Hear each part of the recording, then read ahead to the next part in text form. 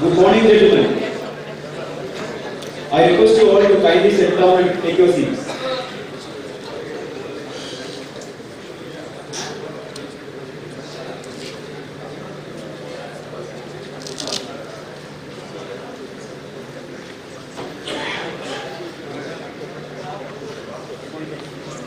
I, Captain Swaminathan, extend a very warm welcome to our esteemed guests and delegates to the IORA seminar on IUU fishing. The program for the day is as flashed on the screen. We will have 4 sessions today.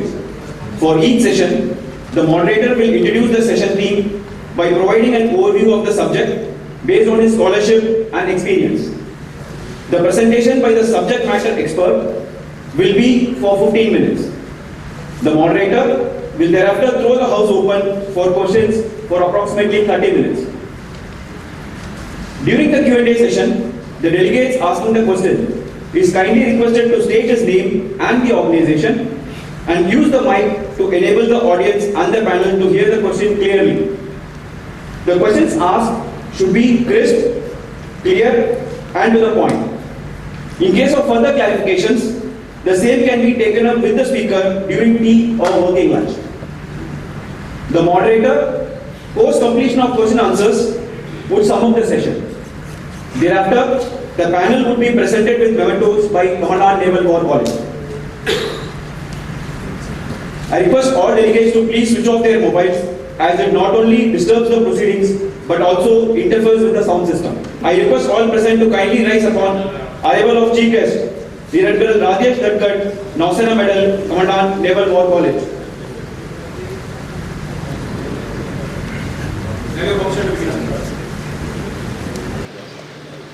Good morning, gentlemen. On behalf of Rear Admiral Rajesh Dhankad, Nausena Medal, Commandant Naval War College, Goa, I welcome you all to the inaugural Indian Ocean Rim Association seminar on illegal, unregulated and unreported fishing. Indian Ocean Rim Association is the key multilateral construct of the Indian Ocean that seeks to foster multifaceted maritime cooperation amongst its 23 member states, which also involves its 10 developed partners. The IORA Charter has identified fisheries management as a priority area for regional cooperation. Accordingly, to contribute to IORA's Working Group on Maritime Safety and Security Working Plan activity, the Naval War College Indian Navy, along with National Maritime Foundation New Delhi as a knowledge partner, is conducting the inaugural IORA seminar on IUU fishing. For this edition, the participants of the seminar are from various friendly foreign countries, which include Bangladesh, Comoros, France, Indonesia, Kenya, Madagascar, Malaysia, Mauritius, Maldives, Seychelles, Sri Lanka, Tanzania, and Thailand, besides India. The IORA seminar on IUU fishing will explore 2 primary themes: cooperation and complementarity. These themes will seamlessly unify 4 distinct areas related to IUU fishing in the Indian Ocean region over into 4 sessions. I now request Commodore Nitin Kapoor, Deputy Commandant Naval War College, to deliver the welcome address. Rear Admiral Rajesh Dhankad, Commandant Naval War College, Commodore Devesh Lahari, Executive Director, National Maritime Foundation, Commodore Anil Chakki, Commodore Foreign Cooperation Indian Navy, Professor Sanjay Jha, Dean of School of National Security Studies, Central University of Gujarat, Dr. Francis, Director CMAS, University of Mumbai, Dr. Alam from the Ministry of External Affairs of the Government of India, Dr. Verghese from the Fisheries Survey of India, delegates from France, Kenya and Tanzania who have joined us today, as well as delegates from friendly foreign countries of the Indian Ocean region who have already been with us since the 30th of October for the Goa Maritime Symposium, officers from the Indian Navy and Coast Guard, gentlemen. A very, very good morning to all of you. It is indeed my proud privilege to deliver this welcome address, and on behalf of the Chief of the Naval Staff of the Indian Navy and the Commandant Naval War College, I would like to extend a very warm welcome to all of you to the IORA, or Indian Ocean Rim Association's International Seminar on Illegal, Unreported and Unregulated Fishing. Gentlemen, as you are aware, the Indian Ocean Rim Association for Regional Cooperation, or IORA-ARC, was established as an intergovernmental organization on 7th of March 1997 in order to promote sustained growth, balanced development of the region and of the member states, as well as to create common ground for regional economic cooperation. The IORA-ARC was renamed as IORA in 2013, and its expansion from 14 founding members to the current 23, along with 10 dialogue partners and 1 observer spread across the globe, is testament to the fine coast keeping as well as regular mid-coast corrections that have been undertaken by its member states to keep the construct relevant, vibrant and contemporary. Notwithstanding the challenges, struggle and strife that has plagued our region since the colonial era, the robust foundations of this organization, based on principles of mutual respect, regional peace, stability and prosperity of member states, has enabled IORA to grow from strength to strength. The IORA celebrated its silver jubilee in March this year, and as the organization completes 25 years of its existence, it may be worthwhile to reflect on the vision that initiated this construct, which was succinctly articulated by the late President of South Africa, Nelson Mandela, in 1995, leading to its birth 2 years later. And I quote, "The natural urge of the facts of history and geography should broaden itself to include the concept of an Indian Ocean rim for socio-economic cooperation and other peaceful endeavors. Recent changes in the international system demand that the countries of the Indian Ocean shall become a single platform." Unquote. Gentlemen, over the years, IORA has gained steady momentum and conducted the first IORA Heads of State meet in 2017, adoption of the Jakarta Concord, IORA Action Plan, and setting up of sectoral working groups are some milestones which need a special mention. Needless to say, these have been possible due to not only the unstinted support of the member states, but also the able stewardship of those holding the IORA chair in rotation, which is currently held by the People's Republic of Bangladesh. The IORA has set for itself 6 priority areas, which include maritime safety and security and disaster risk management, and each of these 6 priority areas have their own enabling working groups or functional bodies to progress respective agendas.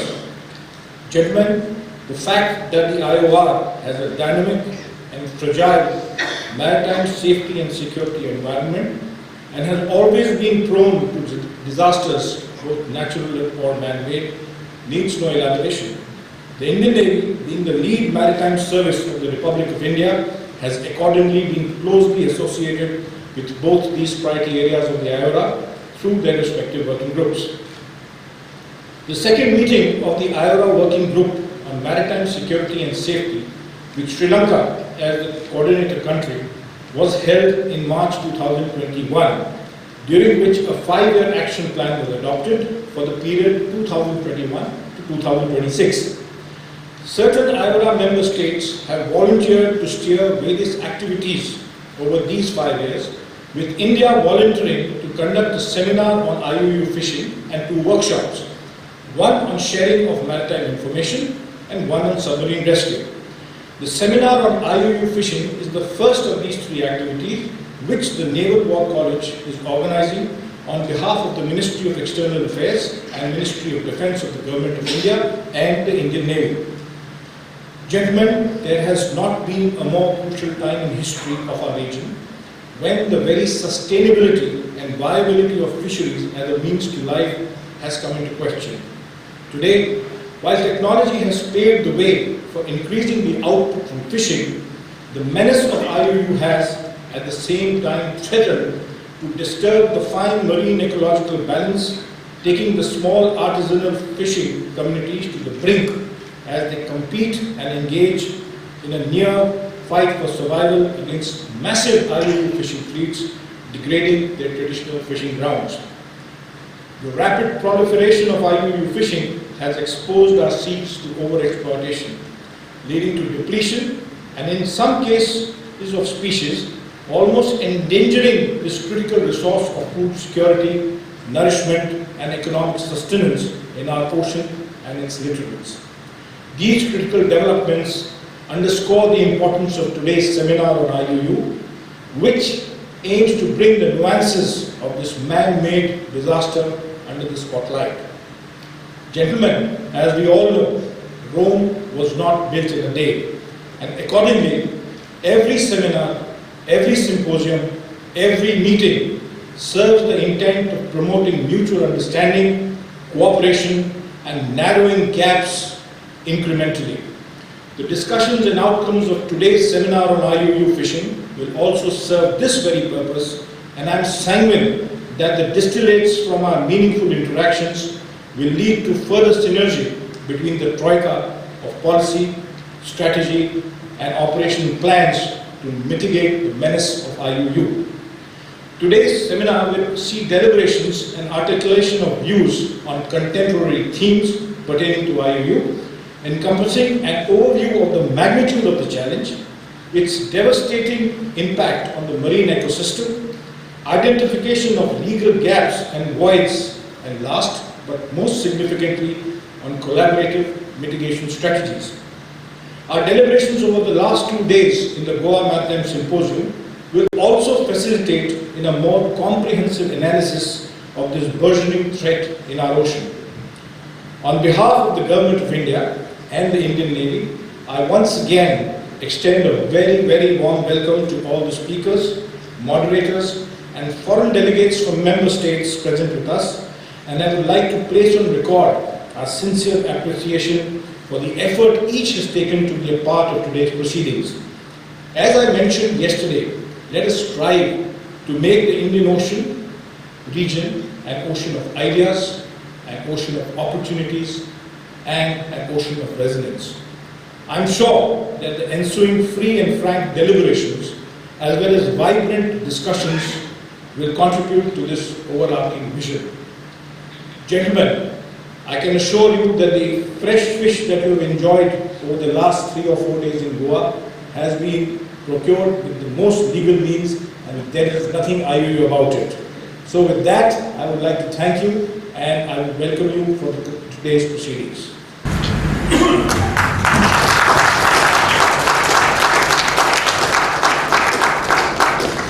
Thank you, sir.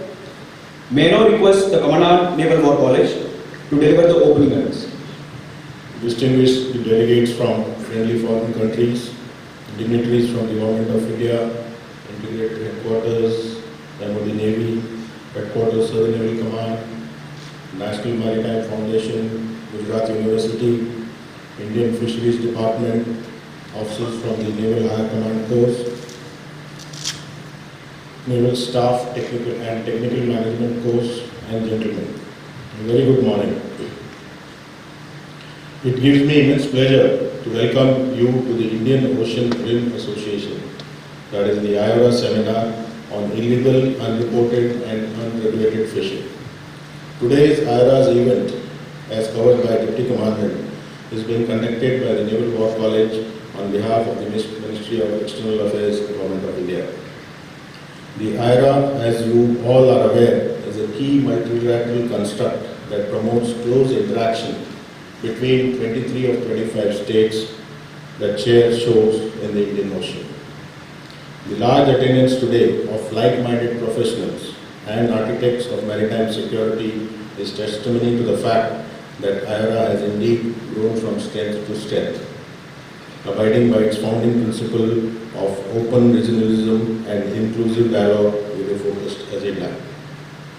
As maritime nations, we all are aware that it would be difficult to imagine progress of humanity without maritime trade. That said, it would be unimaginable to think of tomorrow's world without maritime safety and security that can assure global development. The evolution of the IORA from focusing on trade and economic cooperation to its in its formative years to the present, wherein maritime security has been incorporated amongst its leading agendas, singularly reflects changing priorities of partner states. We all seek to address challenges of non-traditional security threats in the maritime domain that have implications in our region's maritime progress and prosperity.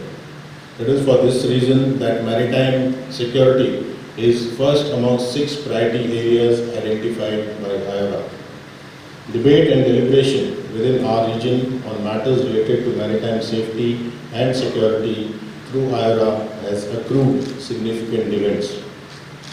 Be it adoption of blue economy with its multifaceted avenues for cooperation and development as a focus area in 2014, or creation of the Indian Ocean Tuna Commission, that is the IOTC, to protect and preserve fish resources. The scope for maritime security cooperation is limitless and should therefore be a common goal for us all. IORA remains committed to act as a bridge across the oceans to connect our views and unique perspectives in understanding of what constitutes maritime security in the vast ocean space. It is therefore crucial that coordination at working level requires consistent and regular engagement. This is evident from the outcomes of the second meeting of IORA Working Group on Maritime Safety and Security, that is WGMSS, held at Colombo, Sri Lanka last year, where member states agreed to implement WGMSS Work Plan 2022-26. The plan, as we would recall, is based on 3 overarching objectives, which are, and I quote, building the foundation for a collaborative IORA-MSS framework based on respective needs and priorities of member states, establishing an integrated policy approach on maritime safety and security, including through capability enhancement and capability building, and establishing a coordinated regional vision for maritime safety and security in IOR to address existing and emerging issues, unquote. For centuries, fish has been a source of food and nourishment to millions of people in the Indian Ocean littorals. Fishing is synonymous to life itself, as it provides food security, poverty alleviation, job creation, and income generation. Even though IOR littorals have been engaged in fishing for generations, the scope, scale, and methods utilized continue to remain traditional or at best small scale, and are limited into maritime space not far from respective countries' coast. The size of boats or trawlers, their crew, technology, and implements employed to trap, and haul the catch neither permit deep sea fishing or optimally exploit this immense resource, which in a way has been in harmony with nature in our region.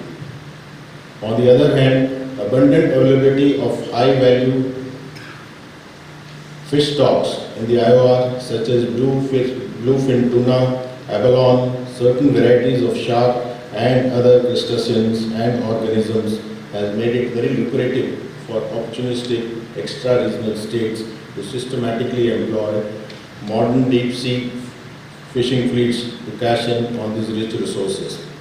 Exploiting our capability gaps and legal loopholes in international maritime law with respect to regulating our waters and vast fishing grounds, these extra-regional IUU fishing fleets are overexploiting fish resources of our region, resulting in downstream adverse environmental and economic implications. Gentlemen, IUU fishing today represents an estimated 15 to 30% of the world's total fish catch, and it continues to be a global issue of passionate discourse. This brings us to the rationale and motive of the seminar, which is to discuss challenges of illegal, unreported, and unregulated, and if I may add, destructive fishing. It would interest all present to know that the United Nations had targeted reduction of IUU by 2020. However, the prevalent trends in IUU have witnessed a steady rise in our region, leading to an alarming decrease in fish stocks over the past years. As affected parties, we may well appreciate the adverse effects such a trend is likely to have on the very livelihoods of traditional fishing communities, a majority of which belong to developing economies. For a slightly deeper insight, it would be worthwhile to highlight that for 441 fish species abundant in our areas observed between 2015 to 2020, as per the IUU report 2021, an estimated 47% were estimated to be fully exploited, whilst about 18% of the stocks fell in the category of overexploited, and of particular concern is that another 9% of the known stocks have regrettably been assessed to be in the depleted category due to overfishing. I am sure we do not need to belabor on causes of proliferation of IUU in our midst, which are well acknowledged and are primarily due to limited capacities among member states to monitor, intervene, and decisively prevent IUU and destruction fishing. According to IUU Fishing Index Report 2021, while many regions and ocean bases in the world are affected by IUU fishing, countries in Asia as a region and the Indian Ocean in particular continue to be of particular concern. In 2021, the IFC IORA recorded 392 incidents of IUU fishing with a spike in poaching by foreign vessels. If we look from perspective of hinterland as stakeholders of maritime security and good order, I am sure all of us would have realized the connect between indiscriminate exploitation of fish stocks and other forms of crime originating from the maritime space, be it human trafficking, drugs, or even arms smuggling.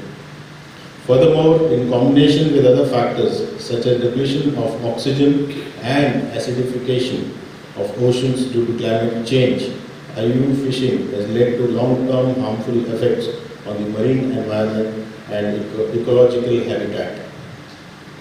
To cite an example, squid fishing has seen a rise of more than 800% between 2015 and 2020 as per the IUU annual report of 2021, with squid being an important diet for tuna. This would eventually impact survival of the tuna. Fortunately, we are all collectively aware of the desired end state of this highly contemporary challenge, which is to prevent IUU fishing through effective regulation, capability building, and capacity enhancement. However, there has been slow progress on the coordination necessary to ward off this issue. To our advantage, not all is lost, as gravity of this issue has been recognized at the global stage, such as the United Nations and by IORA and such other highly dynamic and relevant constructs. Last year's United Nations report noted that sustainability of our oceans continued to be under threat and called for renewed focus through implementation of international instruments, regulatory frameworks, and greater allocation of research funds to ocean science. Gentlemen, with perceptive collective leadership of IORA, prioritization of fisheries management was included in its charter in the Jakarta Concord 2017. This resonates with Goal 14 of United Nations Sustainable Development Goals, that is SDG 2030, relating to life below water, with an aim to conserve and sustainably use oceans, seas, and marine resources for development. As brought out earlier, whereas UN SDG had targeted eliminating IUU fishing by 2020, the report notes that the debilitating impact of IUU fishing on local fishing continues unabated. It highlights large geographic gaps in fisheries management in the Indian Ocean and recommends harmonization of efforts among the various regional fishing management organizations. With that as the backdrop, I take it as a singular privilege to open the seminar today, which I am sanguine will invite intense and fruitful debate and exchange of perspective as we face the environmentally sensitive issue of IUU fishing together. With reference to discussions today, the IUU seminar will explore two primary themes, that is cooperation and complementarity. These themes will seamlessly unify four distinct areas related to IUU fishing in the Indian Ocean region. I would encourage all present to utilize this forum, keeping focus on three-point agenda. That is, first, let us take a comprehensive look at scope and scale of IUU fishing in the region.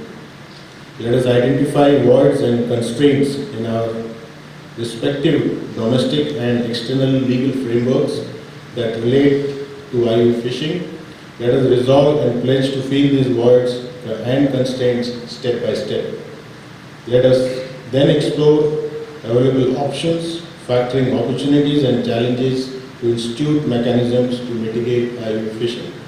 I am certain that the discussion and resolutions will set an example of how like-minded regional nations can build consensus and solve our common challenges through development of mitigating strategies for the region, of the region, and by the region. Thank you.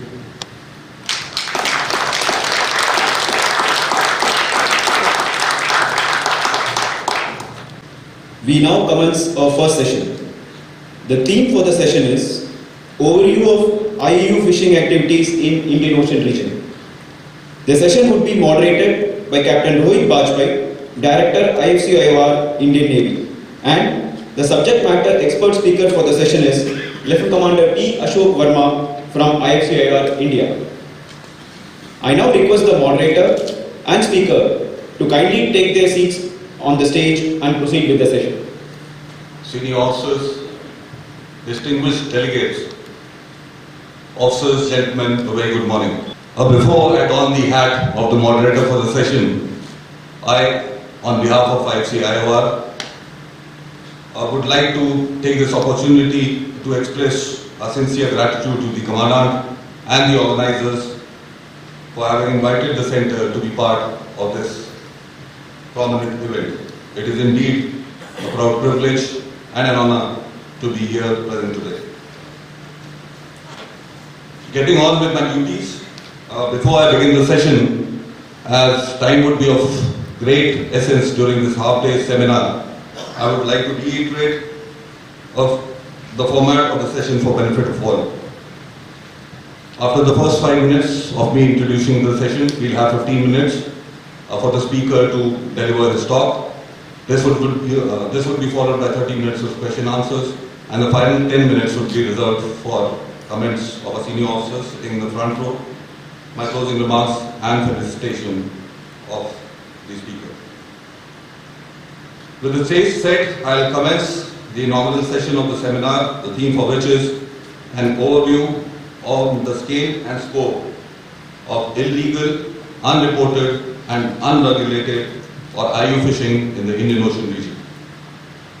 While the Commandant in his opening address has already holistically covered most of the pertinent aspects germane to the session at the cost of repetition, I would like to highlight a few key issues once again. First is the importance of fisheries.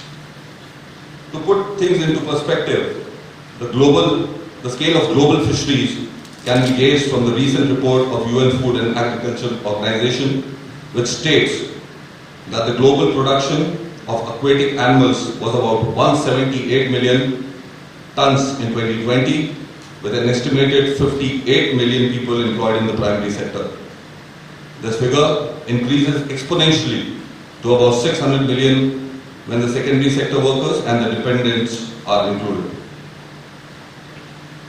The importance of fisheries is magnified when we look at the Indian Ocean region, a region with over 2 billion people residing in our coastal areas.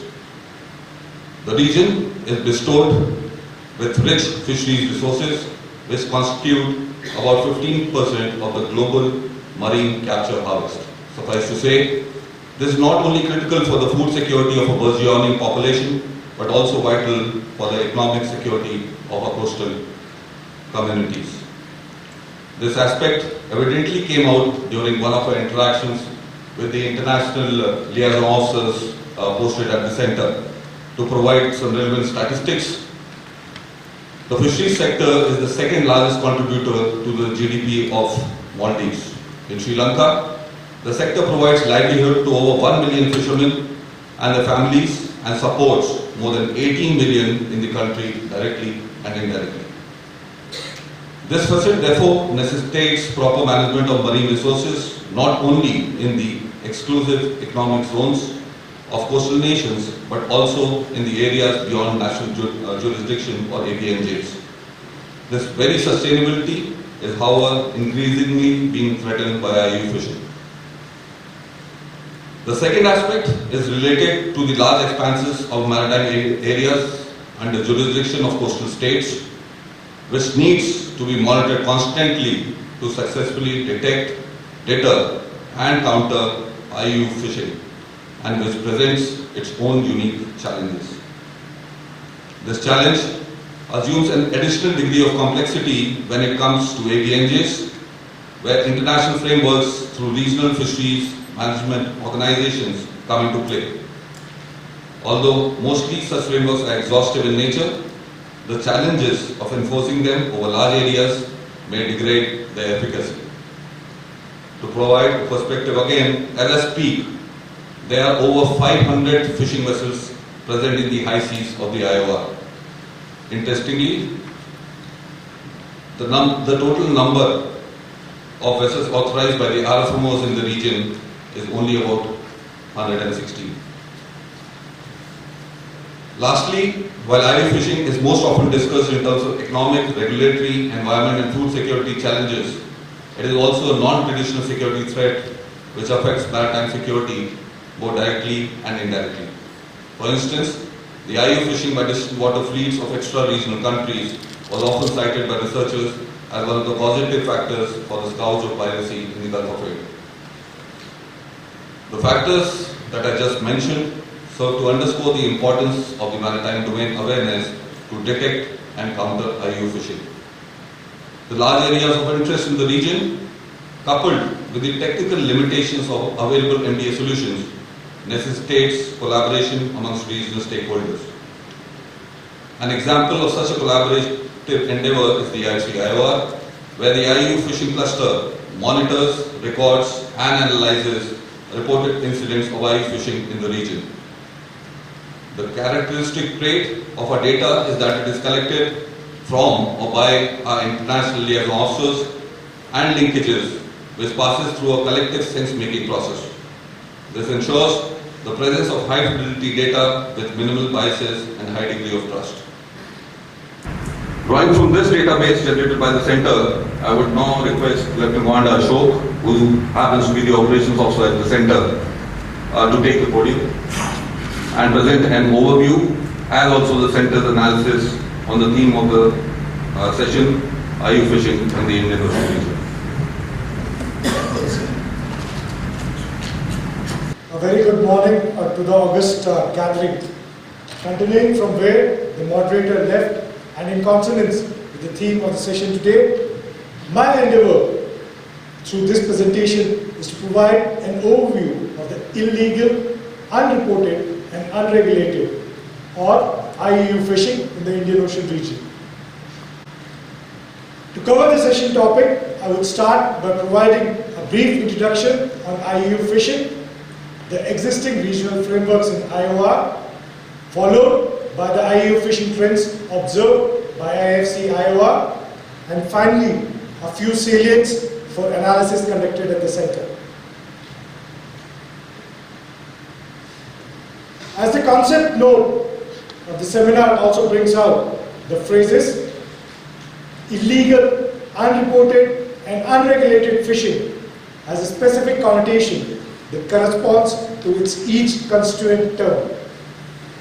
Therefore, it is important to briefly dwell upon these elements, which have also been enunciated in the United Nations International Plan of Action to prevent, deter and eliminate IUU fishing, or IPOA-IUU in short.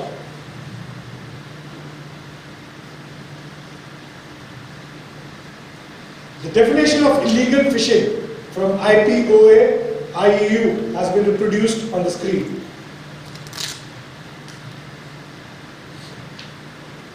Put simply, all offences of fishing without permission or contravention of laid down conservation measures in areas under jurisdiction of a coastal state or a regional fisheries management organization fall under the gambit of illegal fishing. Unreported fishing consists of fishing activities that have not been reported or have been misreported to the relevant coastal nation which has jurisdiction, or an RFMO whose area of competence covers a region fished in.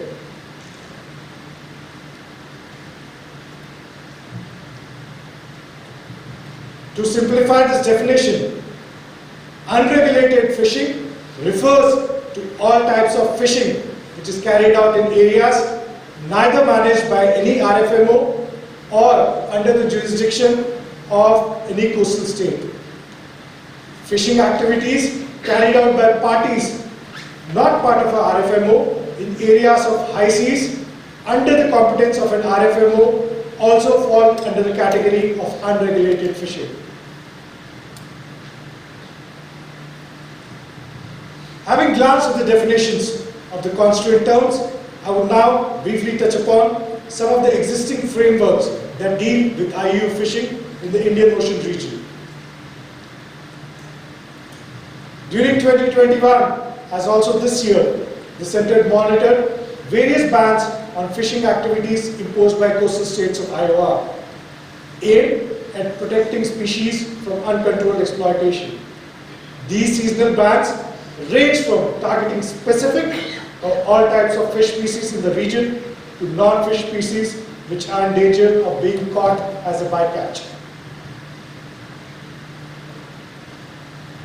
Article 64 of UNCLOS 3 calls for states to cooperate to ensure conservation and promote the objective of optimum utilization of fisheries resources, both within and beyond the exclusive economic zones. This was further codified in the UN Fish Stocks Agreement. Many of these concerns are addressed through regional fisheries management organizations,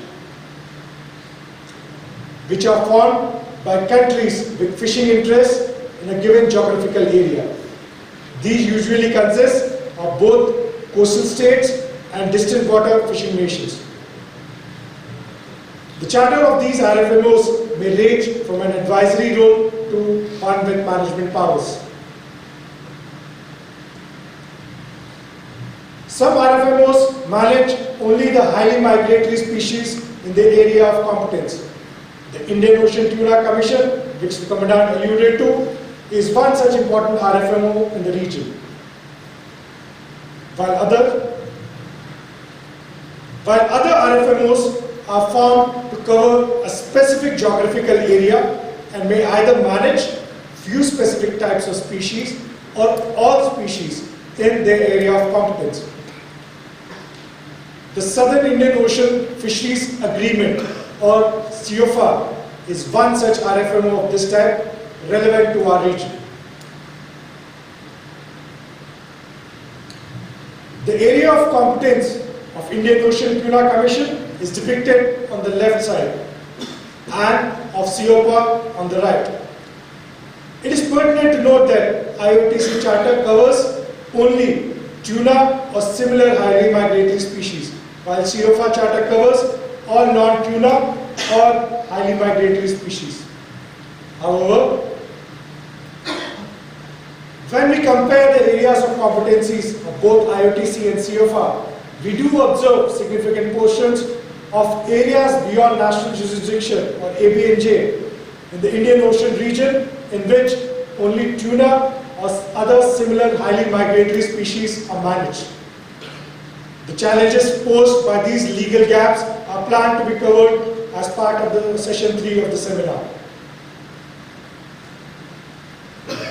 To offer a perspective in this regard, the fishing activities recorded in the ABNJ and Arabian Sea is depicted on the screen. This covers the activities observed by the center in just 1 month, December 2021 in this case. As is evident, there exists a staggering disparity in the number of fishing vessels operating in the unregulated zones of Northern Arabian Sea, which is more than 50% of the entire region combined. Many of the vessels are reported to be fishing for squid, which do not fall under the purview of IOTC. After setting the stage, I will now come to the main section of my talk and try to dwell on the incidents of IUU fishing recorded by the center in IORA. The trends that I will be covering are based on the data collected by the center, its international liaison officers, our linkages, and open source. While undertaking analysis of the reported incidents, the center has observed that it is difficult to categorize incidents into distinct illegal, unreported, or unregulated fishing due to lack of adequate information, especially information with respect to unreported and unregulated fishing.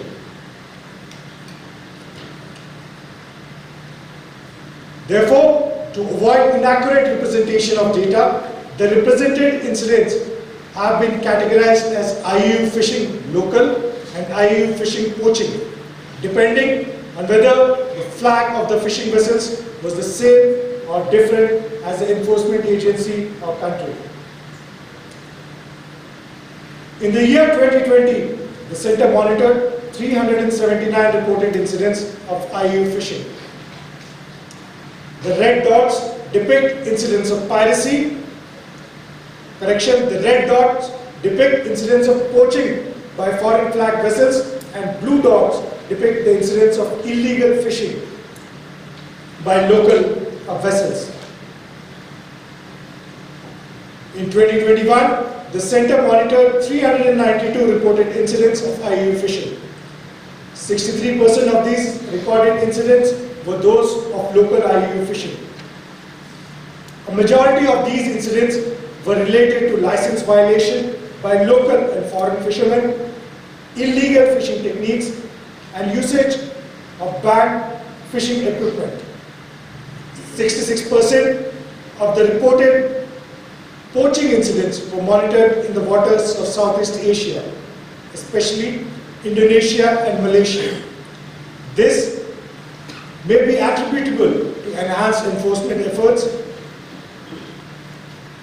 The interdiction of foreign fishing trawlers by authorities across the region was observed due to robust surveillance, timely information sharing, coordinated patrols, and adequate focus on the pertinent issue. When we move on to the first 9 months of 2022, the center has recorded 435 incidents, which involves a total of 663 fishing vessels and over 3,000 fishers. The trend observed are similar to the preceding years, wherein local fishing accounts for about 60% of the recorded incidents, and Southeast Asia constitutes the largest number of recorded incidents.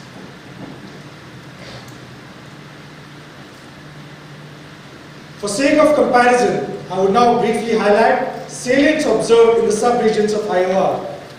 In East Africa, the lesser number of recorded incidents will be attributable to challenges related to relatively large EEZs for some of the island nations. In West Asia, a large number of incidents involved expatriate fishermen working in the coastal states of the region. As previously brought out, South Asia and Southeast Asia, as depicted, have accounted for majority of the incidents recorded.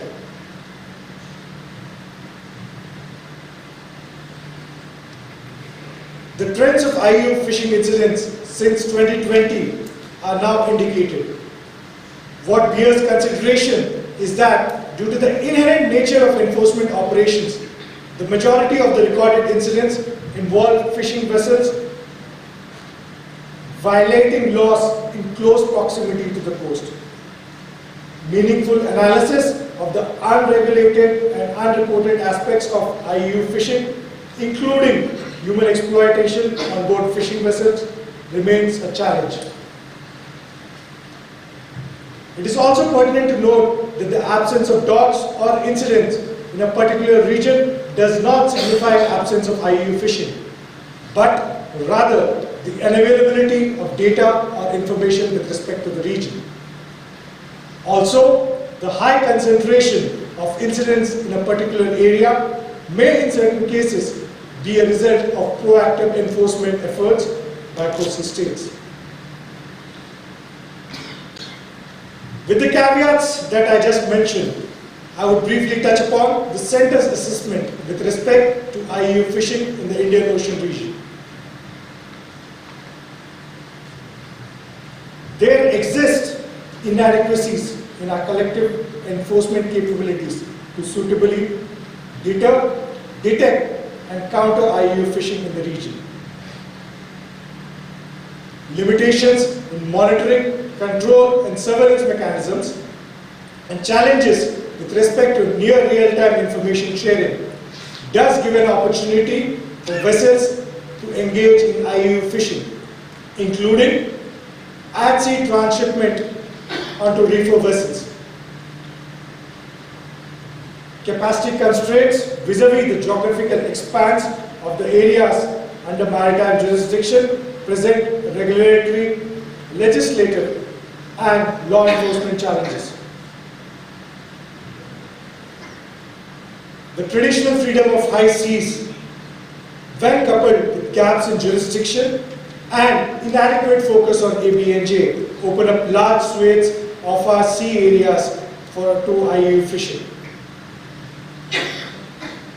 Lastly, the voluntary nature of existing frameworks and the absence of standardization in terms of catch documentation and certification complicates the monitoring of unreported fishing. I am sure that more insights on this will be presented during session 2. Ashok, last one. Right, sir. Another question posed as part of the concept note which needs deliberation is whether the existing mechanisms permit a comprehensive assessment. To address the question, the Centre's opinion is that while existing mechanisms with respect to information sharing are well established and exercised regularly, the present mechanisms for data collection have certain shortcomings. This is primarily due to capacity limitations towards generation of a comprehensive maritime domain awareness in the region.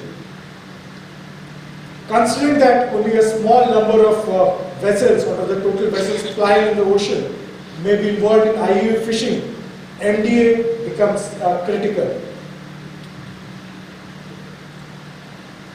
Towards development of the same, a fourth-stage process as identified by the Centre may assist in achieving the desired end state. The first step is to monitor the sea space in order to detect vessels, especially fishing vessels. This information will then be used to correlate data with previous track and or offense history and information facilitated by information sharing with national, regional and international organizations. In step 3, based on correlation and collaboration, identified IUU vessels can be reported to appropriate agencies or RFMOs. The last step would include law enforcement operations within jurisdiction of coastal states or blacklisting of appropriate regional fisheries management organization. As is evident from the four-stage process just covered, holistic international, regional or sub-regional collaboration, including information sharing, is critical to limit the damages caused by IUU fishing activities in the region. The basic essence is to amalgamate data and information from stakeholders to collectively ascertain vessels that engage in IUU fishing while expending the least possible effort and resources. With this, I have finished. I would like to thank the esteemed audience for the patient hearing. Thank you. Thank you also for the crisp and insightful overview of the IUU session in the Indian Ocean region.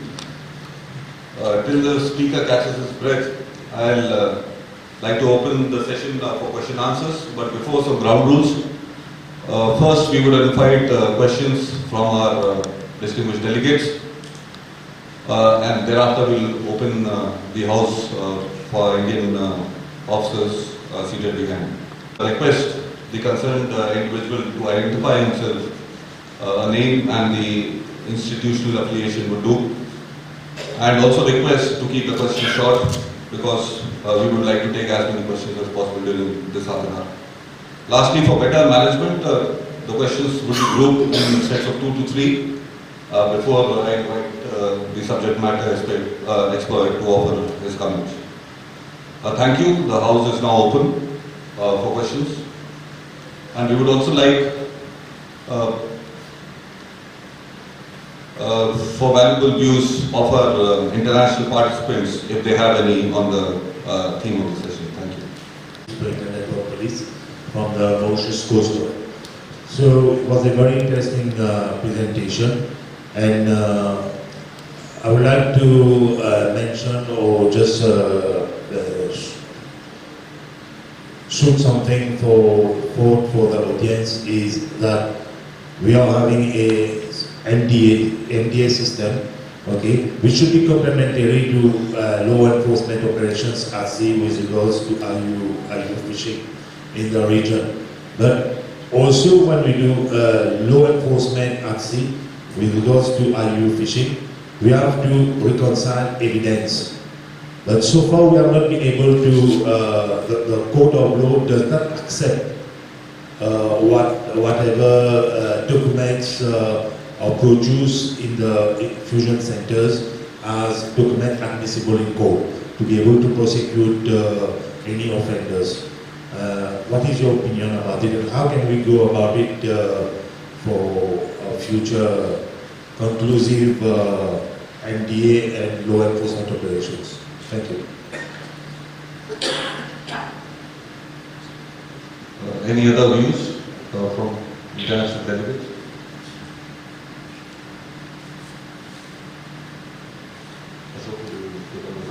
Mr. Swami.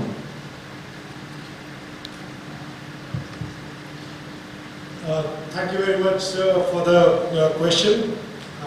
In line with all police questions, it's pretty difficult to answer.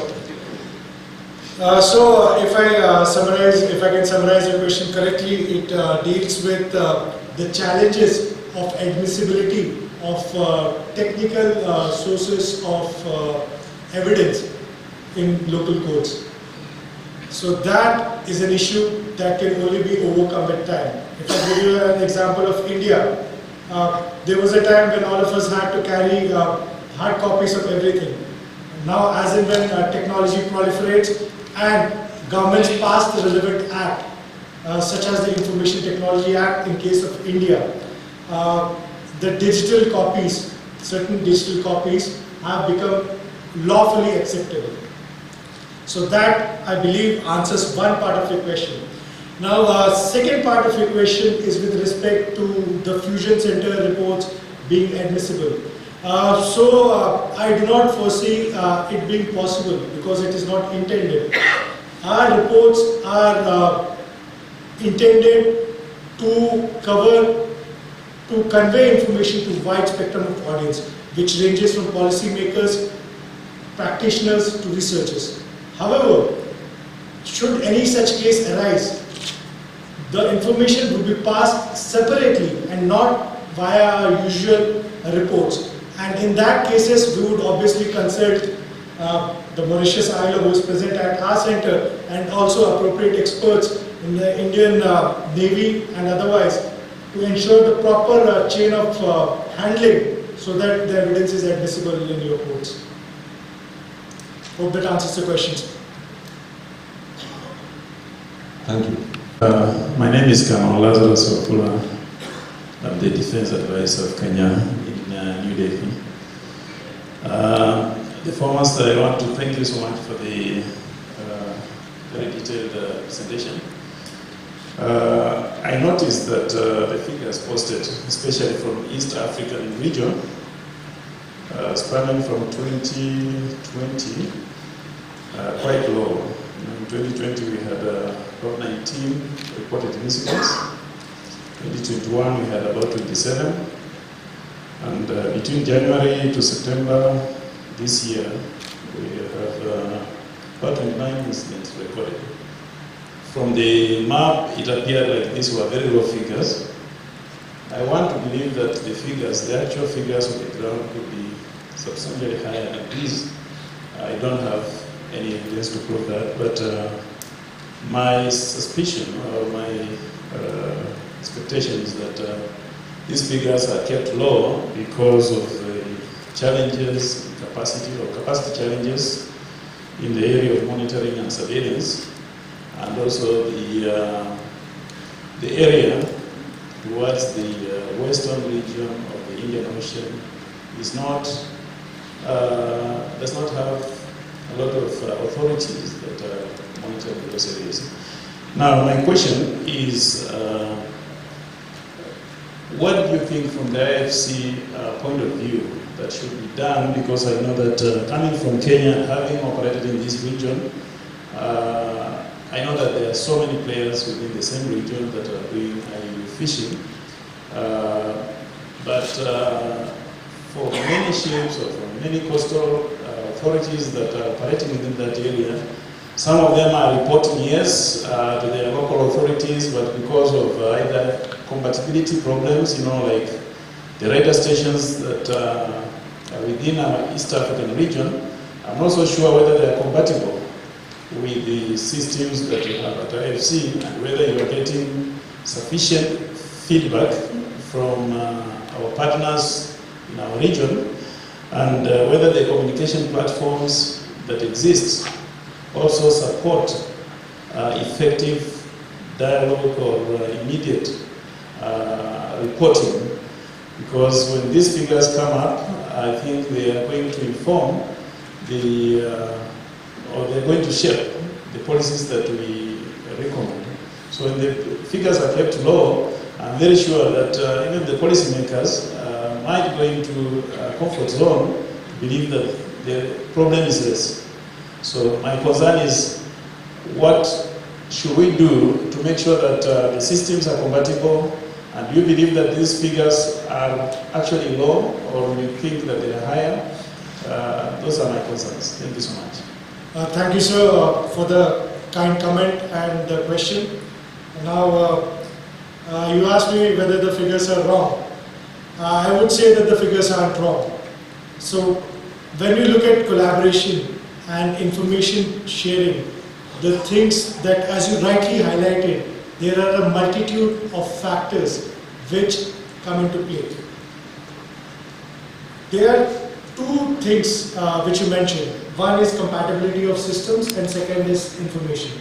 So the figures that are being collated are with respect to the amount of information available, including our best effort. So as I indicated, absence of dots does not necessarily indicate no prevalence of IUU fishing, or concentration of dots may in certain cases indicate adequate law enforcement efforts, capacity and intent. So I think that is one part. How can we, coming to the second part, how can we improve it? So I take it as a two-parted solution. The first is in our name, sir, we are the Information Fusion Center. So we definitely look forward to information sharing, effective two-way information sharing with all relevant stakeholders. Towards that, we would definitely be willing to establish a linkage. It does not have to be an MOU-based linkage, it can be a working level linkage with the appropriate authority in Kenyan Navy, either through you or otherwise. Right. Jackie, sir, if you have something. I think what DA Kenya was trying to bring out there is, he didn't say the figures are wrong. He was saying that the figures are low as per his appreciation. And the seminar here, the purpose is that we are having a dialogue here, and you are presenting your information as the IFC IORA reps. So your information is not being questioned here at all. What he's basically asking is, as the subject matter experts, am I correct? So what he's basically asking is that, do you feel in your appreciation as the subject matter expert, the figures are low? See, I am not an expert, but without having data in front of me and analysis in front of me, I can say with some, when you see at the other dots in the globe, that there is a possibility that their figures are low because they are not reported or they are not recorded, right? So I just wanted to put that perspective here in front of the audience. And secondly, with regard to the question that he had mentioned that, what should they do?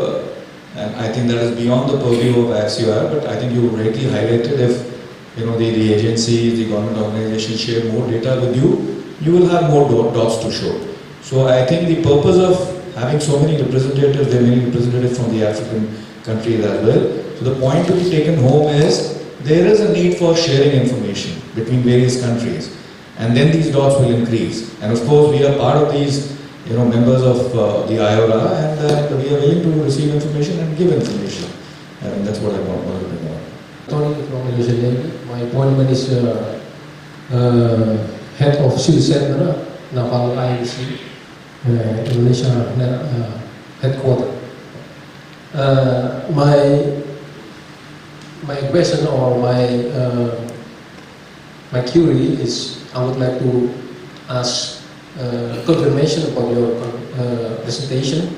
Could you back to your presentation on the trend of IUU fishing in Indonesia? Because I was just shocked because IUU fishing trend in Indonesia is little bit high. This sir? Yes, this one. Okay, sir. Yeah. As per your presentation, in illegal, unreported and unregulated fishing in Southeast Asia till September 2022, 192. As we know that IUU fishing is illegal, unreported and unregulated fishing, and I'm sure that you are the officer of the IFC, that you use the system of the platform of your monitoring. I'm sure that you use the credible system or the credible platform, and also I'm sure that this is such kind of the anomaly of the IUU fishing. My query is, how kind of the illegal, unreported and unregulated fishing in detail incident in Indonesia? Because as you mentioned that in Southeast Asia it's very high in number. Because in the last 2 years in Indonesia we have done achievement of the successfully to reduce the IUU fishing in Indonesia. Because we undertake together along with the Ministry of Defense in terms of the collaboration information, and also we take action to the IUU fishing based on the monitor system.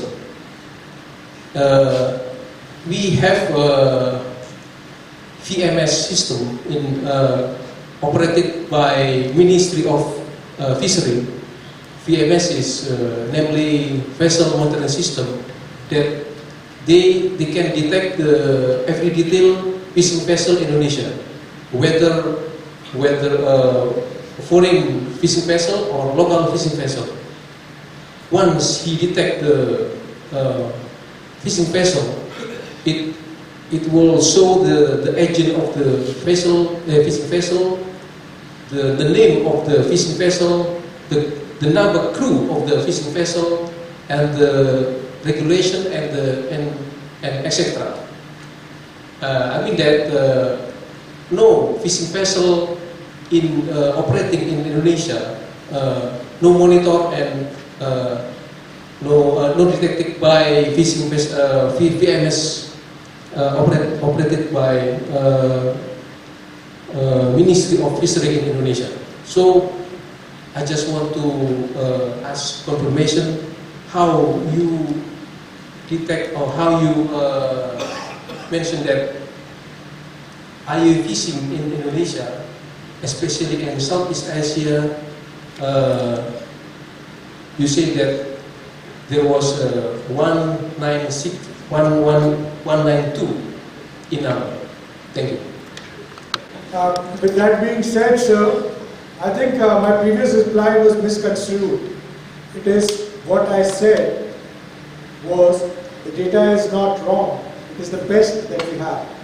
Similar thing applies to you, sir, your query. As I repeatedly highlighted, the presence of dots or incidents in a region may indicate proactive enforcement efforts by the littoral agencies and reporting of incidents. So that is one very important facet that has to be borne in mind.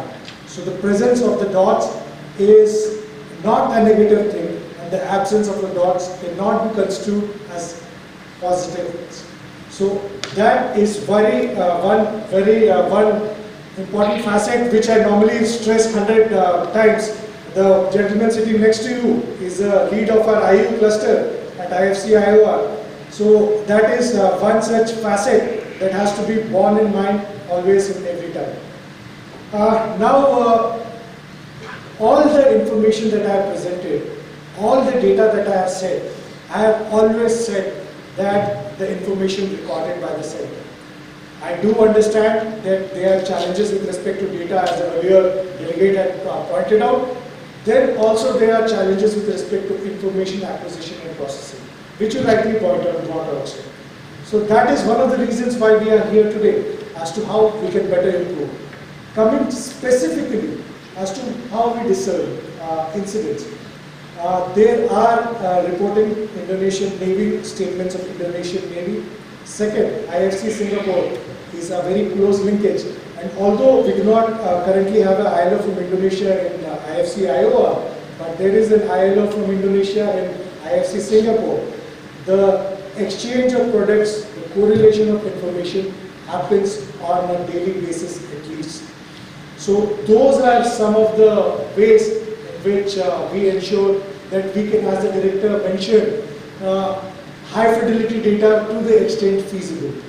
And also, since all our partner ILOs and countries are involved in the decision making process, it ensures that the information by and large is unbiased to the extent possible. And lastly, I would say, sir, I think I was very careful in avoiding any conjectures as saying that the center has observed that there has been an increase in IUU fishing of any area. What I always said was very diplomatic, maybe because of the speed we might not have gotten certain aspects, but it is essential, especially when we sit in the office and have ILOs from other countries. So that is something that we always keep in mind, sir. And definitely I think we would be greatly enriched if Indonesia decides to contribute their expertise to our initiative towards strengthening the regional collaboration. Hope that answers whatever that is to the best of my abilities. Captain Faiz, Bangladesh Navy. Like in this picture, I don't see any dot, blue, along the Bangladesh coast. Should I be happy? Okay, I'm happy today. But believe me, we have 1 million unregistered boats plying into the sea within 5 nautical miles from the shoreline. They are not registered at all. So whatever they do fishing is IUU. Domestication of law is important, right? And In 1983, we have domesticated international laws. We call it Marine Fisheries Ordinance 1993. And then it has been updated in 2015 or something like that, I forgot, recently. So, if you actually go can you go to the slide? Because You want to go back to the slide? yeah, it's a very good slide for me because I don't see any dot there. You can actually, instead of putting dots, you can add colors. Whole blue in our coast. Okay? But I can assure you, we have started putting on effort against those, the local IUU fishing, fishing and the fishermen and the we are trying to bring them under some, regulatory framework. We are trying to register them, though the number is very high. And we are trying to, bring them under some regulatory framework. I'm talking about the local fishing one, not the international fishing. Okay, in our waters. And maybe again you will find, once we start taking real actions against those violations, again the dots, those colors will turn into dots and gradually maybe reduce to significant numbers. So you have not put dots, I'm happy, but trust me, there is no dots but only colors, but gradually the colors will be transformed into dots again and will reduce the number in the future. I believe with my answer you are in some confusion, right? Sir, I believe what you have said actually summarizes it to a great extent. Although you put it differently, you used colors, dots, it's just a way of representing. I can call it a dot versus a heat map, which gives you various shades. So that being said, you told about the impact of registration and color coding, I understand. Those are very pertinent points, sir, and I do not think I have anything further to add unless you have a specific question in mind. Thank you, sir. No, so what Captain Fayez wanted to convey was the menace of local IUU fishing. That is generally not reported, and that is how it's not reflected here. But if it is reported easily, the coast of Bangladesh would not be a dot, it would be total blue. And so, but that is with most of the nations, and we have to make efforts to the best possible that we can get in them. Of course, totally agree with you. I'm Dr. Francis from SIMAS, University of Mumbai. Sir. So I was just looking at the dots. Of course, it is legal, but my academic interest is that these dots are clustered. So can maybe share this information to universities or R&D organizations. These may be potential fishing zones, and there may be some ecosystem which is suitable for the habitat of these fish. So can we do some research on that? And it may be academic interest. I was just checking the possibility. No, sir. Absolutely valid. And Ashok would like to take on this question. But we are doing this. Sir, we have no hesitations in sharing information. In fact, all our information is put out in the open domain for all, like I said, policymakers, researchers. NMF is one of the important organizations that does document our intellectual heft. That being said, and sir, again borrowing the phrases of dots versus colors, it might be incorrect to draw that inference that the presence of dots may signify a high concentration of fishing vessels. So although the sharing of data is not an issue, but I would basically caution against basically making that fundamental assumption.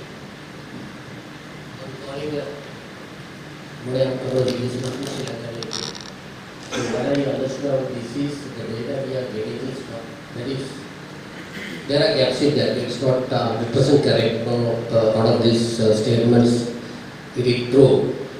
So that means in a way, in our region, we don't have a clear picture actually what's happening there. Information fusion side, we are not getting the correct numbers.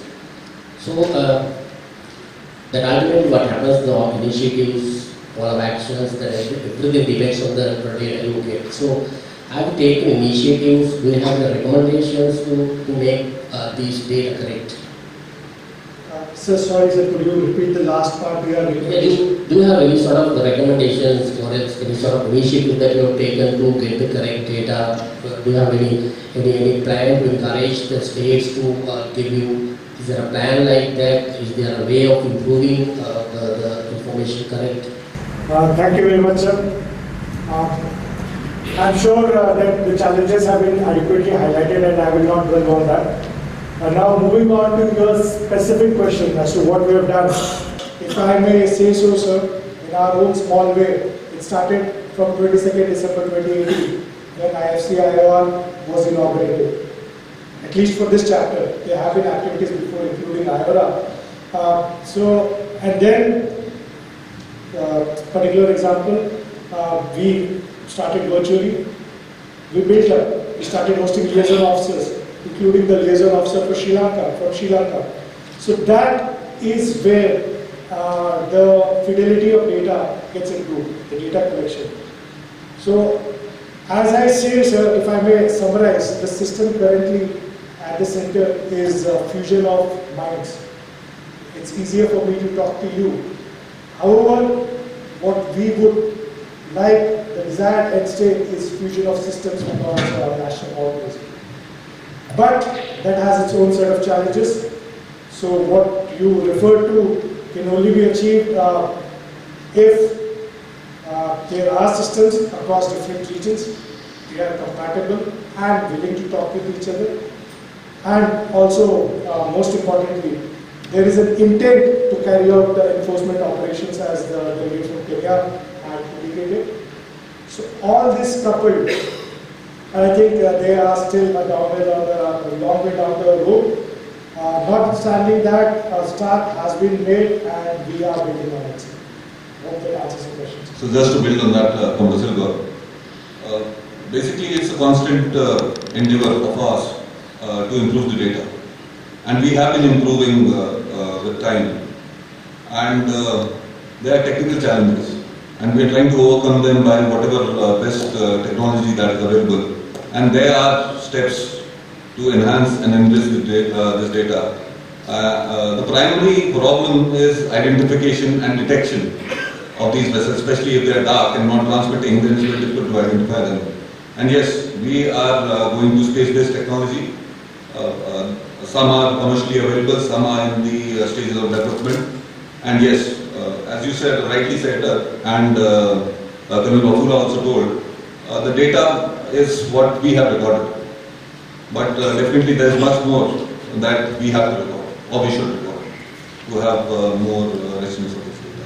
So, efforts are in hand, and slowly and steadily will definitely improve. Sir, I think a lot of questions are there. One question was there from one of the international delegates. Yes, sir. Major Fahmi from Maldives. We must compliment the work that IFC IOR has done to represent us visually, but let me throw my experience or share my experience regarding the IUU fishing. It is extremely challenging for us to establish whether the vessel is IUU fishing. Why? Because we have encountered, I am the commanding officer of CGS Kuravi. We have encountered many cases, fishing vessels, which we believe is IUU fishing, but they are declared distress vessel. So these figures, I would say, is very much possibly accurate, because in modern cases, if we encounter 20 or 30 fishing vessels, most of them is ended up in search and rescue cases, or they declare vessel in distress. So it is very much difficult for us to establish whether the vessel is illegal fishing vessel or not. So this is a huge challenge for the, not only Maldives, I believe this is across the globe, this is a huge challenge. So I would compliment the work that IFC IORA has done. Thank you. Thank you, Major Farman. Gentlemen, I think we'll run short of time. We'll take, Commander Adavale definitely will take your question, sir. Good morning, sir. Actually, my question is not addressed to the speaker, but it's a follow-up of comment, some of the observations which were made about vessels which are engaged in fishing closer to the coast, which may not be registered, and there may not be accurate details about available about such vessels. So when we talk of IUU, do we need to make a distinction between artisanal fishing and pelagic fishing? Because the term IUU actually more applies to pelagic fishing, which is covered by the different RFMOs, etc. Whereas the near coast fishing is mostly artisanal. So I would like to hear from subject matter experts from the fisheries, etc. Do we need to make this distinction to better understand these statistics, or even better work upon these statistics? So, two questions. Anybody from the audience who would like to take on this question? Or before I request the speaker to offer his views on the question. Yes, sir. Yes, actually you're right. When we are talking about IUU fishing, you're mostly concerned about pelagic. But for states like Mauritius, when we have domesticated the clause under our Fisheries and Marine Resources Act, we also look about illegal fishing within just along the coastal, like artisanal fishing, and we define also illegal fishing as artisanal, illegal artisanal fishing also. So it depends from state to state how they have domesticated their laws. But when we're talking about in the EEZ, yes, we're mostly looking about pelagic, because whenever we have to make a case, we are like, I don't speak for two fish, for example, the tuna and the two fish. So we have to, we intercept a boat, so we have to examine the catch on board. So these we know that they are species which are under regulations, so you can make a case. But what about fish which are generally common in nature? So this depends from country to country. Thank you. Yes. So I hope this answers to some extent, sir. It's basically we have to have national laws, specifically for tackling the issues closer to the coast. Sir, I think we are on time and we should conclude the session, but I'd like to cut short on my... Yes, sir. The commander. Okay, good morning to everyone once again. I think my take on this is, whilst the figures have been shown on the slides by the IFC IORA, and he's indicated that of course the data depends on a number of factors. I think the point to take home is we need to recognize the menace of IUU fishing. So if we have recognized that, I think then we need to take some action. What action, I think that we will debate in the next session. Now coming to some of the questions, how do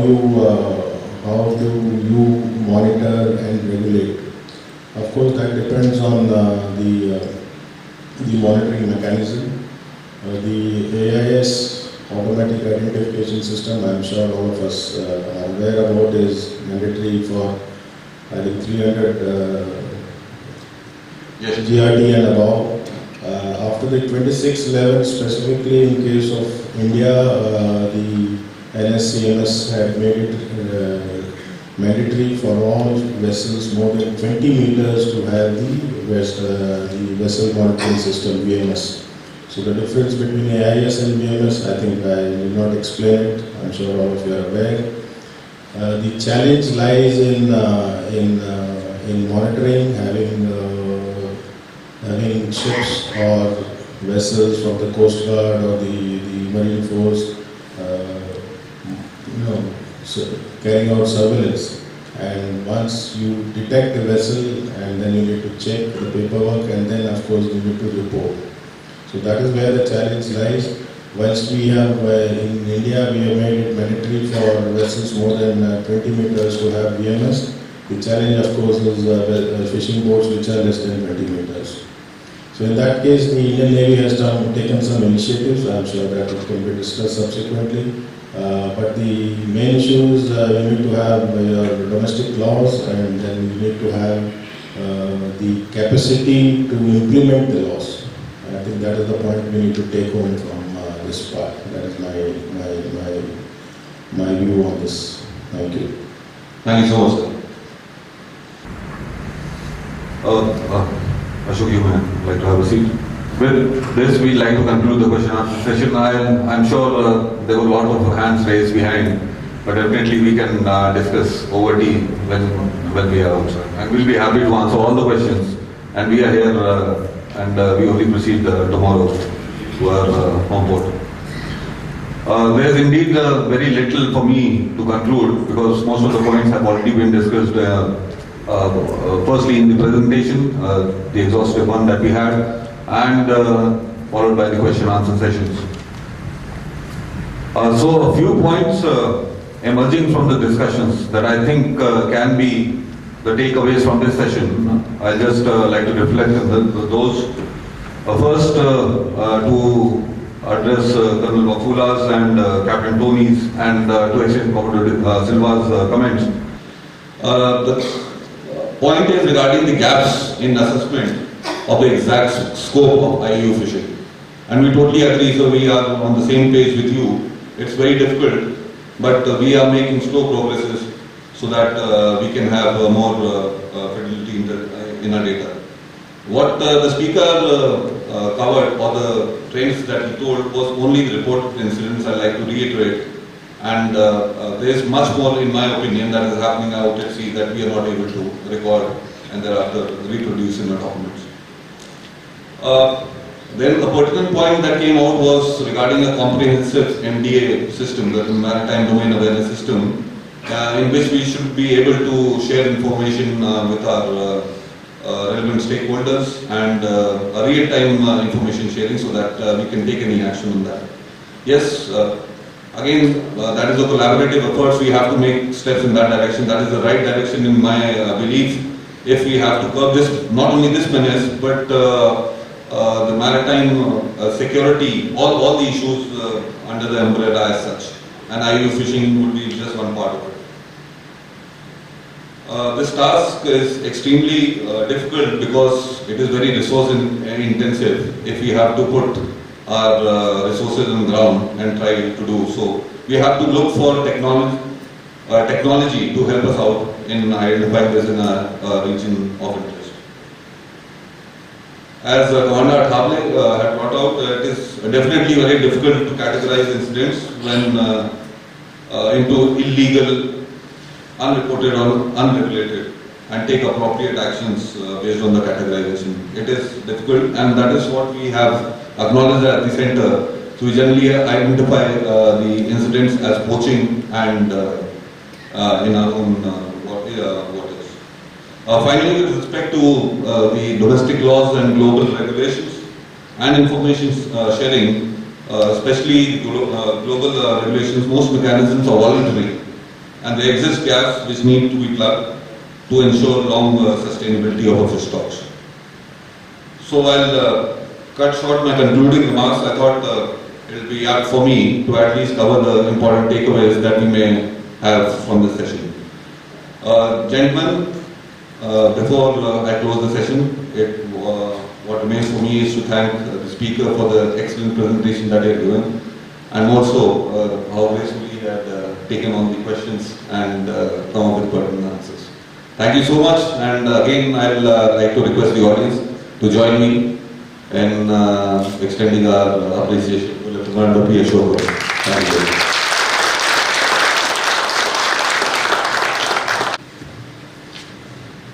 I thank the speaker and the moderator for such a thought-provoking session.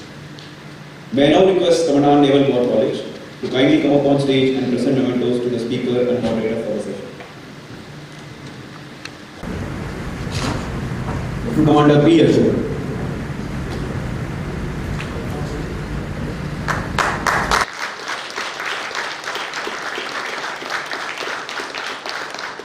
Captain Rohit Bajpayee.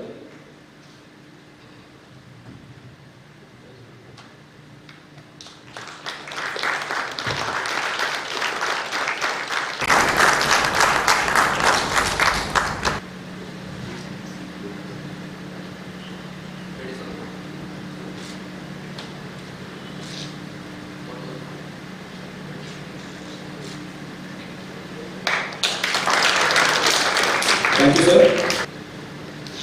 Continuing ahead, the theme for the second session is Impact of IUU fishing on maritime ecosystem in the Indian Ocean region. The session would be moderated by Captain Raghavendra Mishra, Indian Navy, and the subject matter expert speaker for the session is Dr. Sijo Varghese, Zonal Director, Government of India. I now request the moderator and the speaker to kindly take their seats on the stage and proceed with the session. Commandant, Deputy Commandant, Senior Naval Officers, distinguished guests, including our foreign participants and the animated audience that we have. First of all, let me thank for being allowed the privilege of being the moderator for this session. Now, the MC had made the qualification that the moderator and speaker have scholarly and experiential ability. Let me express my limitations in this regard. Scholarly ability will be evident with the remarks that follow. In terms of experience, let me share, I've had my 2 attempts at fishery management.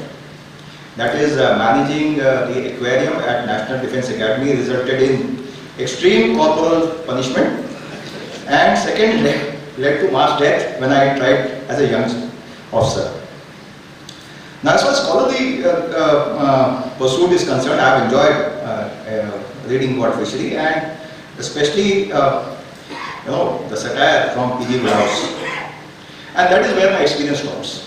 I haven't eaten fish. I'm a vegetarian. Having said that, let me start or contextualize as to what will follow in this session. Fish is an important source of protein. But let me qualify it, how is it important to all of us? It is the healthiest and the cheapest source of protein. And when we contextualize this with the developing status, vis-a-vis the food chain or the food security, amongst all the most of the participants present here, you will understand its importance. Fish is also the bellwether or the indicator of the health of the oceans. Healthy fish, healthy oceans, and this healthy blue planet. Let me come to the fishing. Unlike what most of us feel, if you read recorded history, fishing is the oldest profession. And how is that evident? Fishing vessel enjoys a special status in the international regulations for preventing collisions at sea. It is the stand-down or the privileged vessel in most of the close quarter situations except a few ones. Fishing and fish are, multi-sectoral, cross-domain, human as well as industrial technological endeavor. It's not only a source of protein, it's a source of employment in many ways. People are directly engaged in fishing. You require ships and boats for that. You require specialist gear, and thereafter you process it, and it is transported through multiple modes. So the upstream and downstream effects of, I would say, national development, especially for coastal states, fish and fishing plays an important part. Fish and fisheries also enjoy a unique tapestry of codified, customary, and case law precedents, which anyway will get discussed in the next session. Fish and fisheries are also a great source of international discord and cooperation. I'm sure some of you have heard of turbot, scallop, and lobster wars, but most of us do not recall a very, very aggressive confrontation which took place between Iceland and UK, what is known as Cod Wars. These are largely forgotten, from 1961 to 1976. Warships fighting at each other, aggressive maneuvering, collisions between maritime enforcement agencies, including fishing vessels. Whilst we have all that, fisheries are also a great source of fish and fisheries are a great source of cooperation.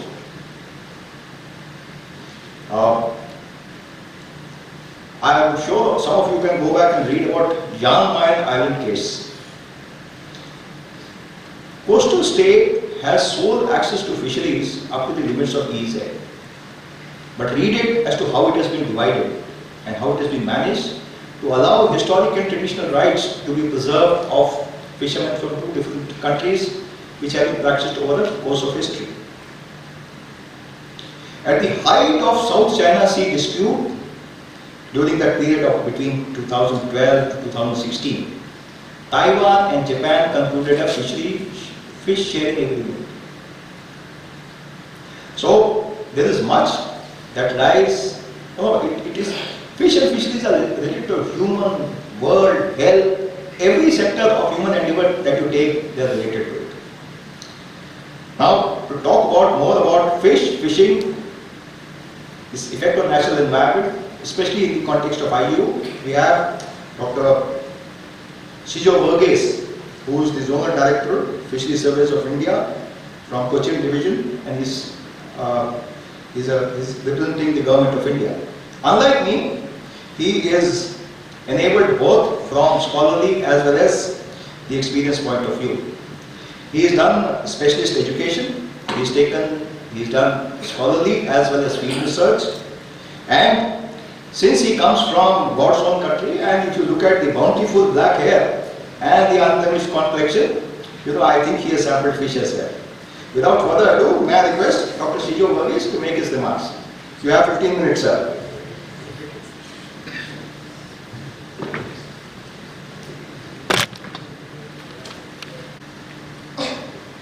Thank you very much, my moderator, for my introducing me nicely.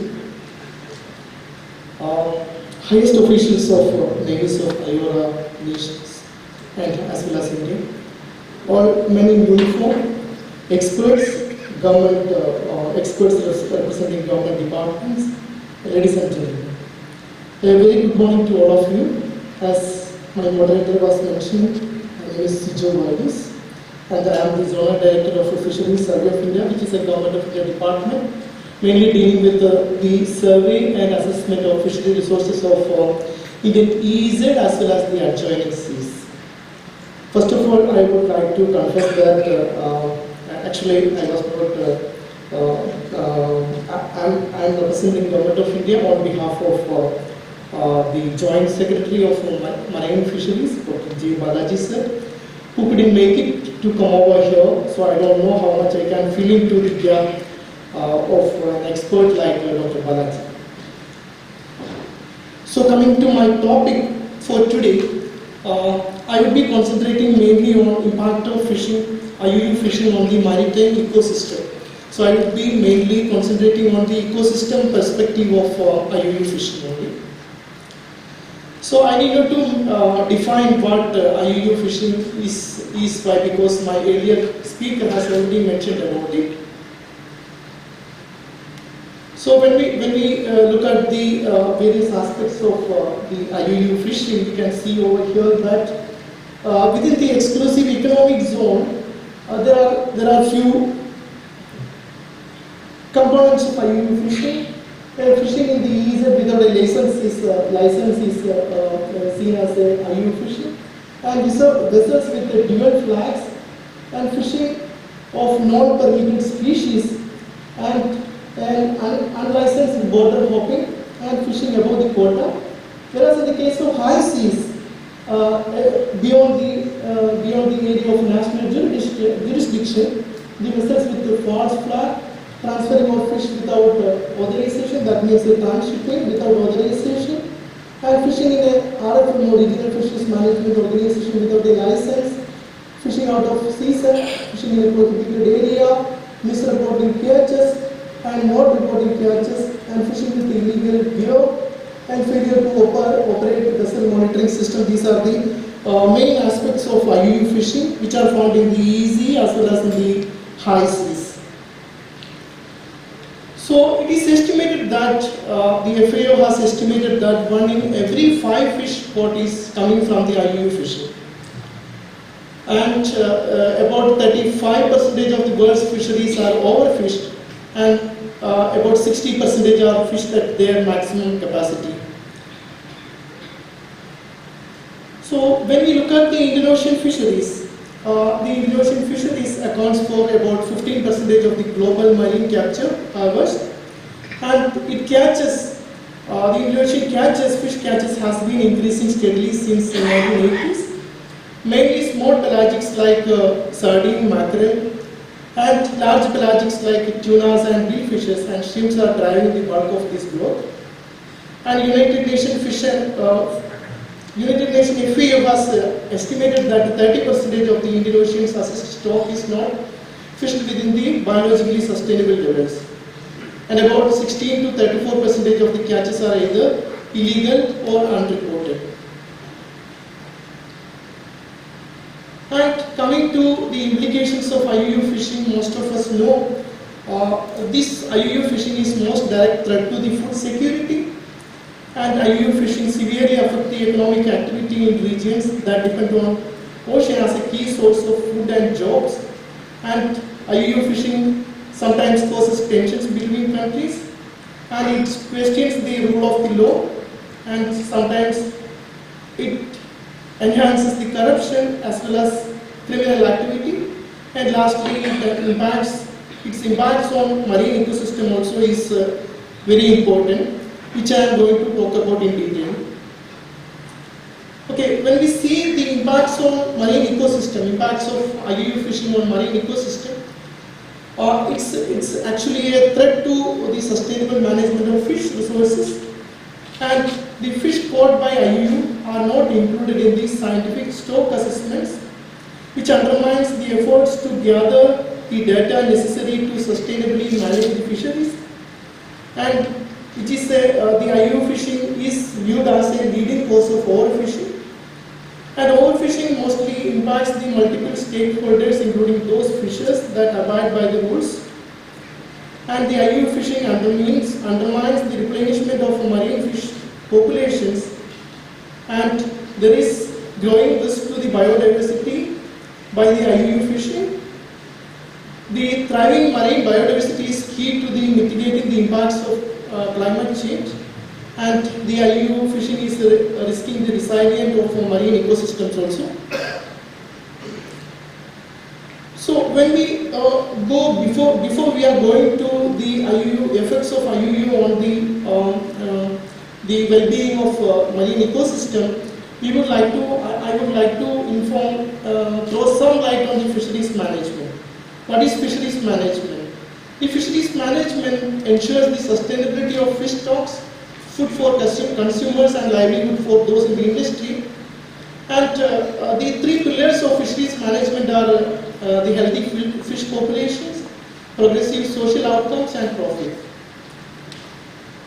The fisheries management within the exclusive economic zone, that is 200 nautical miles seaward from the baseline, is done by the responsibility of coastal states, whereas regional fisheries management organizations are managing the fisheries in the high seas as well as the straddling stock. In the case of RFMOs, most of the RFMOs, the jurisdiction of RFMOs are not only limited to the high seas.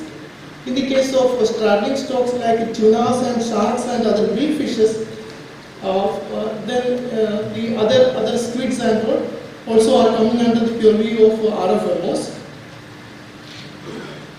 Then the ultimate aim of a manager, a stock assessment expert in fisheries would be the estimation of maximum sustainable yield. So, coming to a conclusion about how much fish can be exploited from an ecosystem, the maximum sustainable yield is the ultimate aim.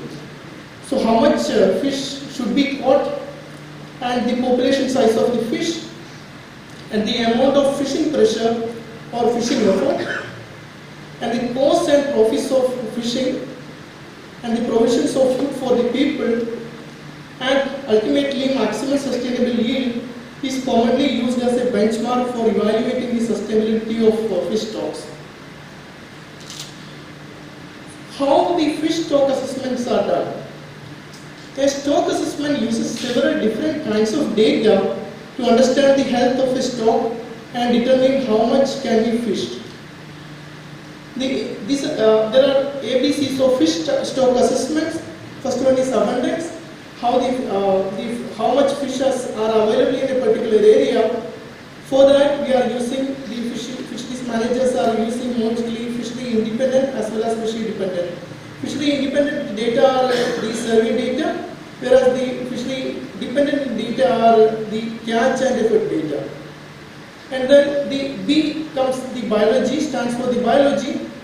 Each and every stock of fish need to be studied about its age and length, food and reproduction, and levels of natural mortality and fishing mortality for estimating the reproductive rate of a population to predict how much fish will be around for the next year. Then third one is the catch data, historical records of how much fish was caught. Then using this type of data, ABC data, the fishery managers estimates uses mathematical models to predict how a population will respond to different levels of fishing. With this information, fishery managers can maintain the fish stocks near their maximum sustainable yield, the most amount of fish that can be sustainably harvested in a year. So, stock assessment models. There are several types of fish stock assessment models, and the simplest one among which is a surplus production model, which is simplest and it assumes that when a fish stock is exploited, the change in its biomass depends on its intrinsic rate of natural growth and catch. And the three commonly used models under this surplus production models are Schiffer model, exponential model, and Pellock and Tomlinson model. Schiffer model, I had cited here an example of the Schiffer model, where we can see that mostly the yield, that is the catch and effort, can be plotted against these two using taking the natural logarithm, and from that we can estimate the maximum sustainable yield. Why I cited here is that the maximum sustainable yield is mainly estimated using the catch and effort data. So mostly the IUU data, IUU fishery data will not come into consideration when a fishery manager is estimating the maximum sustainable yield. So that concludes that may sometimes compromise the strength of the stock assessment, which may lead to wrong assumptions and leading to some wrong assumptions about the fisheries management. So IUU fishing data are not reflected in the data used for the stock assessment, which may lead to erroneous estimation of maximum sustainable yield as well as adoption of wrong management measures, and the fish stocks generally recover slowly from the overfishing. So the data regarding the IUU fishing is very much important, is of prime importance for the fisheries management, which unfortunately we are not getting that data. So from the maximum sustainable yield, the fishery managers will allow total allowable catch for a particular stock, and which will be distributed among the fishermen when there is a quota system in place. The IUU fishing removes far more fish than the fishes quota allow, resulting in underreported catches. Then second ecosystem aspect of IUU fishing would be IUU fishing activities also result in significant bycatch. We all are aware about the importance of bycatches, incidental capture of non-targeted species, which undermines the food supply of large predators, including the whales, sharks, and all. Then the bycatch, most of the cases, in the case of IUU fishing, they discard this bycatch into the ocean, which decompose and contribute to the oxygen-deprived dead zones in the ocean. And also further, the bycatch threatens a number of critically endangered species, including marine mammals, pelagic sharks and rays, sea turtle and albatross species, and other seabirds and all. Then IUU fishers often engage in high grading. That means value of a catch is increased by keeping only the best specimens and discarding the rest, which will further contribute to the creation of oxygen deprived dead zones. Then further, the third aspect of ecosystem aspect of IUU fishing would be it contributes to the ghost fishing. The best example for this ghost fishing contribution of IUU fishing towards ghost fishing would be the UNGA resolution 255. There is a global moratorium on large-scale high seas drift net fishing. Then, in the case of Indian Ocean, there is an IOTC resolution, Indian Ocean Tuna Commission resolution 1707, which prohibits the large-scale drift nets in the high seas of IOTC area. However, in the high seas, some of the fishers employ large-scale drift nets, which discriminately capture any animal or marine organisms, especially dolphins, sea turtles, as well as seabirds, are being caught intentionally. Ghost fishing is happening to those species. These nets are left to drift passively with the transponders or marker buoys until the fishing vessel is ready to recover its catch. Some nets are not required and continues to capture and kill marine animals indefinitely. So the IUU fishing is contributing to ghost fishing also. That means if more IUU, that means more ghost gear. Around 640,000 tons of ghost gear is left annually in the world oceans each year, which entangles and kills around 136,000 turtles, sea turtles, whales, seals, birds and other sea animals.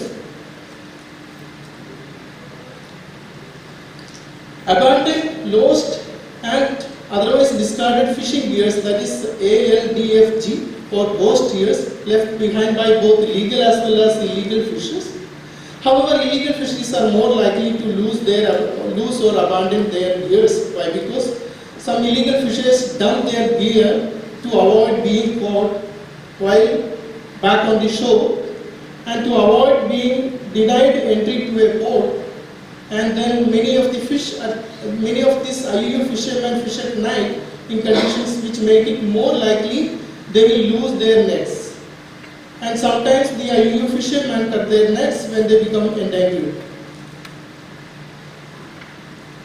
Then the next aspect of IUU fishing would be the IUU fishing greatly use destructive fishing methods like blast or dynamite fishing, as well as cyanide fishing.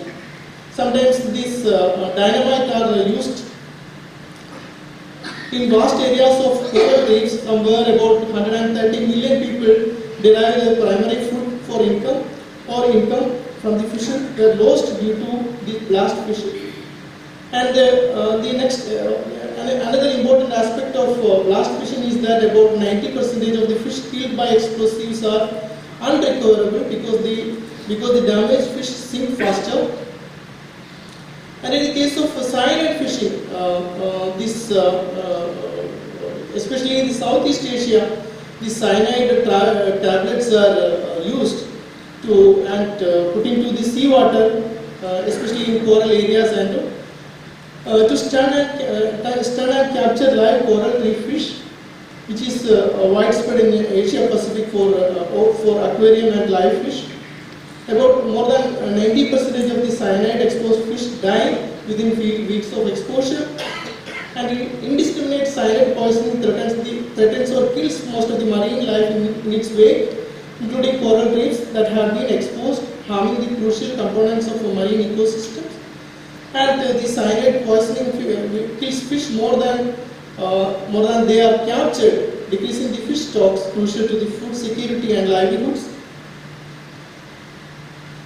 And next aspect of I would like to mention here is about the Indian Ocean Regional Fisheries Management Organizations. As we all know, there is a Pan-Indian Ocean Regional Fisheries Management Organization, especially for tunas and other highly migratory fishes, in the name of Indian Ocean Tuna Commission. Whereas in the Southwest Indian Ocean there is a IORA, and there is a CCSBT, which is mainly concentrating on the southern bluefin tuna, and there is another Bay of Bengal program also is there. So since the Indian Ocean Tuna Commission is an important regional fisheries management organization in these waters, I would like to mention more about the IOTC over here. IOTC was established during 1993, and there are 30 contracting parties over for this IOTC. And then there is cooperating non-contracting parties also, CNCP. One, it is Liberia is and CNCP. The IOTC area of competence spans almost the entire the Indian Ocean. Then species coming under the IOTC management is mainly tunas, billfishes, sharks, and sometimes neritic tunas also. Then how the specific advisories of the stock status of different species coming under the management of the IOTC are mentioned over here. For example, in the case of yellowfin tuna, Tuna salvicus, it has been assessed as it is overfished and subject to overfishing. So color code used in advisories is that when a fish stock is assessed to be caught beyond its maximum sustainable yield, it will be okay, I will go fast now. Then status of a major stock species of tunas in the Indian Ocean. You can see over here albacore is assessed as not within the overfished stocks, whereas big-eye tuna and yellowfin tuna are being assessed as the overfished status. So Indian Ocean yellowfin tuna stock, which is a main component of this tuna fishery over here in this area, which have been assessed as overfished and subject to overfishing, the Indian Ocean Tuna Commission has taken several steps to bring back the yellowfin tuna in the green zone by adopting different resolutions, including 1601, 1701, 1801, 1901, and the latest one is 2101. However, despite being a rebuilding plan being in place since 2016, catches have been actually risen by 11.7%, and still this yellowfin tuna is remaining in the red quadrant. So one of the main reasons for this sad status of stocks of yellowfin tuna is mainly because of misreporting. There are some reports, a paper presented in the IOTC meeting states that some of the largest harvesters, including the European Union purseners, has been reporting wrongly. That means some of the yellowfin tuna had been reported as big-eye tuna and all. Then some of the gears which uses mainly used for the yellowfin tuna harvest in the Indian Ocean are mostly catching the immature tuna, whereas the mature tuna has been caught during using these nets are very less. So that also is leading to the growth overfishing of this species. Then another important aspect of the sad status of yellowfin tuna can be the drifting fats, fish aggregating devices, which are an integral part of the tuna purseners. The fat pursening mostly catches a school of tuna is being caught using this type of technology. And mostly they catch younger tunas, not adults. Then transshipment also is being attributed as an important cause for this IUU fishing. Even though it is viewed as cost efficient for fishing industry, reducing emissions and potential coastal pollution from marine traffic, prevalence of transshipping vessels to circumvent landing and processing in the host countries, which allows the illegal, unreported and unregulated fisheries product entry to the supply chain.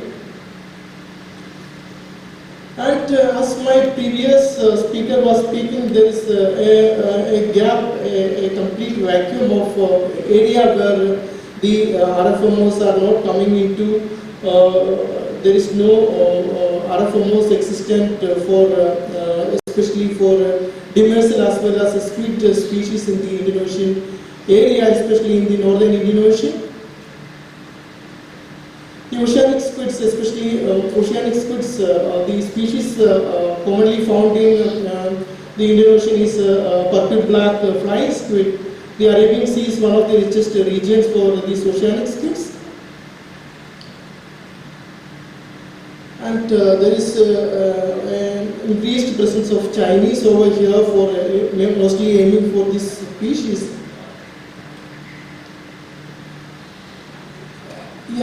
The ecosystem aspect of squid fishery. When we speak about that, squids are having, especially oceanic squids, are having an important role in the oceanic food web.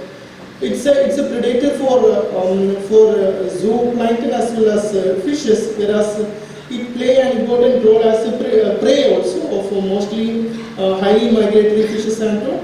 This species is a most important food item of most of the large pelagic predators, including yellowfin tuna, skipjack tuna, sailfish, and marlins and all. In addition to this, this fleet dumps tons of waste oil, etc., into the seas. This is what I was mentioning about in the earlier slide. These straddling species are not managed by RFMOs in the Indian Ocean. It includes the oceanic squids as well as some of the pomfrets, oceanic pomfrets, and some spearfishes, king gar, and common dolphin fish, and mahi, etc. are not managed by most of these RFMOs in the Indian Ocean, which also need to be taken into consideration when an ecosystem view of this fishery is looked into. Then Dr. Vatis, may I request you to kindly conclude? Yes.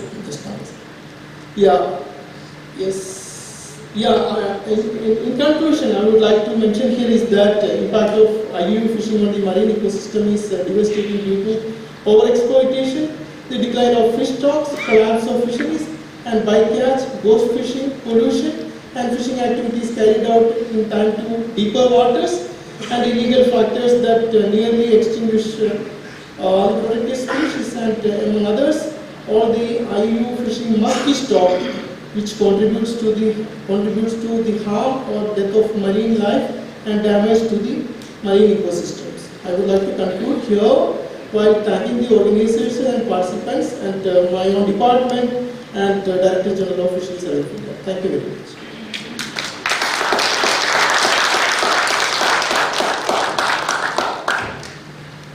First of all, let me apologize to Dr. Verghese for cutting him short. I'm sure it was a very rich and informative. Since the time is short, I would request that we keep the comments etc. for later, and I would request questions to be fielded to Dr. Verghese. And I'll hand over, I'll request our international participants, if you have any questions, you can ask Dr. Verghese before we move on to the other participants here. Please, we'll take a bouquet of questions that will allow the speaker also to collate his thoughts and give appropriate responses. Any questions? Yes. One. Second, anyone from the international participants here? Okay, you get to Captain Bakula. So, okay, first let me ask Mr. Veeraswamy. Please, your question. I'm Superintendent Veeraswamy from the Mauritius Coast Guard. You mentioned something about that you reliable sources of data. Okay?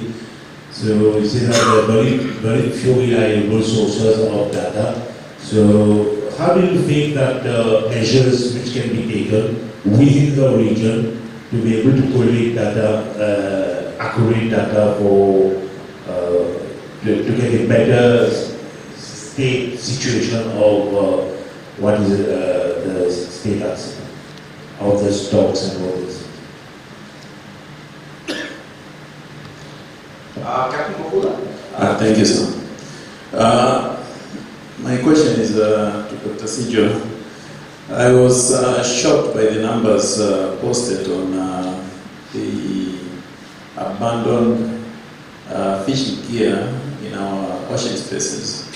And I think, in my view, this should be the next program that we should be discussing, so that we can put the right focus on it. I don't know from your research, I wanted to just know what are the international efforts that have been put to address this issue so far. Is there any technology or any effort being put to recover some of these abandoned gear? Thank you, sir. Thank you very much for that interesting questions. Regarding the data, how we can, what I understood is that how we can improve the data collection of the region. So, with regard to the data collection, there is a mechanism by the regional fisheries management organizations, including IOTCs, IORA, and all. But of course, this data is the gathered data is not enough to conclude in the stock assessments and the management of the fishery resources of this region. Through these RFMOs, we can improve the data collection system.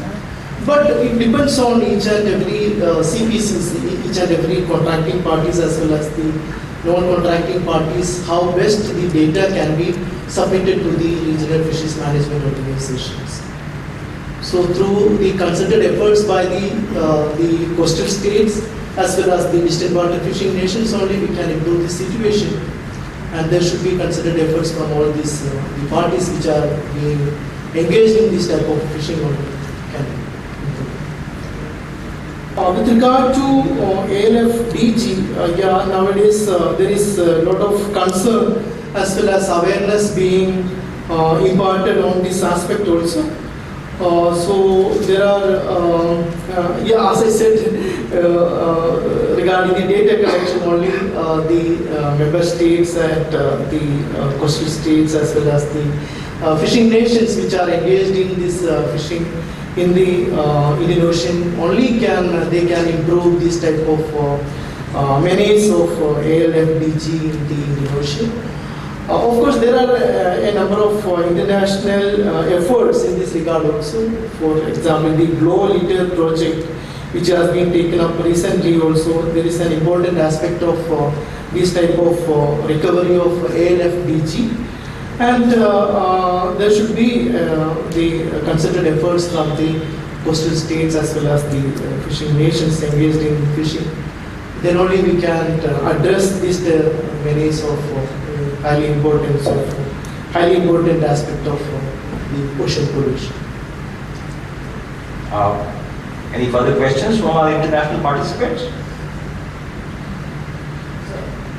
Yes. Anyone else? From the first two rows, please. This way. Sir, question is actually how are we actually determining the sustainable fish stocks? Because for this we need to determine the total fish stock, I believe, and the growth rate of each species. Because each species of the fishes are different, having different natures and behaviors. Behavior pattern is different. Some lays egg in the they lay eggs in different depths of waters. Some lay even in the estuary. Some go deeper into the rivers also. And but this is really important. And especially the highly migratory species, they have again different the natural attributes. So actually, how are we actually really determining the fish stocks? And if we have the capability, then can we share our experience to other nations like Bangladesh, for instance, so that as a whole in the Indian Ocean region, we have a confident effort towards determining the fish stock and ensuring the sustainable growth of the fisheries. Yeah, that's an interesting question. Actually, what I showed in my presentation was the simplest method of a stock assessment, fish stock assessment. which uses simple data regarding the catch as well as the fishing effort over the years, and time series data are needed for getting into conclusion about the maximum sustainability. Whereas in the case of, that's the simplest method, sir. The other methods includes the data regarding the biology of length frequency and then tag and recapture data in the case of the anadromous as well as catadromous species which are migrating into sea as well as to the rivers and road. We use tagging data for estimating the growth parameters as well as the distribution and abundance of these species in the sea as well as in the rivers. In the case of highly migratory species also we are mainly using this type of data, the tagging data, length frequency data, growth studies, and the hard parts etc. will be studied. So as I mentioned earlier, the simple equation only I had mentioned in my presentation, whereas the scientific way of stock assessment needs not many data in addition to catch and effort data. Second part, we also whether you are ready to share it with them our best practices. Yes, yeah. In fact, under the BOBP IGU, I do remember we used to impart training to the participants from different member nations, including Bangladesh, at our regional center at Kochi. There are no further questions from our international participants. The House floor is open for the balance of the audience to ask any questions. Kindly raise your hand, so we'll take a couple of them. This one from the Army officer. Anyone else? Okay, so let me ask my friend in olive green and thereafter Kunal Bhardwaj. Sir, I'm Karan Thakur, NHCC 35 course. When you showed your presentation on the catch assessment, my question pertains to like you're depending on the historical data for arriving the catch data.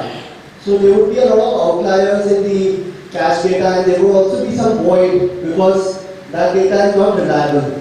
So that may lead to irregular prediction in the time series method. How do you cater for that so that you arrive at the correct catch assessment? And second thing was with regards to the data information which you showed. You had shown that the p-value was less than 0.05. So that shows the data is stationary actually. But you're still resorting to exponential search methods, which may be incorrect. So your comments on that, please. Good morning, sir. Captain Kunal Bhardwaj. Sir, like you had brought out, it's an ecosystem which we have to preserve. And the RFMOs are limited because they don't cover the entire species. So what, in your view, is the impediment in including other straddling species which actually affect the ecosystem? Once it is understood that it is not just the tuna, but it's the squid also, which is equally important to sustain the ecosystem. What are the impediments in including other straddling species in the RFMOs? With regard to the stock assessment questions, as I said earlier, sir, that was the simplest method. I just, since almost most of the audience are not fisheries scientists, so I just mentioned the simplest method used for stock assessment. So you had rightly pointed out, sir, there are outliers maybe there. So first of all, before entering into the stock assessment exercise, we used to have a screening of the data, wherein these outliers will be discarded, and only labeled data will be used for that. Then such type of these models are being used. So this Schiffer model is the simplest model. So to make an awareness among the participants, only had used that models.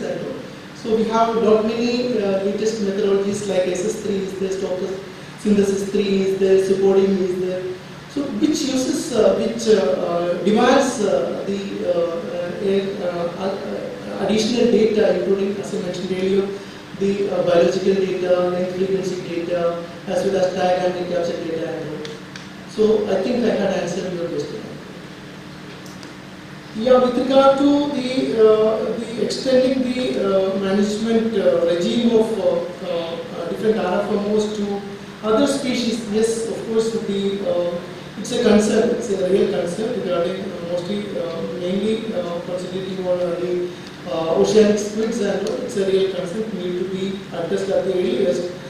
But I think the SIOFA, the jurisdiction of SIOFA is not extended to the northern Indian Ocean. But last year, India has joined SIOFA as CNCP, that is cooperating non-contracting party. And even Thailand also is a member of SIOFA.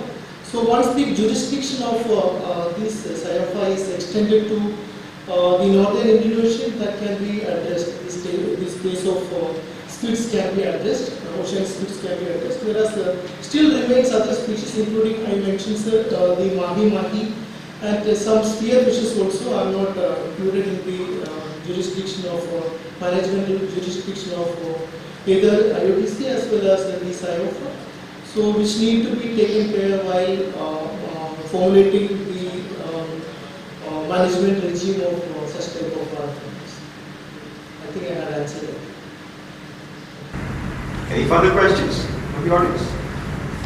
One from Air Force and one from the naval officers. Yes, we'll have these two questions. Jai sir, I'm Group Captain AK Pilot.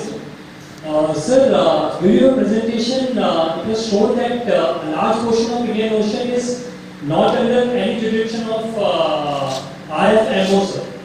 So, is there any thought process, because all the stakeholders are present in this conference, sir? So, is there any thought process of making the RFMO in the area which is left out, sir? And secondly, sir, do you carry out the survey of the fish data in the area which is outside the RFMO in the Indian Ocean Basin? Captain Gaurav Singh Rathod from Indian Navy. My question pertains to blast fishing and cyanide poisoning fishing. So, what are the initiatives are proposed to mitigate, because it is affecting the complete maritime ecosystem in IORA. So, anything has been done on that issue? With regard to northern Indian Ocean, wherein the RFMOs are not in place. But of course, the IOTC's area of jurisdiction extends up to the northern Indian Ocean also, but it's specific to, it's restricted to some of the tunas and other large pelagic species. Of course, other species which are bottom dwelling species, as well as the squids, oceanic squids especially, are not coming under the area of jurisdiction of these RFMOs. But as I mentioned in the earlier question, as an answer to the earlier question, recently India has joined the SIOFA, as well as Thailand also is a member of SIOFA. So let us hope that the area of jurisdiction of SIOFA will be extended to the northern Indian Ocean also. In that case, this type of the jurisdictionally gaps can be filled into. Then regarding blast fishing, of course, I think almost all the countries has banned this type of blast fishing as well as cyanide fishing.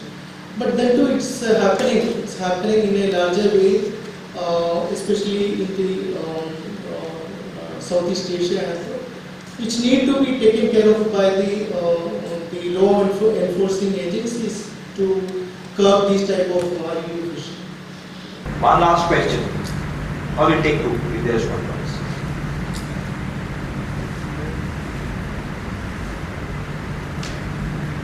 Since they are none and we have a little time to go, let me give the floor to Dr. Varghese. Since I had interrupted you, in case you want to make any additional comments or remarks, the floor is yours. Right, Katma, that brings us to the close as far as the question and answer is concerned. If I was to sum up this session, I would say that, first of all, let me compliment Dr. Varghese for wide-ranging, cross-cutting, and a very informative presentation. I wish we had more time and we could have gone into greater detail. Now, whether we like it or not, like many of us have not accepted the newer coinage of Indo-Pacific as a geopolitical, geostrategic construct. But we all are located in a unique biodiversity region which is collectively called as Western Indo-Pacific. And many of us may not realize it, but the concentration of what is known as the large marine ecosystem within this large Western Indo-Pacific is the highest. And having understood the cross-cutting advantages of what fish and fisheries bring to us and the adversarial effects that IUU causes, there is much that needs to be done, and it needs to start from ground level, from social awareness, and it needs to address the many issues like use of correct gear, use of stopping practices, and this needs to start on land. While it is manifested at sea, many a times the corrective measures have to be done on land. Now, when UNCLOS etc. were framed, the effect of climate change was not so well understood. Of course, we had we knew that everything was not okay with the marine ecosystem. Having had a greater, or I would say having access to more refined data and understanding that there is much that needs to be done, we have to also understand the moderating or the ameliorating effect of oceans. It acts as a carbon sink.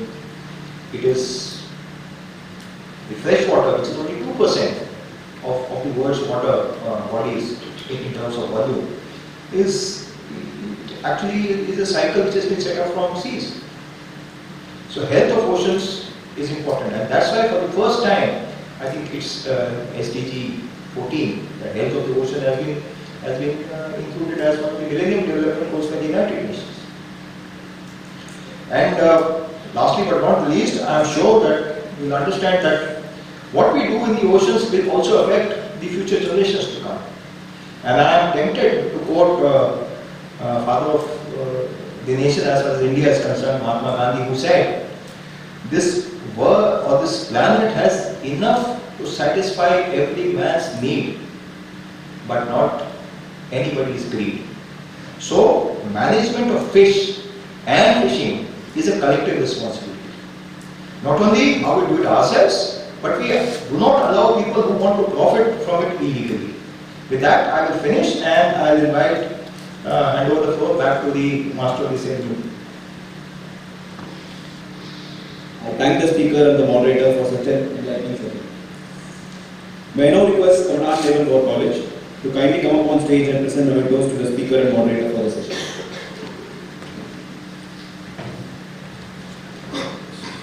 Dr. Sijovani.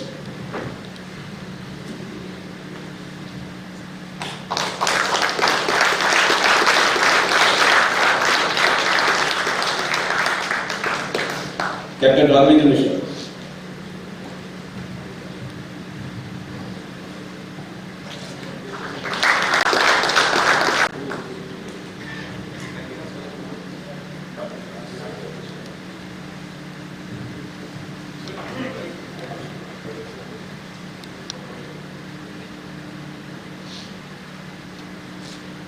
Gentlemen, we now break for tea and refreshment, which is laid out in the lobby outside to your right.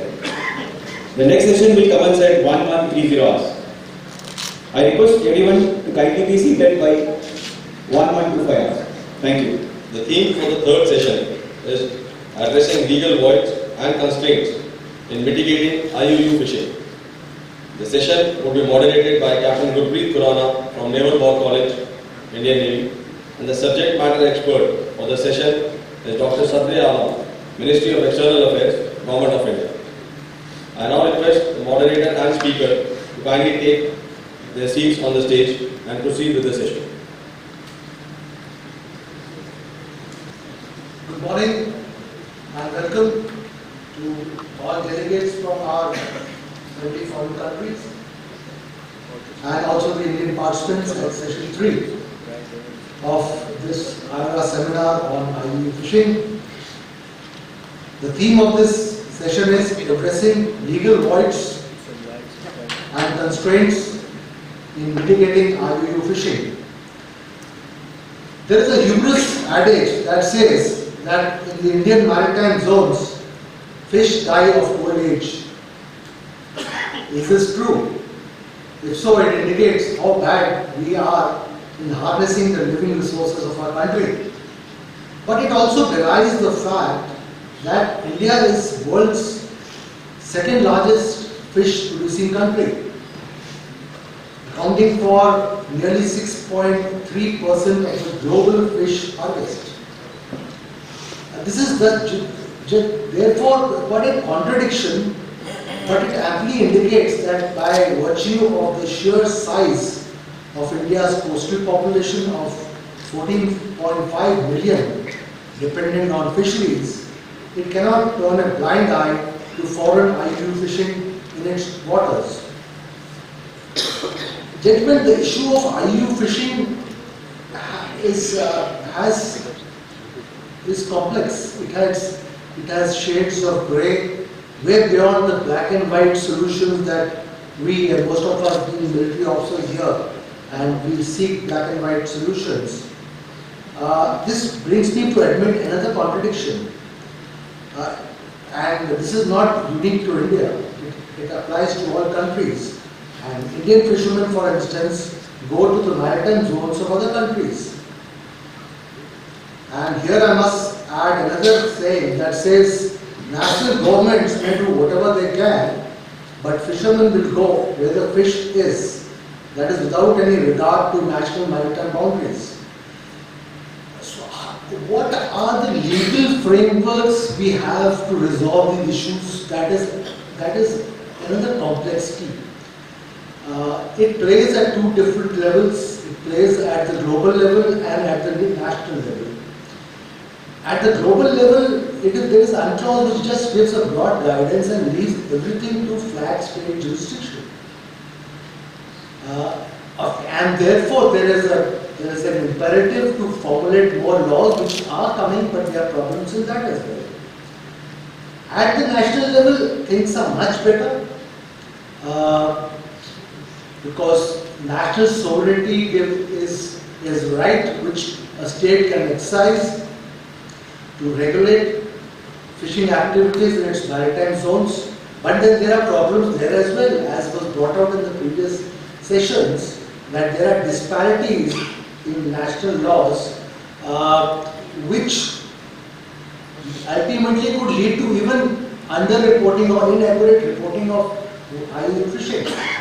So, gentlemen, to unravel these complexities relating to India and beyond, India's region, the Indian Ocean region in particular, I think we are extremely fortunate to have Dr. Sabri Alam here. IFS, he is the director of the Indo-Pacific Division from the Ministry of External Affairs. He would give us the essentials of all the legal resources that we have at the global, regional and national level, of course pertaining to India, to mitigate IUU fishing. Right from UNCLOS to the RFMOs, we talked about it, down to India's relevant domestic laws. What we would like you, sir, to do is to focus on the legal voids and constraints. And since you represent the MEA here, we would be very keen to learn from you on the views of the Government of India, on its positions on these legal mechanisms. Furthermore, I know that you are a thorough professional, but with an added PhD, and therefore I was wondering if you can sort of conceptualize and dream like an academic, and you can share with us your thoughts on how we could collectively address the challenges of IUU together, of course from the legal standpoint. And after your presentation, we will have a Q&A session, which will involve a more interactive session, and I will begin by soliciting queries and comments from representatives from various foreign-friendly countries. represented here, and also their perspectives on the subject and their standpoint, their national standpoints. And then, of course, I will open the house for the rest of the participants. So with these words, Dr. Sadhya, I invite you to take the floor and to make the presentation in the next 15 minutes. And 2 minutes before your allocated time, I would ring a bell to caution you. Sorry, that's how military forces operate. But that is not all. If you exceed your allocated time limit, there is a penalty involved. Of course, you represent the government, so that penalty will not apply to you, but it will apply to me because I will not get my lunch then. All yours. Thank you, Captain Gurpreet Khurana. Distinguished guests and participants from IORA member states and Naval War College, Goa. I'm quite delighted that despite the 2 intense sessions and the tea break, there is good attendance. And I'm confused what you actually use to, whether defense discipline or your enthusiasm. But nevertheless, let me begin with my presentation. A very good morning and a very warm welcome to you to this historic and rich, culturally rich and vibrant state of Goa with a very long maritime history and heritage. At the outset, I take this opportunity to congratulate the Indian Navy, the Naval War College and the National Maritime Foundation New Delhi, the knowledge partner for organizing this seminar. For me, it is a privilege to represent the Ministry of External Affairs and join you in this seminar. I am confident that you will immensely gain from the exchange of views and discussions. Without much ado, I would like to take you through the presentation on the topic of this 3rd session, addressing legal voids and constraints in mitigating IUU fishing. I have structured the presentation along the following 5 areas, which is there on the screen. First, overview of the scale and implication of IUU fishing. This has been covered in previous sessions, so I'll skim over it. The second is legal frameworks to combat IUU fishing at the global, regional, bilateral, national levels, and also other related issues. Current state of play, key challenges and issues, and the way forward. We will go over them one by one, coupled with humor to lighten the otherwise dense topic. Anything that I miss out or do not adequately cover in my presentation, I kindly invite you to raise it during the interactive session. But before I do that, let's have a quick trivia. In fact, I was planning to have a quick trivia, but given the structure and the structure of the presentation and possibly of time, I will answer these questions myself for your information. And in return, the least that I expect is generous reciprocity during the Q&A session. Just to give you some context and enhance your knowledge, UNCLOS is known as the Constitution of the Sea. The second one, the first, most effective and only legally binding international treaty to specifically combat the IUU fishing issue is the Port State Measures Agreement of 2009. Combating IUU fishing is the primary responsibility, as you may know, of the flag state. Did you know that there is an international day for fight against IUU fishing? It was the 5th of June. 2022 has been designated as the International Year of Artisanal Fisheries and Aquaculture. A fun fact, small-scale fishermen and women comprise 90% of the world's fisheries workforce. Then 2021-2030 is the UN Decade of Ocean Science for Sustainable Development. There are 2 main approaches to dealing with IUU fishing. All this may sound very academic, but it was very interesting and a learning experience for myself. There are precautionary and the ecosystem approaches.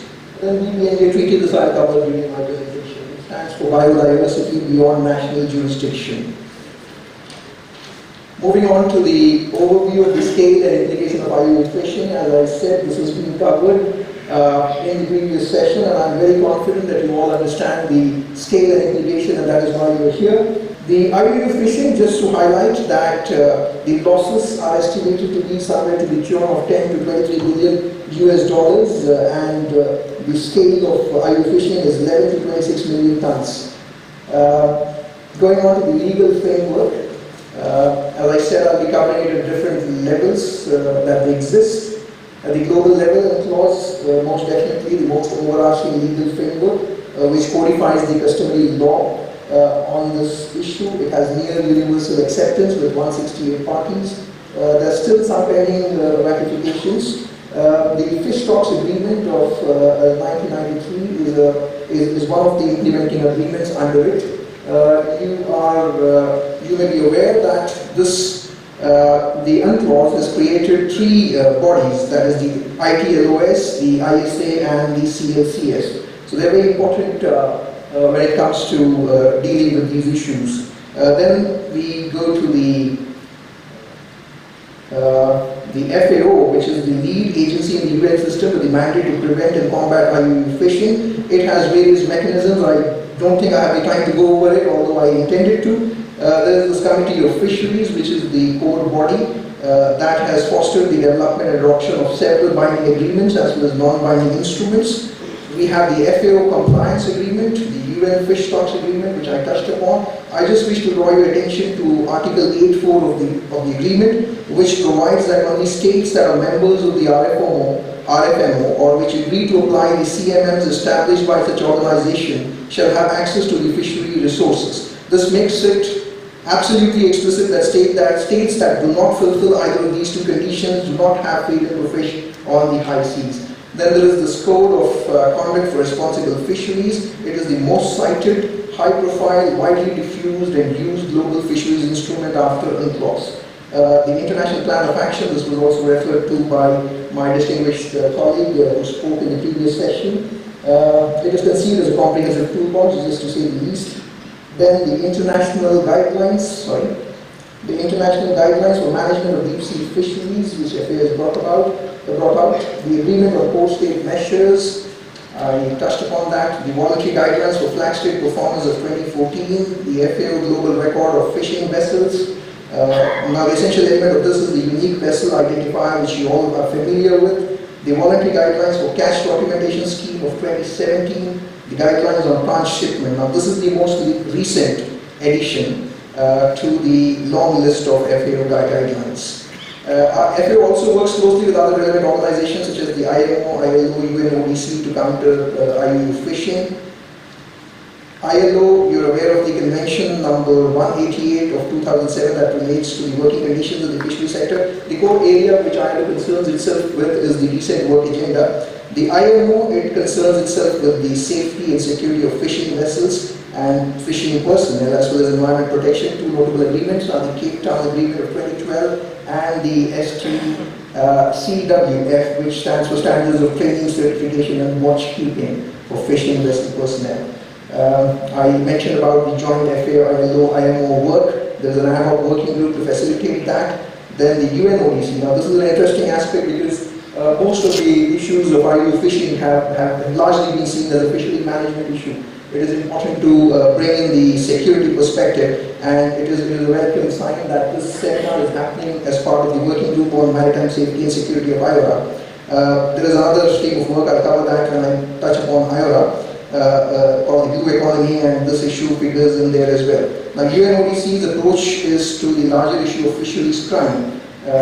We saw the previous speaker mention about the use of explosives and all kinds of things which are criminal in nature. There are also connections and ramifications of IUU fishing for crimes in other areas such as piracy, smuggling, human trafficking, terrorism and so forth. So the conventions of the United Nations Convention on Transnational Organized Crime is something that the UNODC looks at, and that is something that member states should consider while dealing with this issue. Now I will just like to mention about Article 73.3, which emphasizes that coastal state penalties for violations of fisheries laws and regulations in the exclusive economic zone may not include imprisonment in the absence of agreements to the contrary by the states concerned or any other form of corporal punishment. So in order to institute corporal punishment or imprisonment, member states have to have an agreement according to UNCLOS. So this is again a regulatory gap which exists, and some countries have made effort to cover that. Interpol, of course, has its own mechanisms, the Environment Security Program, the Global Fisheries Enforcement Team, the Fisheries Working Group, the list is long.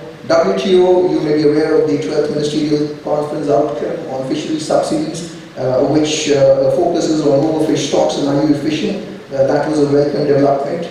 That happened this year. WTO also looks at other trade-related issues of IUU fishing, a very important organization to say the least when it comes to IUU fishing. Convention on Biodiversity of 1992 and Nagoya Protocol also have their own implication from the perspective of conservation of biodiversity. The list is long, my presentation is only illustrative, I cannot cover everything. At the regional level, we have the RFMOs, this has been touched upon by the previous speaker, I won't go into it. The notable point is that all major instruments that operate in the IUU fishing area mention about the role of RFMOs. So that itself is testimony to the importance that is given to this body. India recently joined the South Indian Ocean Fisheries Organization, so that is something which concerns this region. There are other regional mechanisms such as working groups, task forces and so forth. I would just like to mention about, there is also this ASEAN's role and role of Fish Eye Africa, the marine protected areas.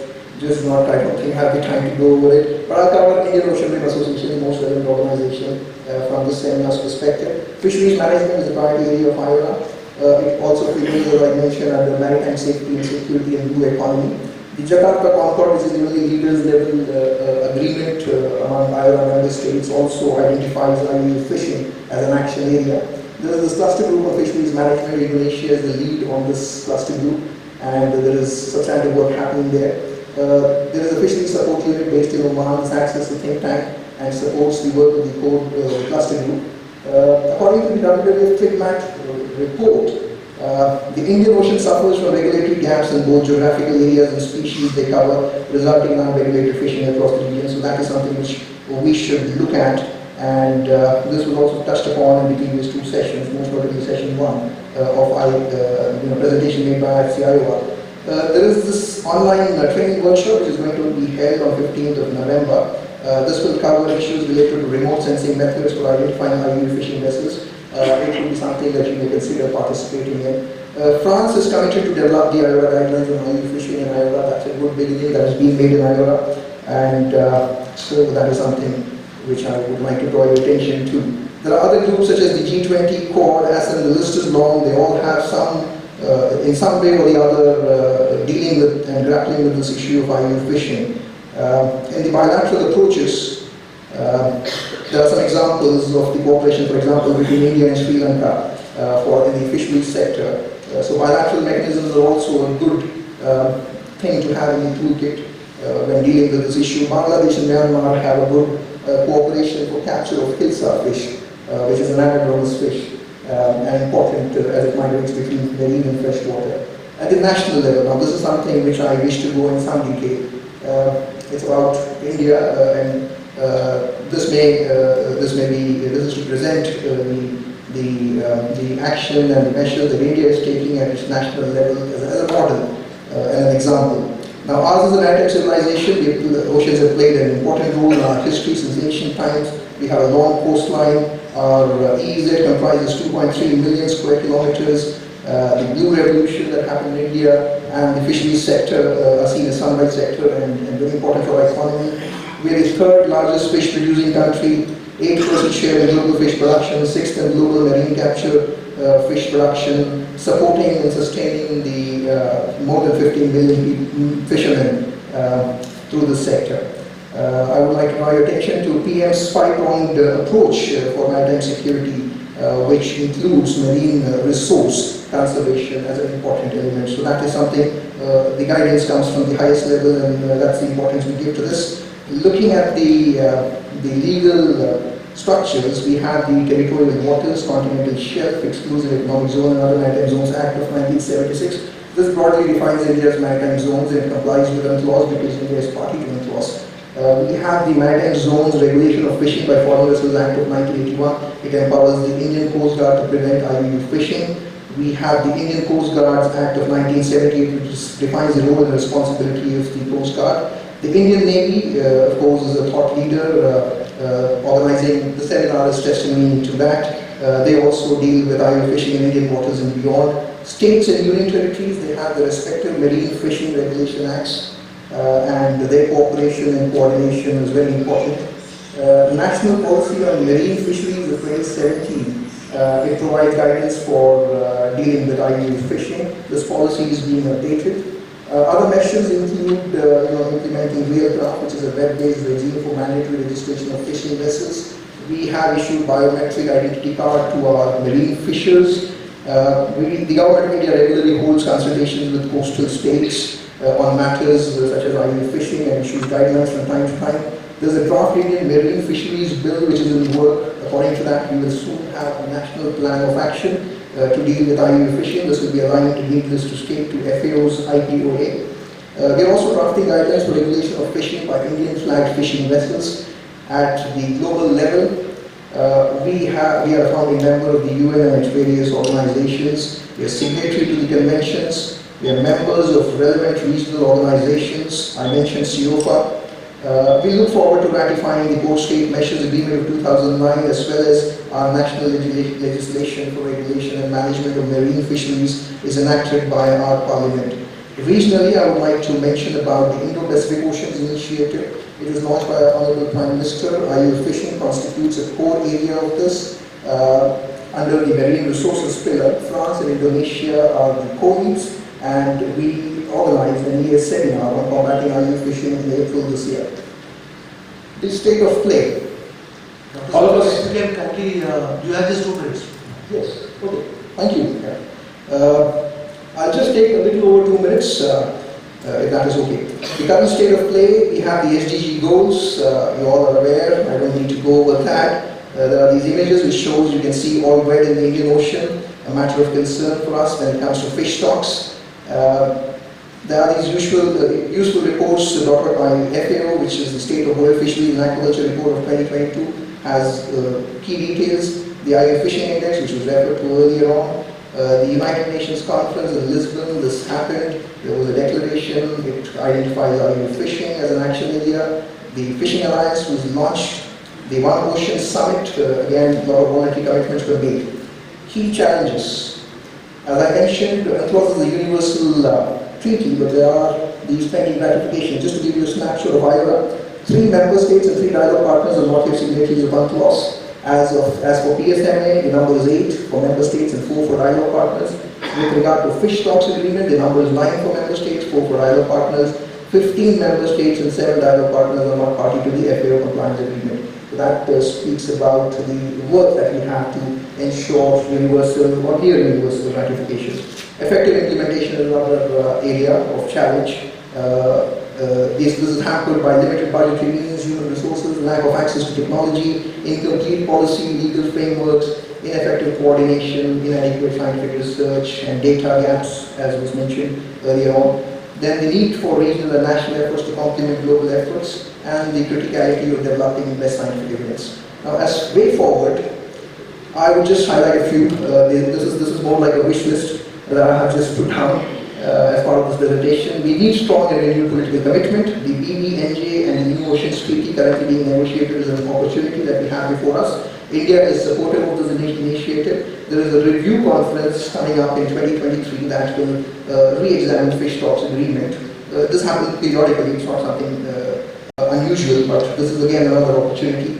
Need for greater regional and global collaboration. IORA is very important in this regard. There is an MOU that is being proposed to be signed between IFC, IOR and IORA that would help bridge and address data gaps issue.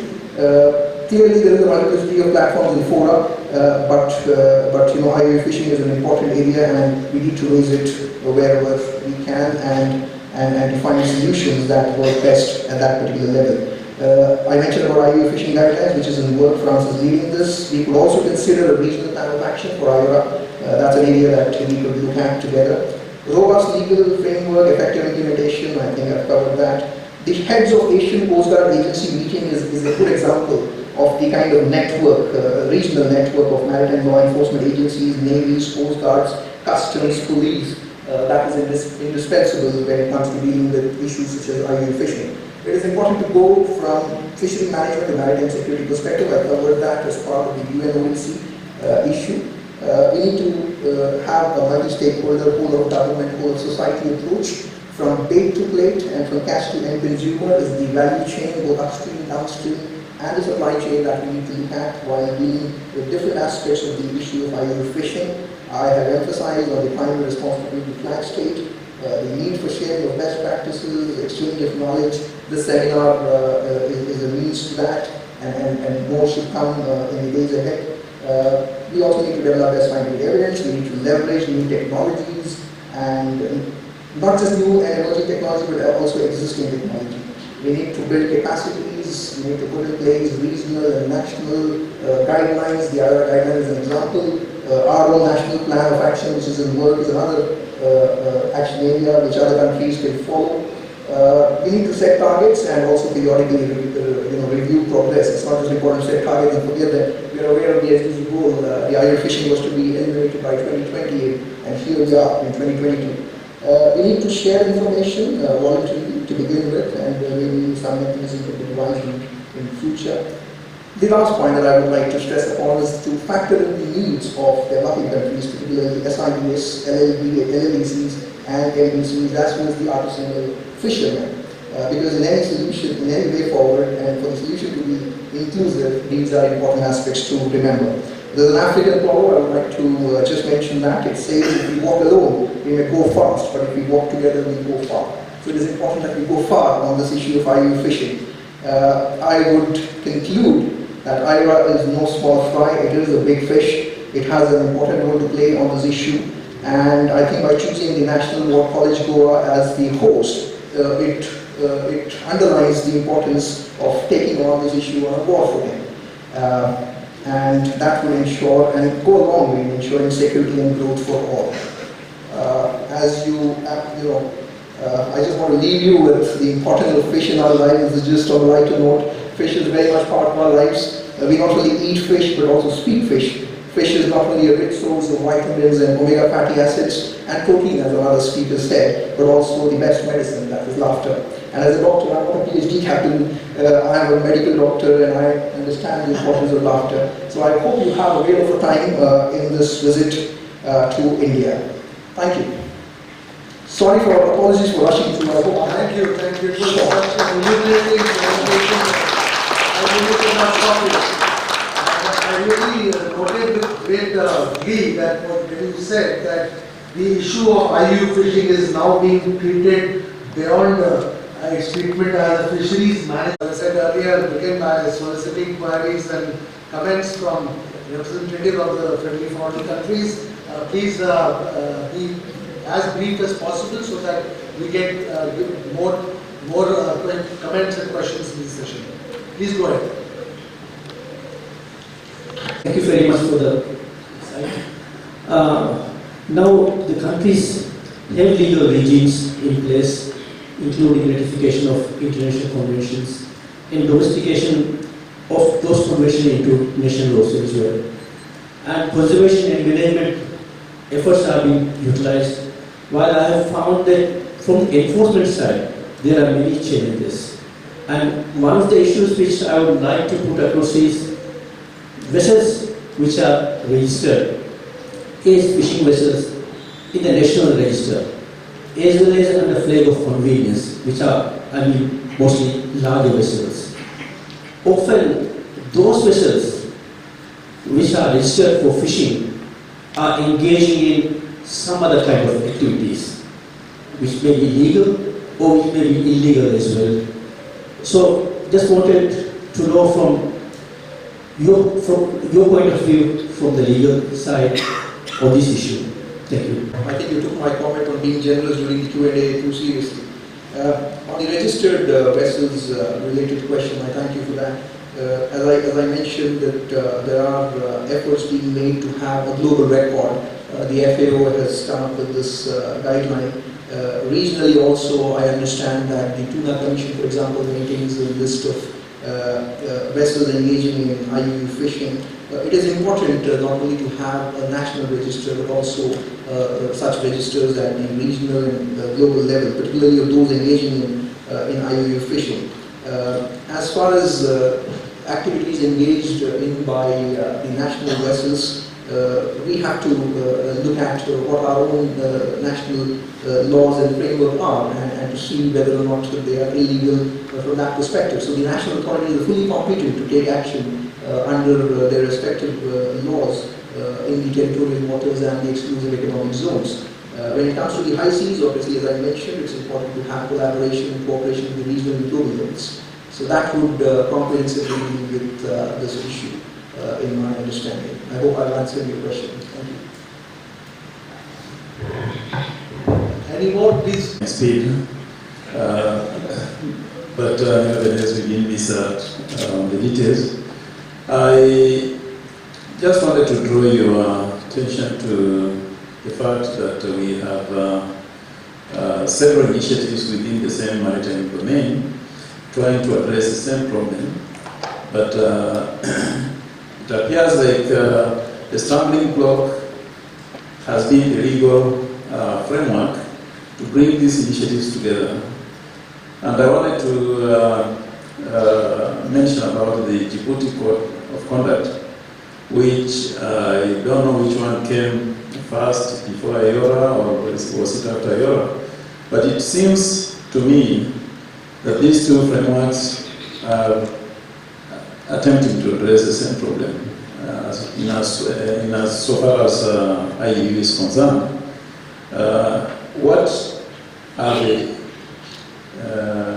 legal measures or legal efforts being done to fuse these two entities together so that they can we can leverage on their capacities and maybe their outreach and networks to be able to achieve the intended objective maybe faster. Thank you. The IORA, perfect. Look, clearly, I have served in the United Nations at Geneva, and my experience says that even while we are working in different forums and platforms, it's the same member states who are representing their countries in those forums. So, to the extent that there is this overlap of membership, obviously those member states will bring in the perspective to the respective organizations, and it is incumbent upon them to ensure that there is no duplication of effort. There is synergy, there is alignment. The multiplicity of effort is because of the gravity of the problem, as you will understand and agree. So we have these multiple actors, but they need to be aligned. They need to talk to each other, they need to cooperate and coordinate. So your point is very valid, but I don't know whether there is any such proposal on the table as regards fusing the two. That I don't think would happen. Every organization has its own reason that it exists.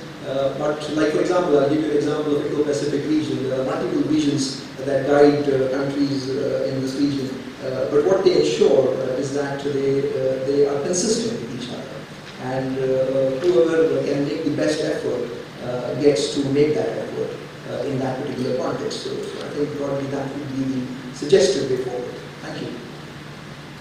Before I open the entire house, others, let me take this as a prerogative to ask Dr. Alam a question.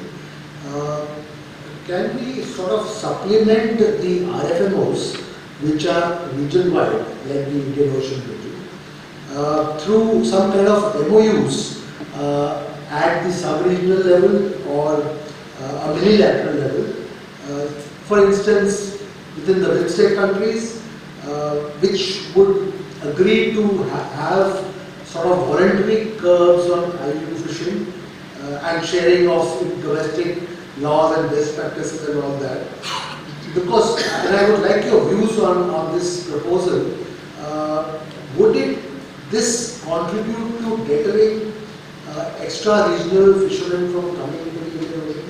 Of course, it's legally they will come. It's not illegal for them to come. But then, would it sort of have some kind of a symbolic effect? For instance, the RFMO itself is it's not a legal actually an instrument, right?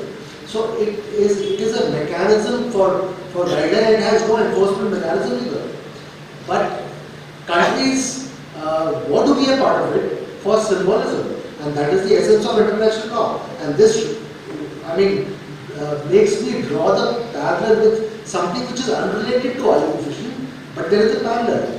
For instance, the Southeast Asian nuclear-free zone, or for that matter, Indian Ocean as a zone of peace.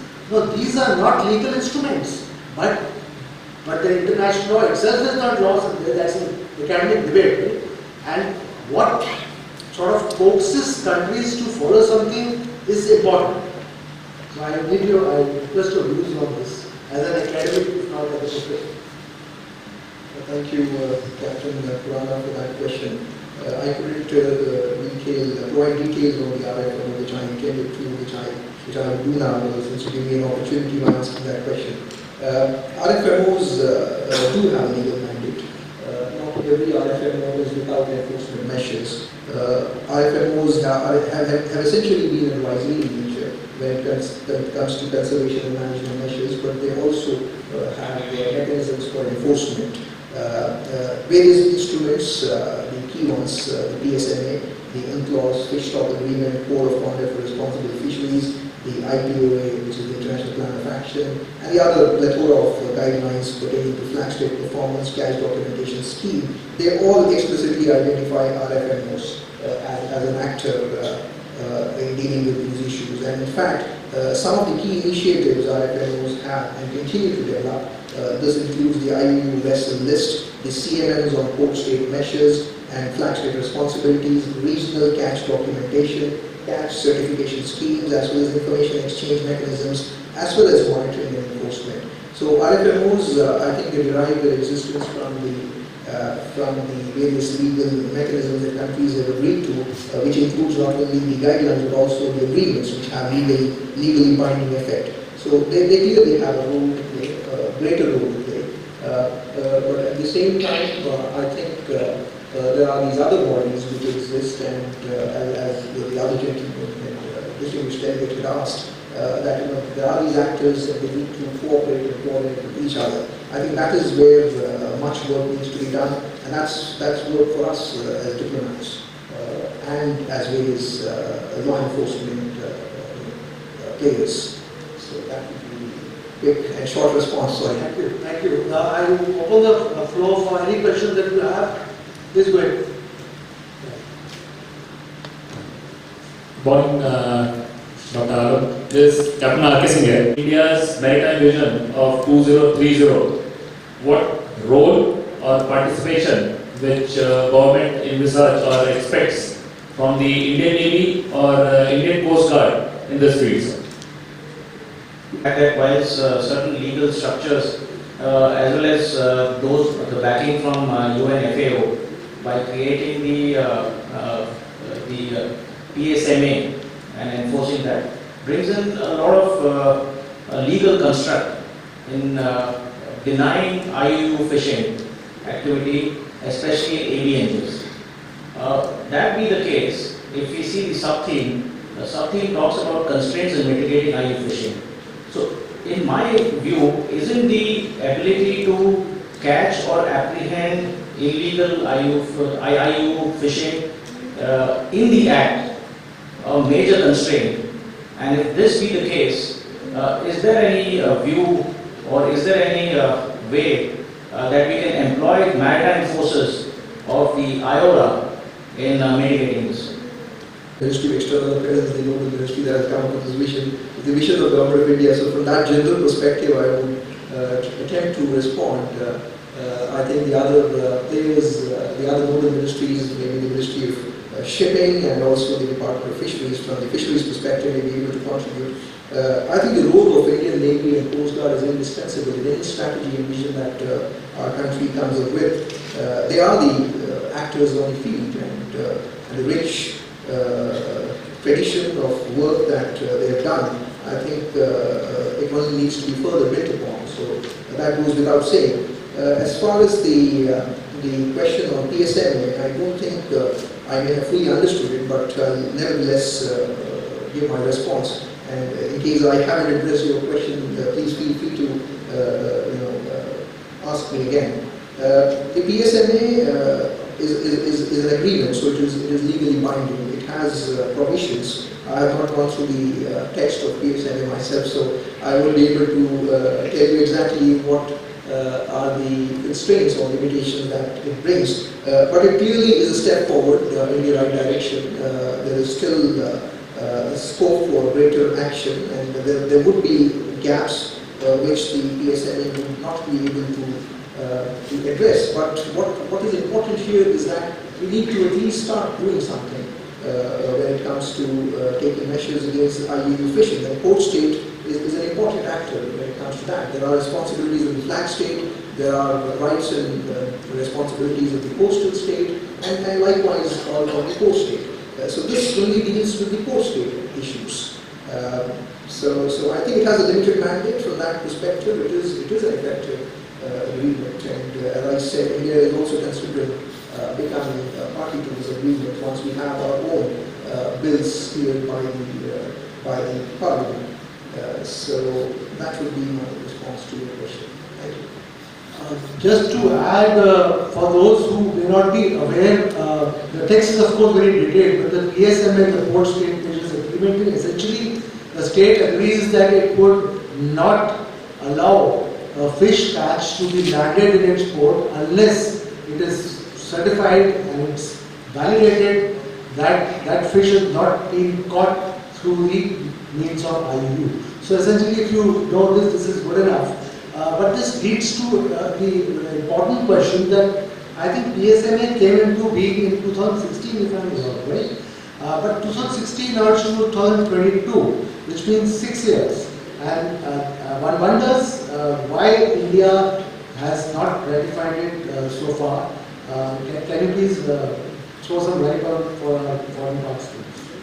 Captain, as I mentioned, that we are considering ratifying it, so we are inclined towards it. We need to put in place our own national legislation and framework, so unless that happens, we will not be formally joining the PSMA. So that is where things stand. But I think the Department of Fisheries will be in a better position to respond to this question. Okay, that also connects with you talked about the Indian Fisheries Bill of 2021. Now it is 2022, and of course that bill has many very positive features relating to IUU fishing. It is of course meant to encourage Indian fishermen to fish into deeper waters, but it also has provisions to prevent Indian fishermen from fishing in foreign EEZs and the ABNJ, and it also has measures for the safety of fishermen. And yet there are protests in some coastal states against that bill, and obviously that is the reason which is there in the open sources, as I read. That's the reason why the bill has not become an act.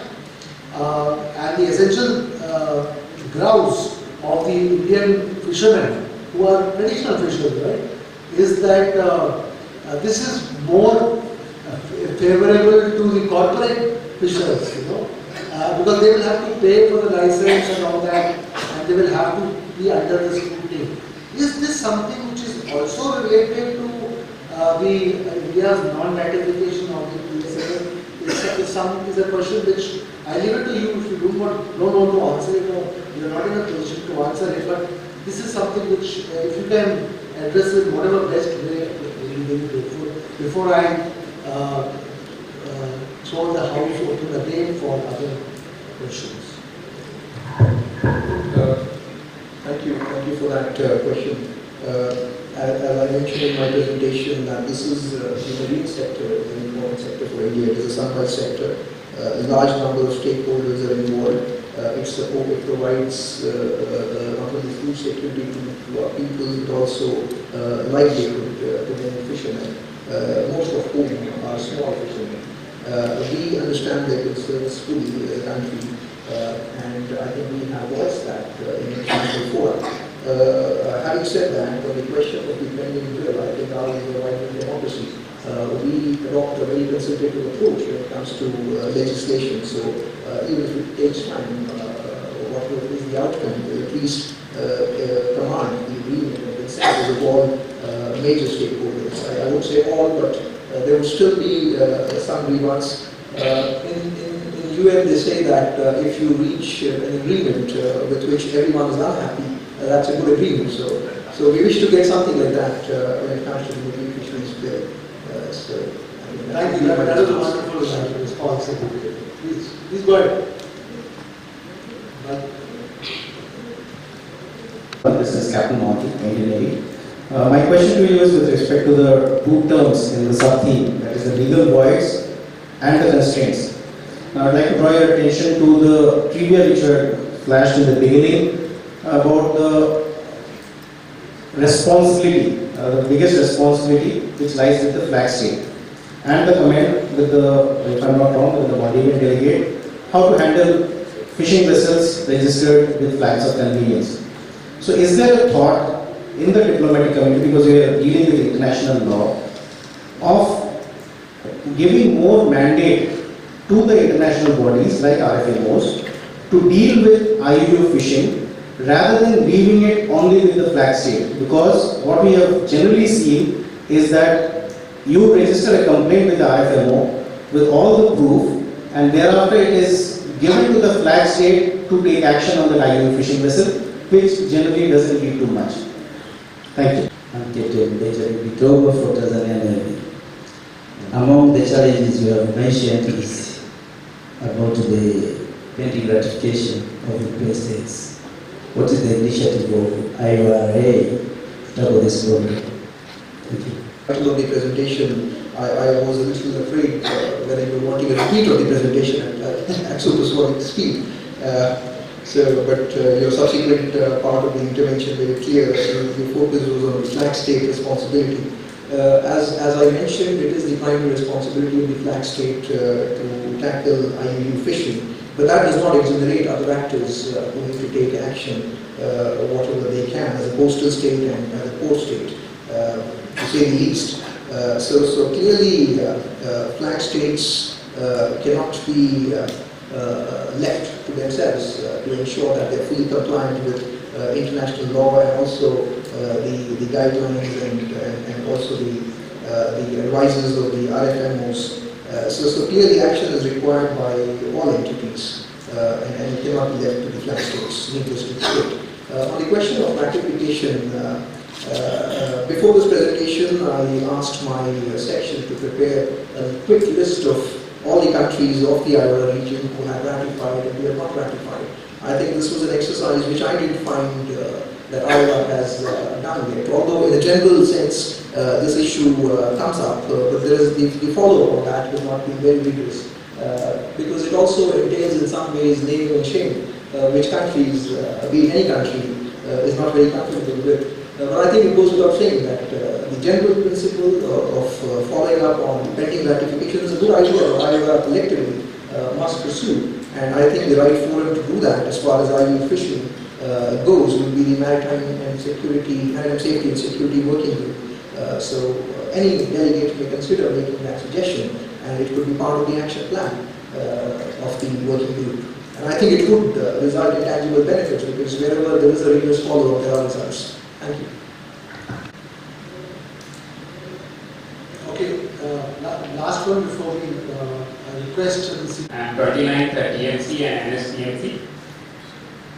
Just as we know that large area of North Indian Ocean and to the Bay of Bengal is still out of RFMOs. And we know that these will someday and to the near future will come under some RMFOs. And considering that RFMOs are allocate the right to state to fish and allocate areas to fish in these areas based on the historical claims. And Chinese have taken it as an opportunity, and you see they are now deploying trawlers. Earlier it used to be in South Indian Ocean, now they already shifted into North Indian Ocean and the Bay of Bengal area, which are not in RFMOs areas, jurisdiction. And they are far from away from Indian Ocean. We being on the Indian Ocean rim, nations which have been many nations, we right only form an organization and use it instead of Chinese, leaving to Chinese using this as a historical claim and future take these fish to feed that nation where we and IOR will face problem in the future. So what is the way ahead? I think the government has paid any heed to this or have any plan for such things? Touched upon the issue of unregulatedness of the Indian Ocean when it comes particularly to its northern geographical region. We do have the COFA, which caters to the southern Indian Ocean but not to the northern Indian Ocean. Nothing stops the COFA to expand its mandate and anything that has consensus can always be done. For regional effort, consensus is important because that's how international diplomacy works. So that is difficult more often than not to arrive at.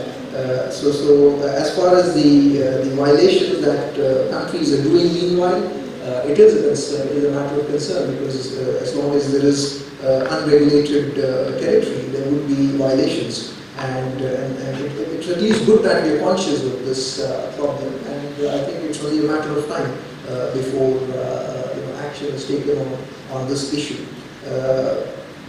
Some countries, some of the key countries you may have noted, are not yet signatory to the UNCLOS, which is like the constitution of the sea. I mean, the secondary agreements are there, but their role is only sectoral or limited. UNCLOS also still does not have the ratification of some of the key countries. I don't want to name the countries. Some of the countries are also not acceded to its dispute settlement.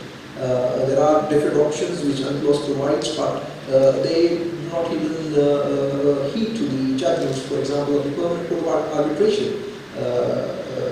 There are examples before us. So there are clearly issues which go beyond the national competence, and they fall within the remit of regional and global action, and I can really hope that in future the more conscious we become in popular discourse about the issue, action will follow suit.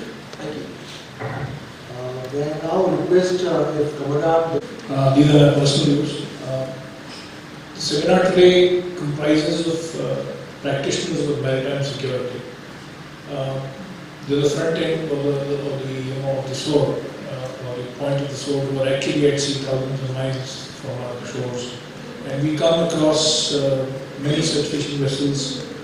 I think it's important now for all navies and maritime forces to understand that equal importance has to be paid to non-traditional threats, including the way you look at a fishing boat when you come across it at sea. Whether she's operating in the correct geographical zone or not, and as these DWFs, as they keep coming in our northern Indian Ocean, and they are frequently accosted by navies of the region, they will also realize that there has been an impetus to have a more regulatory or at least examination kind of a system. So I think this lexicon has to get into every ship, every unit that goes to sea, that they have to look at it, the IUU, from the larger perspective and not just as a fishing boat in the middle of the ocean or a trawler.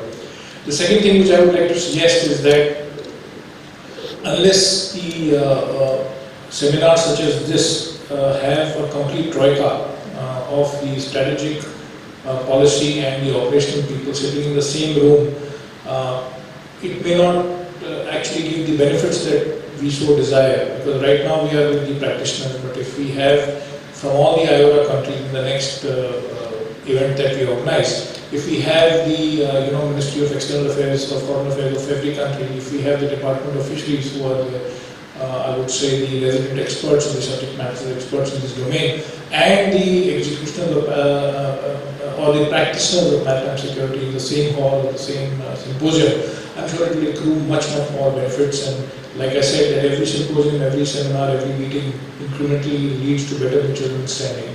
And therefore, these are the two comments that I'd like to make. Thank you. It's encouraging to note that the issue has now gone beyond fisheries management to maritime security, and unless the political and the government policymakers are on board as to the gravity of this issue, it would, because the law will stop at flag state jurisdiction, and that is cast in stone as it looks like, unless there is a forward momentum which can only be achieved if we sit together and share our perspectives. So this is there any last question or last thought in anybody, and we can just close? Okay, so I would, the only issue that I would like to bring up is about the RFMO it's a valuable, as the speaker, Dr.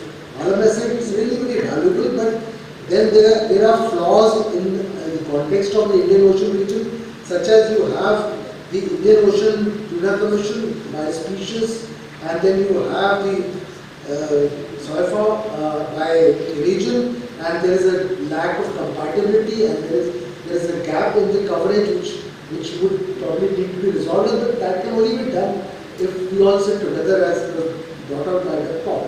And so with this, I will bring the session to the close, and may I now ask all of you present here for a round of applause for the speaker and all the delegates who are participating.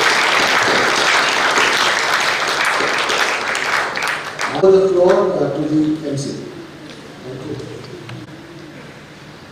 May I now request Commandant Naval War College kindly come up on stage and present mementos to the speaker and moderator of the session. Dr. Satya Alam,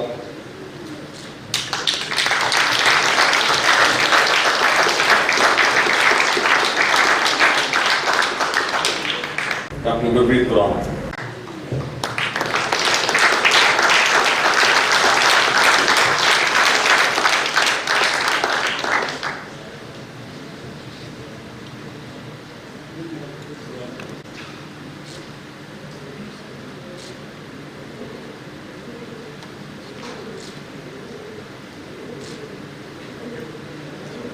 The theme for the fourth and the final session is collaborative mitigating strategies and capacity building responses to IUU fishing. This session will be moderated by Commodore Divesh Devi, Executive Director, National Maritime Foundation, New Delhi. And the subject matter expert for the session is Commander Yogesh Bhavle, Vishish Seva Medal from National Security Council, Secretariat, Government of India. I now request the moderator and the speaker kindly take their seats on the stage and proceed with the session.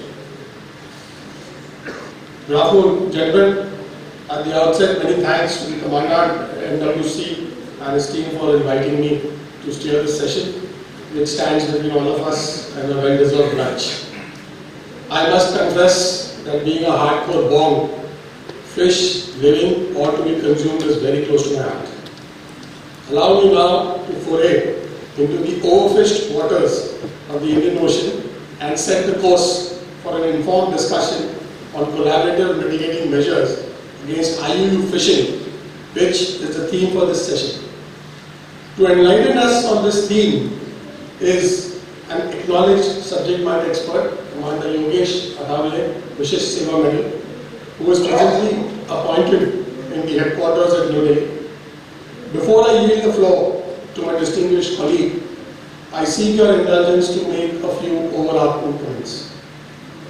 IUU fishing undermines the sustainable management and exploitation of the world's fisheries resources. The impacts of IUU fishing are firstly environmental, driving the depletion of fish stocks, and secondly, and more importantly, social and economic, affecting those working in the fisheries sector and communities depending primarily on these resources. The objective of the SDG 14, Life Below Water, is to conserve and sustainably use the oceans, seas and marine resources. As mentioned by the Commandant and other speakers, the a key target associated with SDG 14 to eliminate IUU fishing by 2020 has not been achieved, and combating IUU fishing remains a momentous challenge at the global level, including for members of the Indian Ocean Rim Association.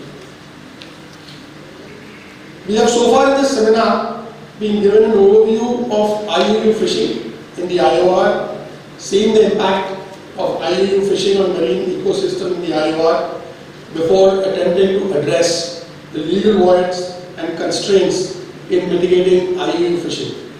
It is therefore logical that we now focus our combined attention on collaborative mitigating measures against IUU fishing. And none better than our SME subject matter expert, Commander Athawale, who in his presentation will endeavour to cover the mandate for collaboration as envisioned in the UNCLOS, then cover certain international agreements under the aegis of the Food and Agriculture Organization, before exploring mitigation measures to cooperation and recommending a five-pronged approach. To bring in some cheer, it's not all bad news. As most of us are aware, the Hinsa diplomacy has worked wonders between Bangladesh and India, and also I have been given to understand, and it has been confirmed that the Hilton is serving legal, reported and regulated fish in all our meals. So on that note, I will now request Commander Yogesh to kindly take on.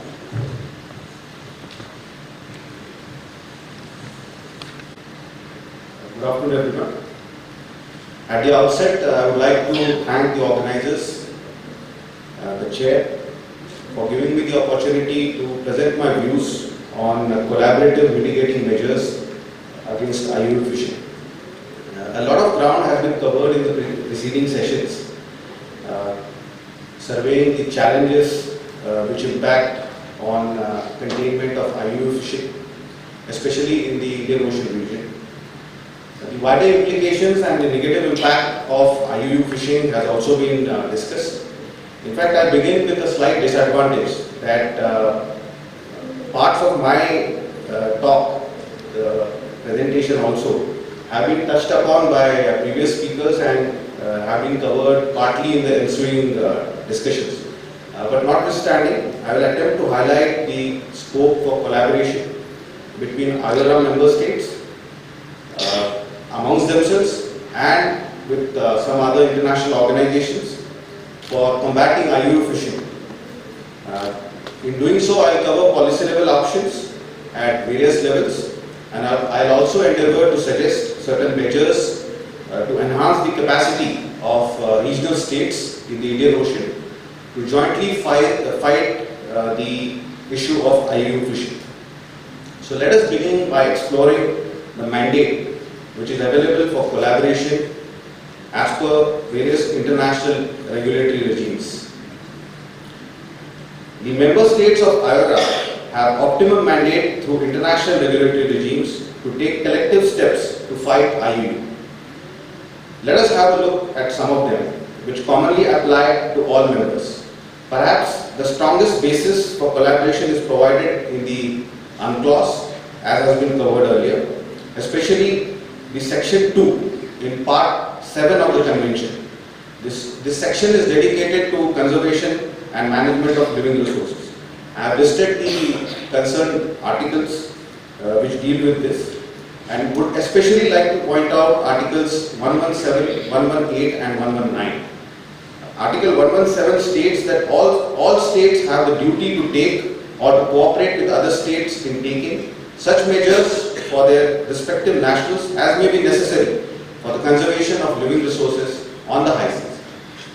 Article 118 is more elaborate and in fact deals with cooperation.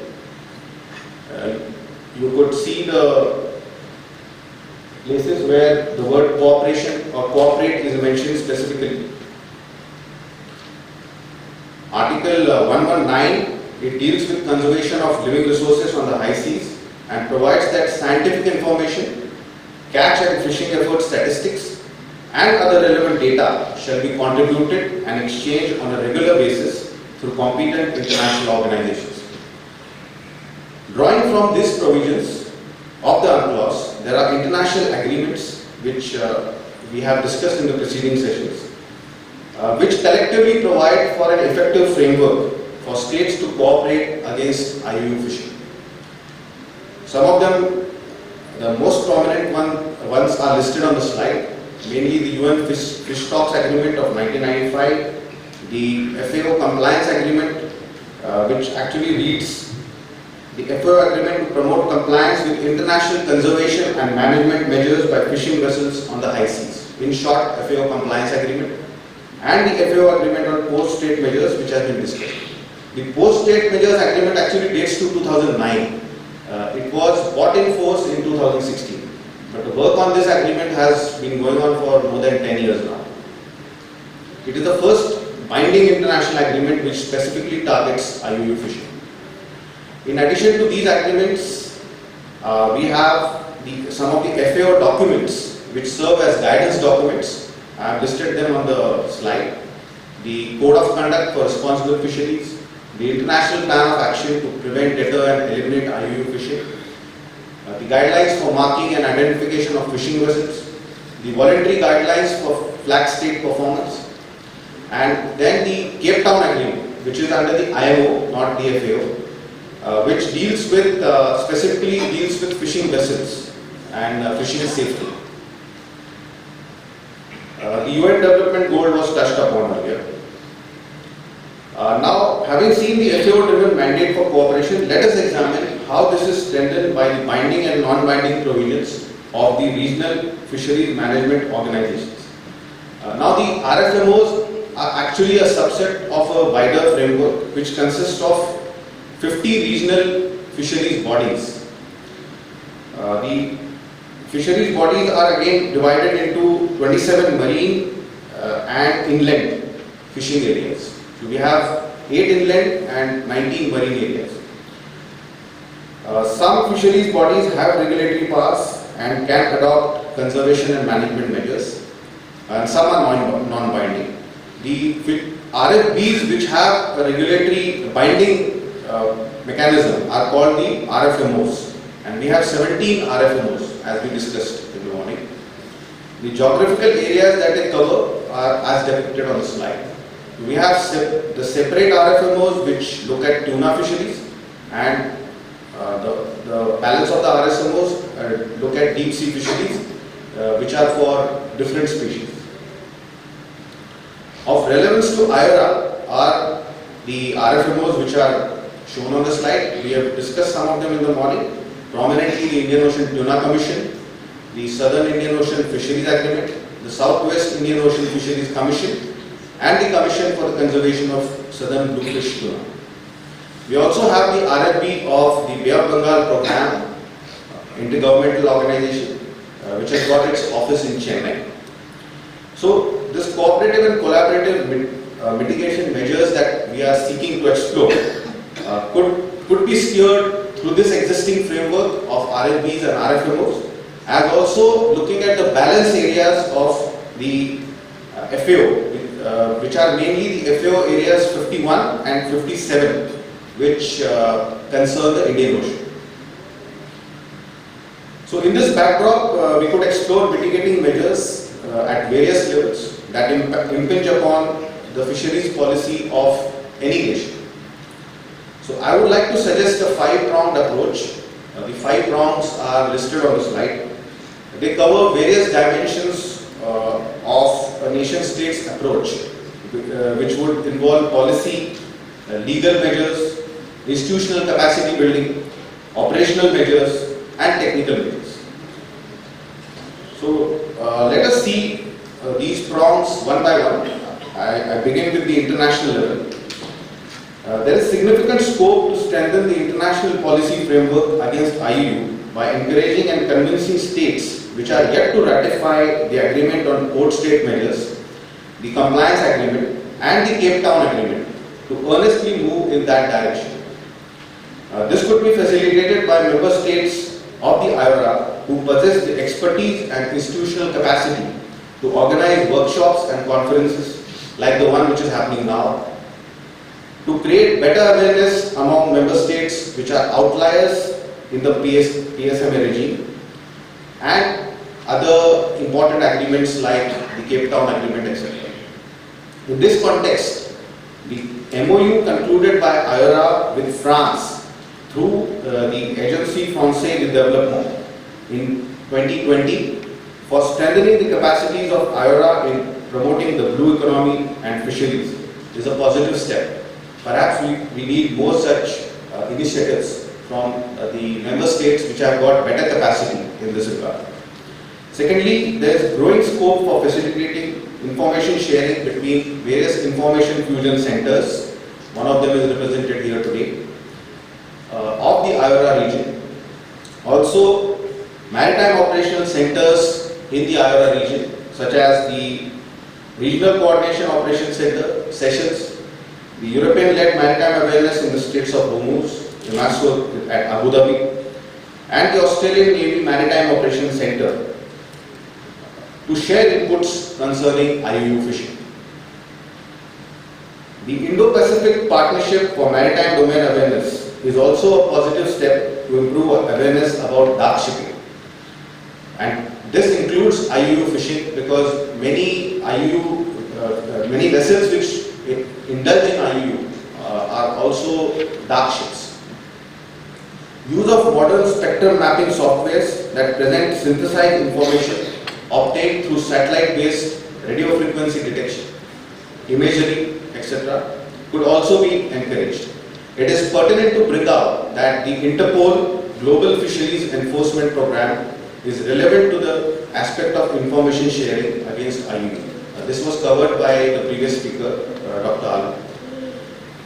Specific data and information concerning deep water fishing vessels which indulge in IUU or unauthorized fishing by seagoing vessels in the IORA region could be shared with Interpol by member states. I think every member state of IORA is also a member of the Interpol.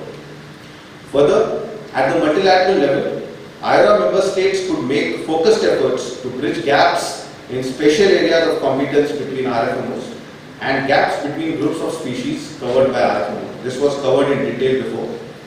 In this regard, I would like to suggest that a new RFMO for the northwestern Indian Ocean could be conceptualized. Likewise, gaps in the northeastern Indian Ocean, mainly the Bay of Bengal, could be covered by providing a management mandate to the BOBP IGO, which is presently a RFP. So the IORA member states could discuss these suggestions or these objectives for inclusion in the IORA action plan for the next 5 years, that is from 2022 to 27. Now, let us look at the regional, sub-regional and the bilateral levels. Here I would like to suggest that certain regional cooperative frameworks such as the Indian Ocean Commission, BIMSTEC, Colombo Security Conclave, Gulf Cooperation Council, South African Development Community, Intergovernmental Authority on Development and ASEAN could be utilized by IORA members to bring focus on information sharing and capacity building regarding combating IUU in the region. At the bilateral level, neighboring countries could collaborate to establish fisheries cooperation agreements which address concerns concerning IUU fishing. It is pertinent to mention here that Articles 61 to 70 of the UNCLOS, which deal with EEZ, provide adequate provisions for states to cooperate with each other to address fisheries conservation aspects that impact 2 or more states. So there is adequate mandate for undertaking bilateral discussions leading to agreements. At the regional level, in the Indian Ocean, the Indian Ocean Tuna Commission is the RFMO which is responsible for tuna and tuna-like species. We have discussed this before. However, it's important to bring out that there is no high seas boarding inspection scheme in IOTC, which is currently a limitation in keeping a check on IUU. Whereas in the Southern Indian Ocean Fisheries Agreement, such a scheme is provided. Now, this seems like a bit of an anomaly, and the IORA members could address this by forming an advocacy group to convince other states which are members of the IOTC to formulate and adopt a high seas boarding and inspection scheme on the lines of the SIOFA. The next prong is about monitoring, control and surveillance, or MCS for short. This is perhaps the most vital area in which collaboration between states for capacity building could have a significant impact in mitigation of IUU.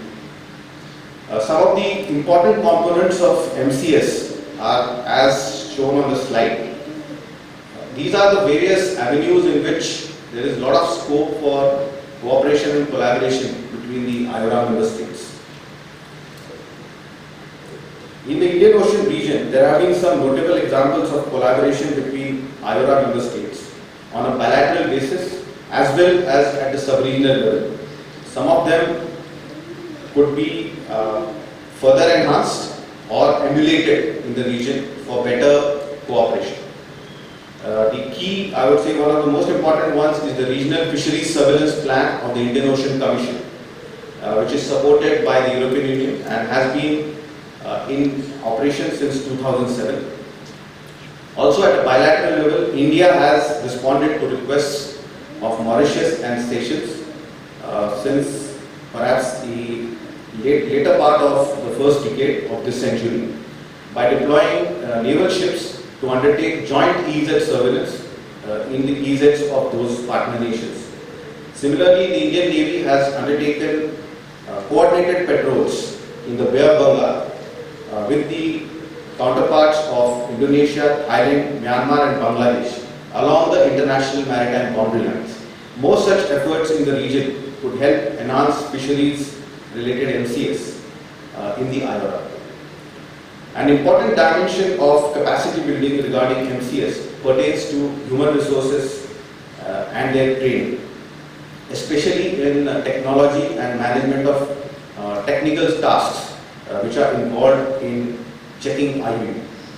So, aspects such as development and use of e-logbooks for fishing vessels, adoption and management of EPSM system, vessel monitoring systems, automatic identification systems for fishing vessels, and recording of evidence in electronic formats for pursuing IUU cases at the judicial systems are some of the important areas in which cooperation and collaboration can take place between member states.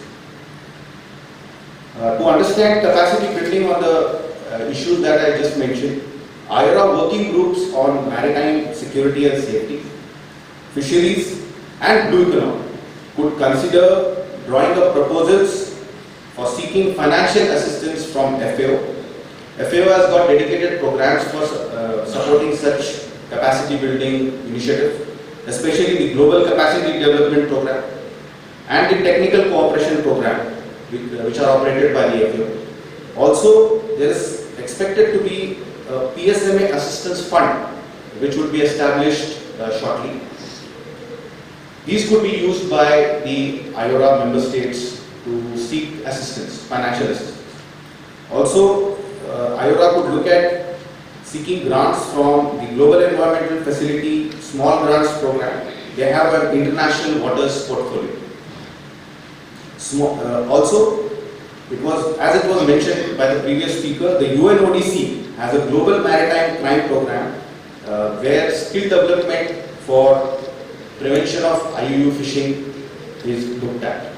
So these programs could be utilized by IORA.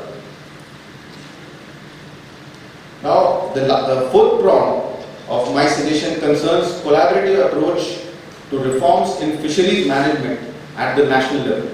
In this respect, it is suggested. Yogesh, you have 2 moments.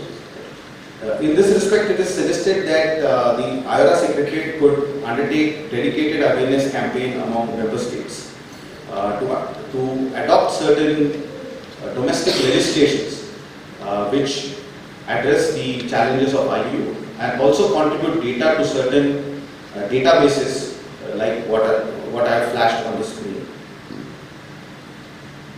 The fifth and the final prong pertains to cooperation with fisheries, NGOs and community organizations.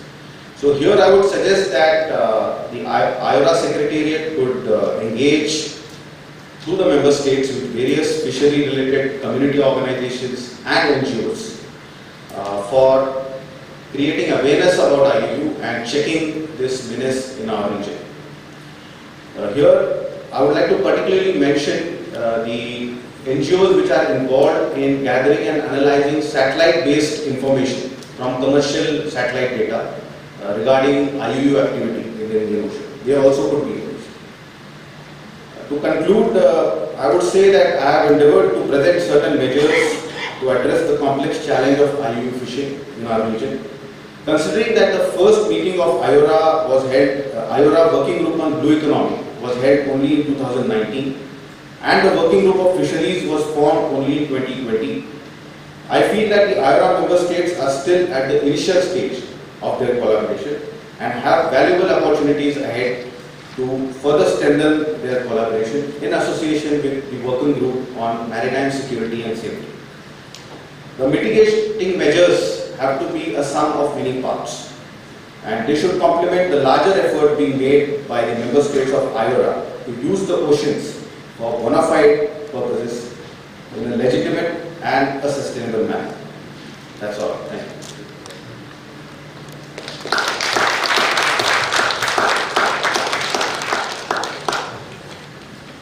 Many thanks for your informative talk, which hopefully will provide the necessary food for some very thought-provoking exchanges.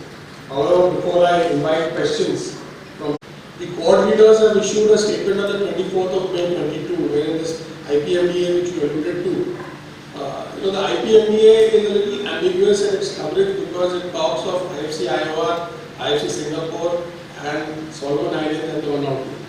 Now, if you look at the Indian Ocean region and if you look at the area of responsibility as the Pentagon sees it, it is roughly divided into three.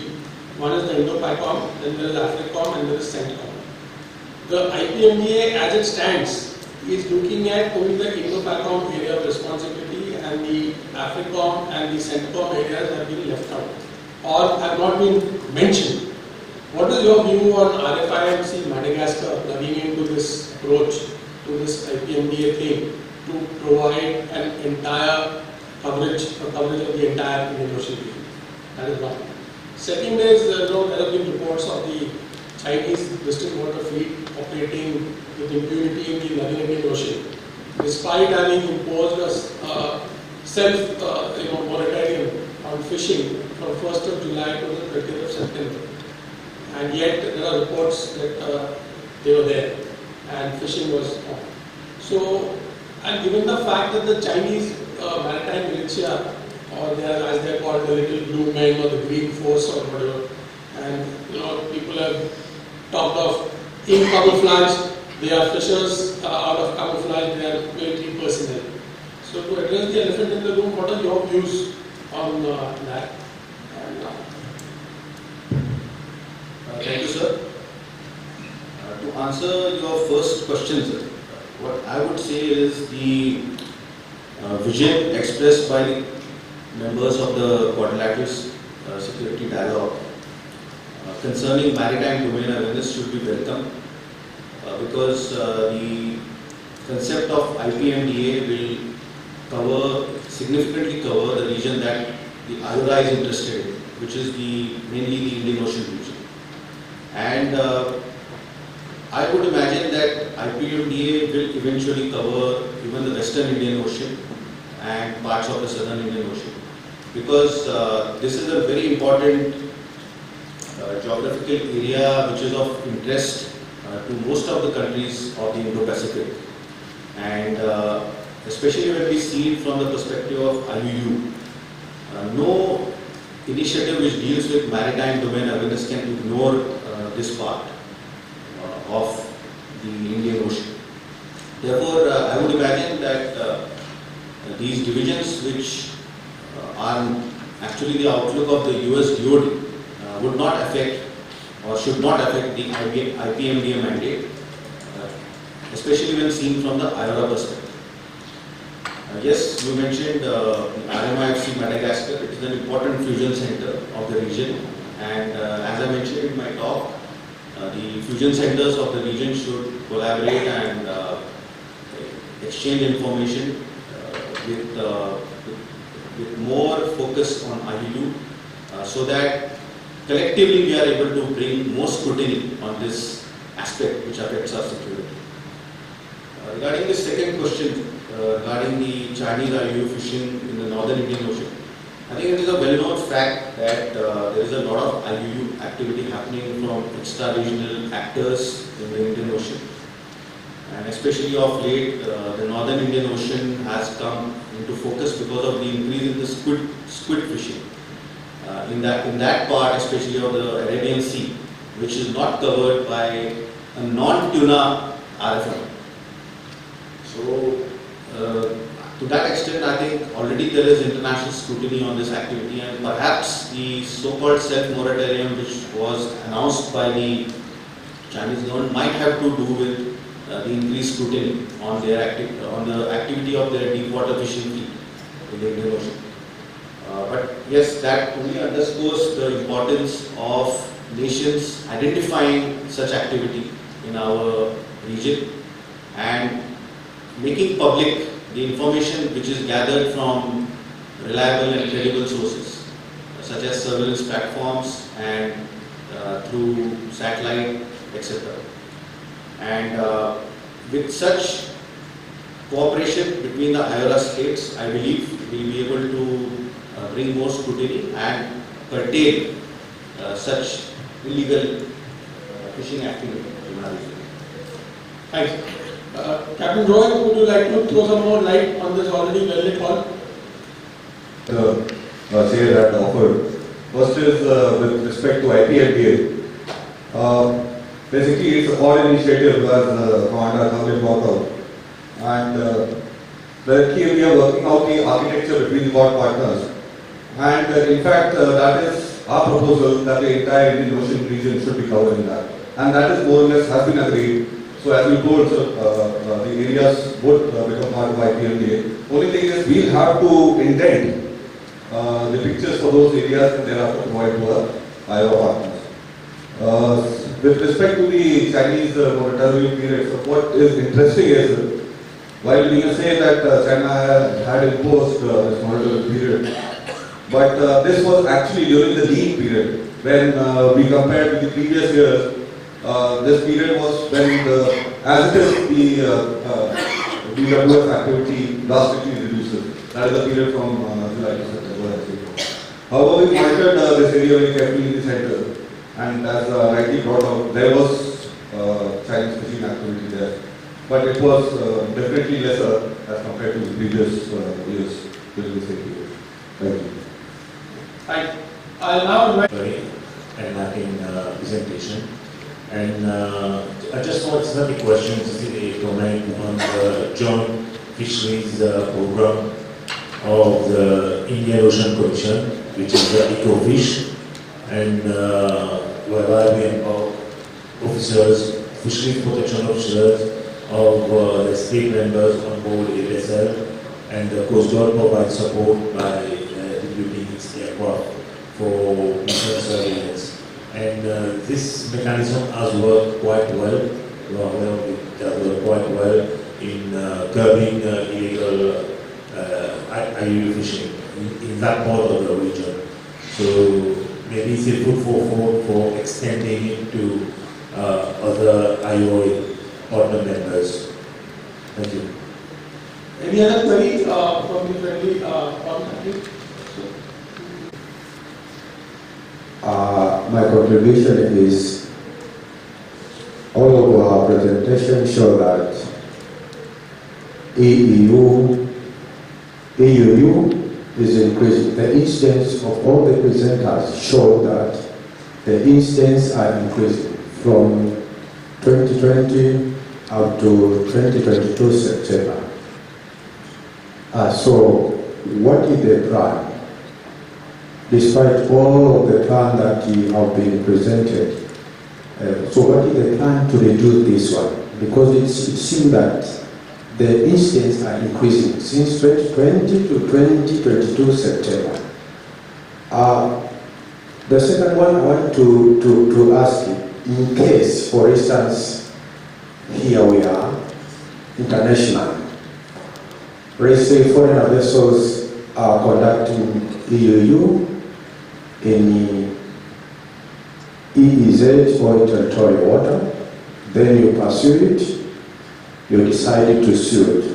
I take my country as an example. We tried in 2008 to pursue and to try to sue, but unfortunately things went long.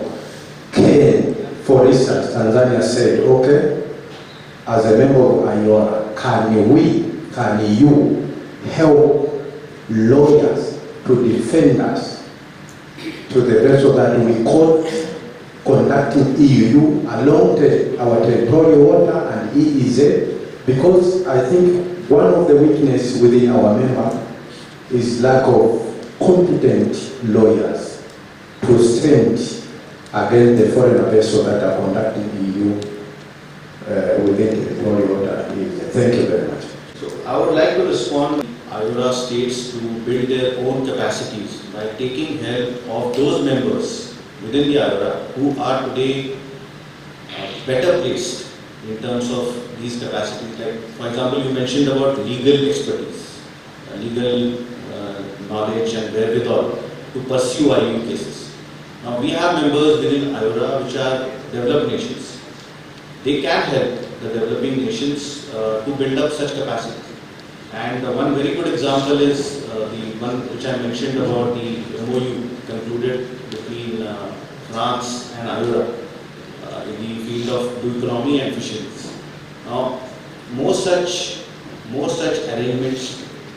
There are other member states which are better placed, possibly Australia, South Africa, and some others, Singapore, etc. So, I would say one approach would be to take help of such member states.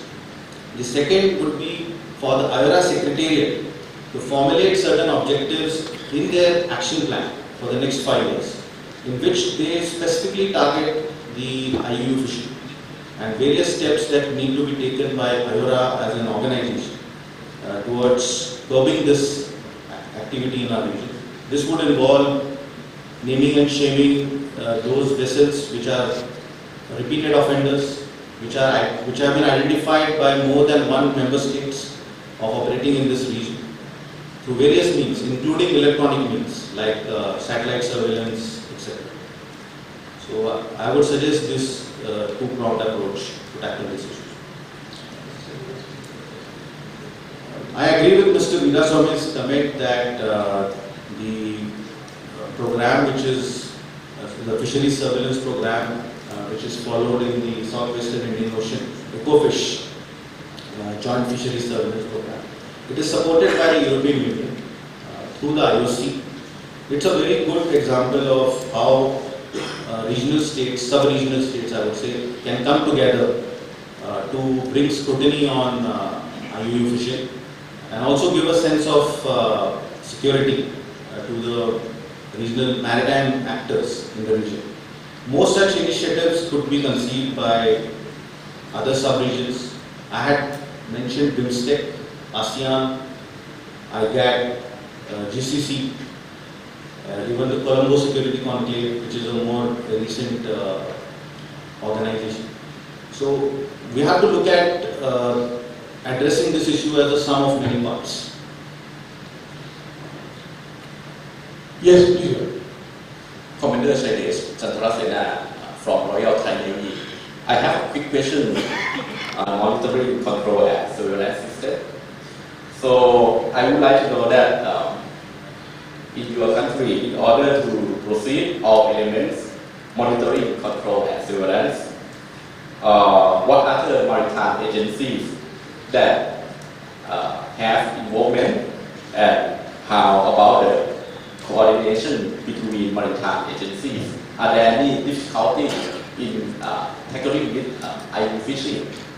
For example, in Thailand, post-state measures will be conducted mainly by the Marine Department, or the data of VMS will be collected and distributed by the Department of Fisheries.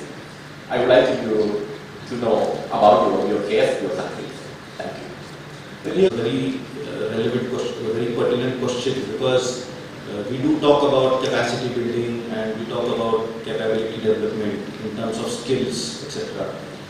But really the devil lies in the details as to, at the organizational level, how are you going to build these capacities?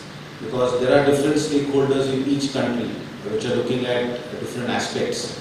For example, there are some things which are handled by the Department of Fisheries, which may be under a separate ministry, usually under the Ministry of Agriculture in many countries. Whereas the aspects of monitoring and surveillance often come under the domain of internal and external security, defense, and homeland security. So to develop capacity in MCS aspects will necessarily have to be a multi-level approach, a multi-level activity, where you will have to deal with the relevant ministries in a given country, where those functions are looked after. So where it is to do with skill development of the fisheries managers or the fisheries inspectors or fisheries observers, it will have to be necessarily at the Department of Fisheries level. Where it is about monitoring and surveillance aspects, they have to go in the realm of Coast Guard, Navy. As also in some countries, they have an afloat, they have a seagoing unit of the fisheries department. So in those countries, very certainly it will have to be addressed at that level. At the national level, I would say the nation has to first identify where are the gaps, where are the exact requirements of skill development, knowledge development, and also training of various personnel which are involved. And in many cases, it will come down to even induction of new technologies in terms of technical capacity, infrastructure, and equipment. So it will have to be addressed at multi-level and at different organizations. Which Now, my questions from the audience, larger audience here. If we can have a sub-regional mechanism with a point of contact updated list, which the agencies are involved can communicate and talk regarding any activities which they want to report information. And since policy is also in Colombo security complaint, just wanted to highlight on one of the incidents which just came up. Last month, we have seen 3 Indian fishing vessels just 5 to 10 miles outside the EEZ of India, but within involved waters. Since I had a postmate in Indian Coast Guard, I was able to just get in touch with him and inform about this activity which is going on in involved waters. Subsequently, the next day I have seen an Indian Navy ship moving towards that area, and those fishing vessels had gone back to Indian waters. So this kind of a mechanism can actually work effectively if we can have a contact list which is being updated. Thank you. Valid point. Yeah, Captain, you want? With your expertise in the domain, can you list out 3 most effective constructs which have delivered the mandate till now? Thank you, sir. More engagement, more interaction between neighboring countries, including in structured mechanisms like we discussed about BIMSTEC, we discussed about Colombo Security Conclave, the Indian Ocean Commission. These platforms actually provide opportunities for neighboring countries to come together and work out their areas of cooperation. You can say the pillars or target areas. Like for example, the Colombo Security Conclave has 4 pillars of cooperation, which includes maritime security. Likewise, I'm sure the other mechanisms also have. So once you have this kind of cooperation going on as a continuous activity, it becomes easy for this type of information sharing, which can lead to operations which result in curbing or curtailing likely IUU activity. So I couldn't agree more. We need to encourage this, and we need to have more subject matter expert level engagements also in this particular domain.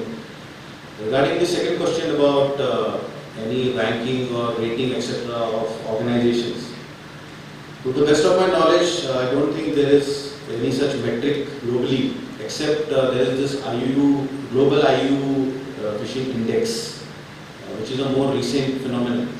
It's an initiative which has been taken by certain NGO. Actually, it's an NGO-driven initiative.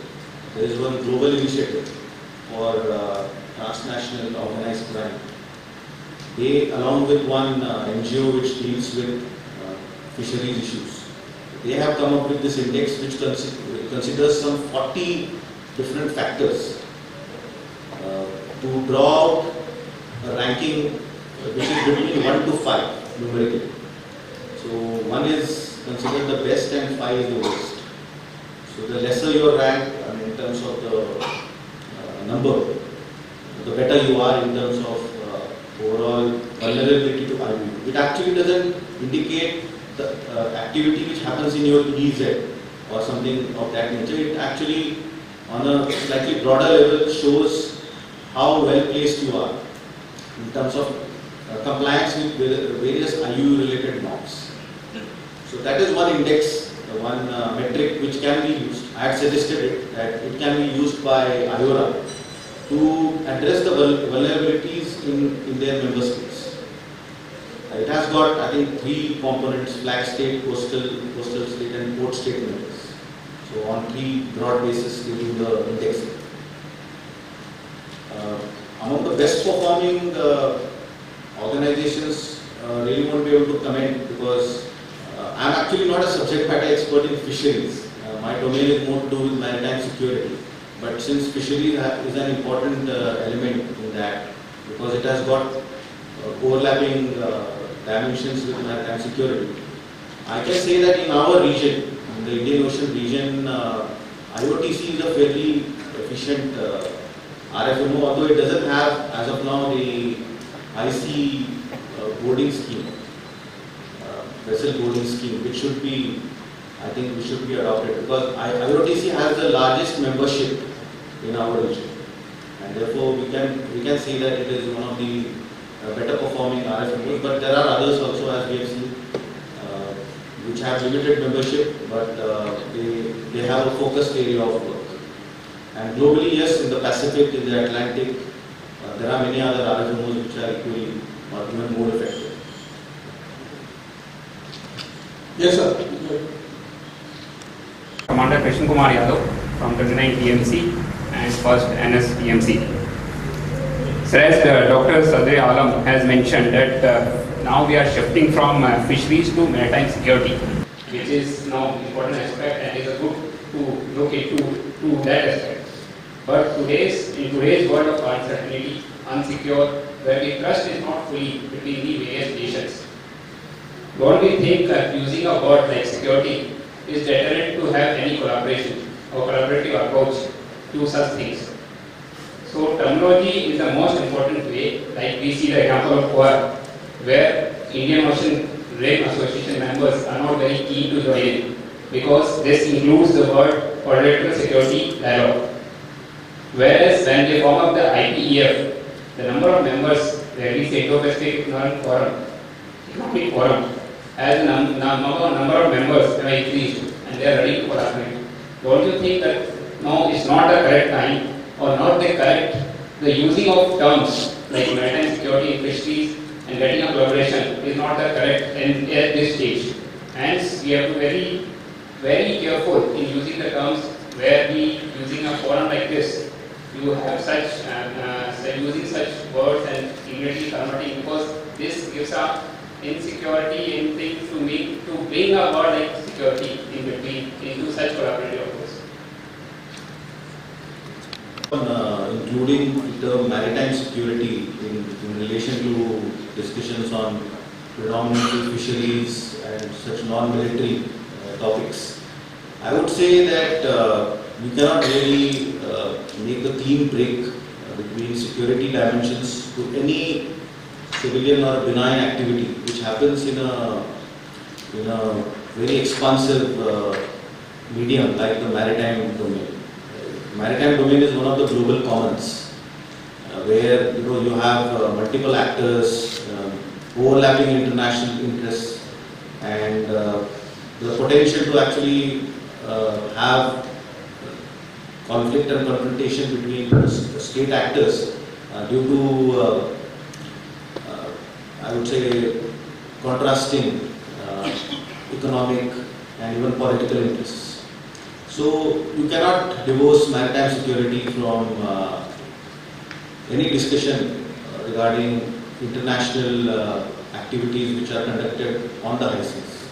That includes fisheries, it includes commerce, merchant shipping, trade, even things like, for example, communication, undersea cables. Even they are today a subject of discussion and interest of security organizations, because they can be interfered, they can be tinkered with. So therefore, maritime security will continue to remain relevant for fisheries and for any other benign activity, economic activity on the high seas. And I think IORA was in fact a little late in acknowledging and including it as one of its focus areas. It happened as late as, I think, beginning of this, of the last decade, when Australia and India kind of came together to recast the focus areas of IORA. Should have been done much earlier. And you mentioned about Quad. So I think we need to look at cooperation at the political level slightly different, as a different activity vis-a-vis this kind of multilateral approach, which is older than the quadrilateral security dialogue, and I don't think the two have any connection. The maritime security is an important element of IORA, and I think it should continue, including in other forums such as UNSTEC, ASEAN, Colombo Security Conclave, and other forums. Increasingly, one should also realize that the aspect of maritime security is being looked well beyond the traditional prism of hard security. Maritime security today is being talked of in terms of being holistic in its nature, and it comprises essentially of traditional, which is what we call hard security, and non-traditional threats, which are of various forms. IUU fishing is one of the non-traditional threats. There is transnational crime, there is illegal human migration, there are digital cyber crimes which are happening, there is so much drugs, narco and arms smuggling. All these come under the realm of non-traditional threats. So it's non-traditional threats plus traditional threats which actually comprise holistic maritime security, which is being alluded to. So maritime security need not be looked to the narrow prism of only hard security. Okay, with that we've come to the end of the Q&A, and all that remains for me is to request the audience in joining me in putting their hands together for a very enlightening talk by a subject matter expert, though he claims not to be, for Commander IORA.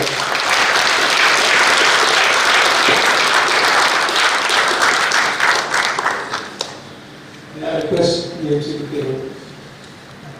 May I request Commander IORA kindly come up on stage and over the momentum to the speaker and moderators for the session.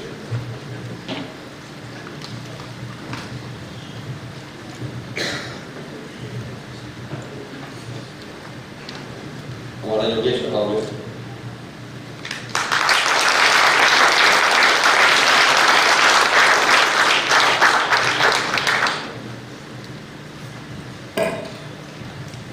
और Dinesh ji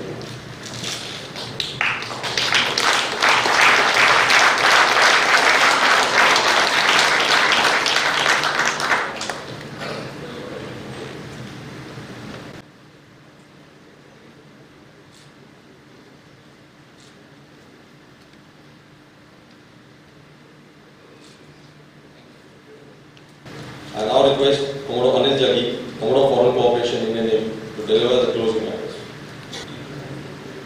Commandant Naval War College, Deputy Commandant Naval War College, representing officers from the member countries of Indian Ocean Rim Association or IORA, distinguished moderators and speakers, faculty and participants from the Naval War College, and officers from the Naval Maritime Foundation. Giving a closing address before the lunch is always difficult, and when you've been allotted 15 minutes, people want you to just finish it, and probably the best way to say is, it's done, let's go for lunch. So although I've been allotted 15 minutes, I will try and cover my part in 10 minutes. I'm not going to say anything new. Because whatever was to have been told on this very relevant topic of IU has already been told. So I'll try and cover what the aspects that have been covered and what has come out of the discourse today. As Commodore FC, I would like to thank all the esteemed moderators and speakers, firstly to accept the request for participating in this seminar and for taking time out of the busy schedule to be present here today. The views that are being shared and the resultant interactions with our esteemed friends from member countries of IORA on very pertinent topics concerning illegal, unreported and unregulated fishing, or IUU fishing in short, have made this seminar truly special and enriching.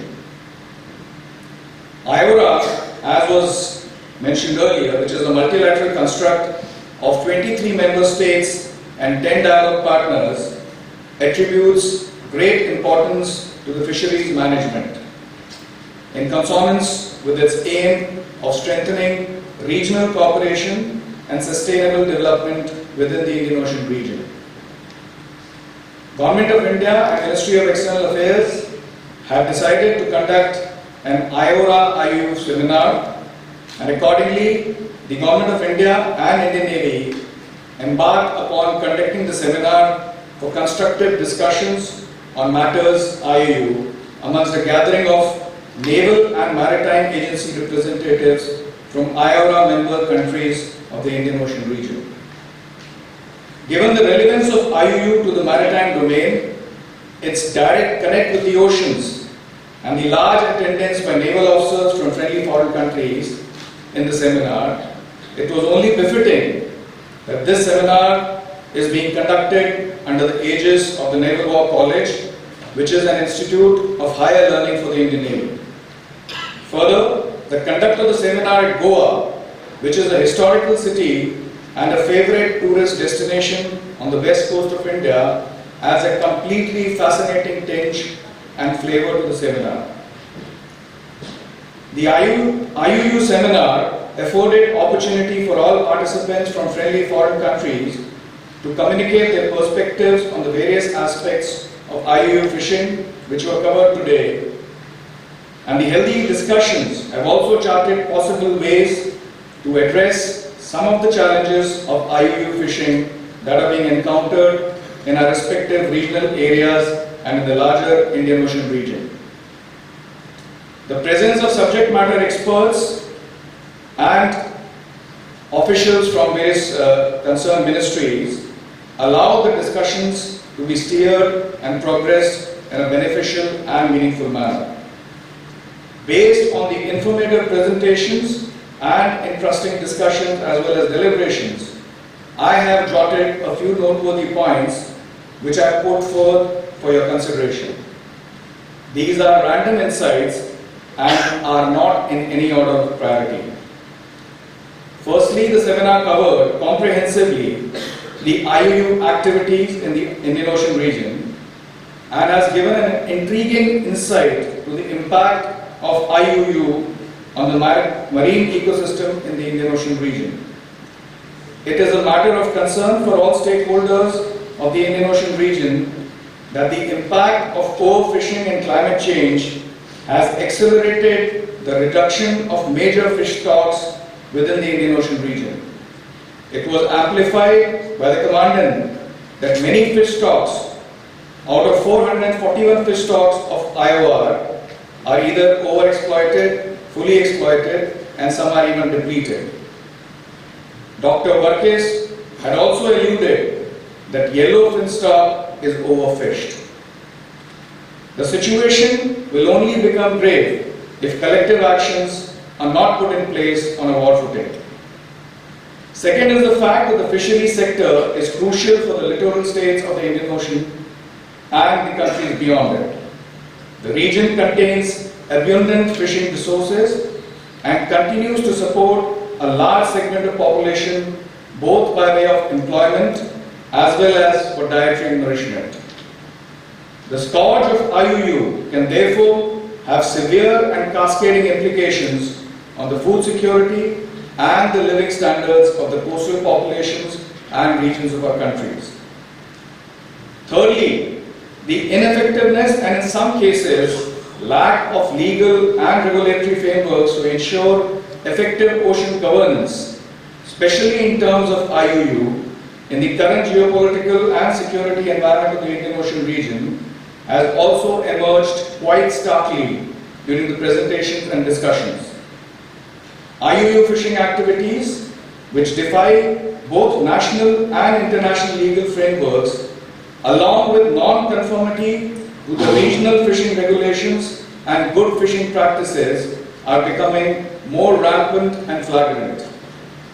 Urgent collaborative and collective actions are therefore required towards capability building, strengthening of the institutional mechanisms, and putting in place enforceable regulatory measures to control and curb the menace of IUU fishing.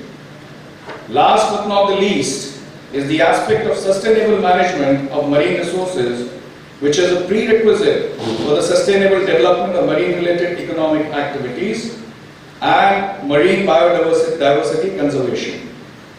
IUU fishing and unsustainable fishing practices, including those by foreign vessels, contribute to the depletion of marine resources in the areas under the national jurisdiction of coastal states, consequently raising challenges for these states, especially in terms of loss of economic opportunities and access to nutritious food for coastal populations. The prevention of IUU fishing is hence an essential element of such sustainable management. As has been surmised in the seminar, a few of the solutions that could be considered to tackle IUU fishing are capacity building, enhanced sharing of information, and analysis of fishing patterns and illegal fishing activities, greater support and coordination among national agencies and regional authorities in IORA, transparency in fisheries activities, enhanced cooperation with other regional or international mechanisms in combating IUU fishing, and the five-pronged approach which was mentioned by Commander Thavle, which included reforms of national level, are also worth considering.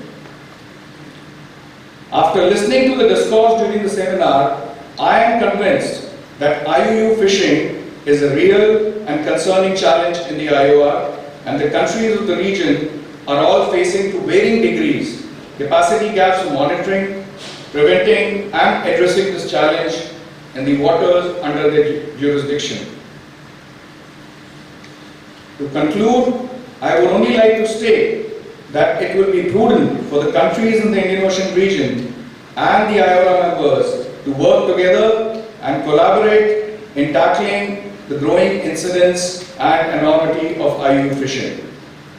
Through collaborative forums and working groups, IORA partners will need to promote constructive dialogues between all stakeholders and call for renewed efforts at the international level, including with involvement of multilateral institutions, public as well as private agencies and regional organizations for sustainable fishing practices and accord a greater impetus to the prevention of IUU fishing in the Indian Ocean region. I would like to thank once again the representatives from IORA member countries, Naval War College, and other officers as well as officials present in the seminar for their participation and contribution in making this event meaningful.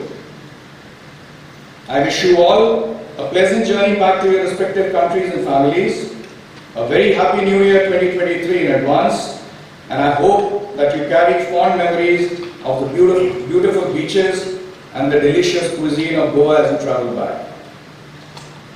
Namaste and fir milenge, or best wishes till we meet again. Thank you, and taking a lead from Captain Mishra's mention of the quote by Mahatma Gandhi, which stated that the planet has sufficient to meet the people's need, but not the greed. I will now leave you with a short video on the screen which came across my phone today morning, and which is very apt to the discussions today. And it urges us to take serious introspection of IUU fishing and the way we are exploiting oceans. Thank you. and it's very good to be here.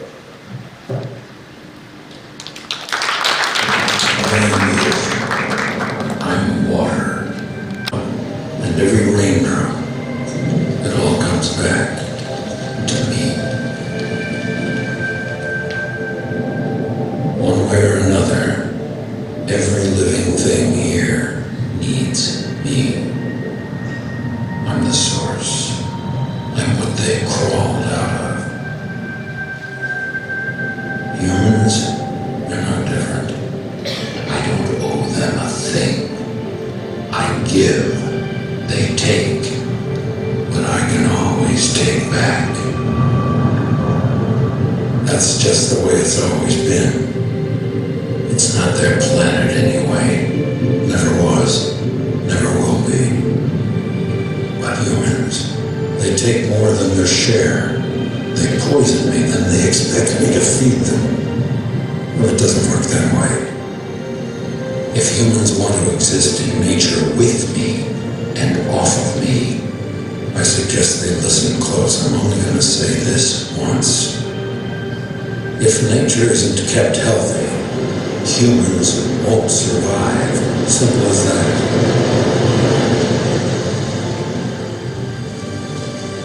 Me, I could give a damn with or without humans. I'm the ocean. I covered this entire planet once, and I can always cover it again. That's all I have to say.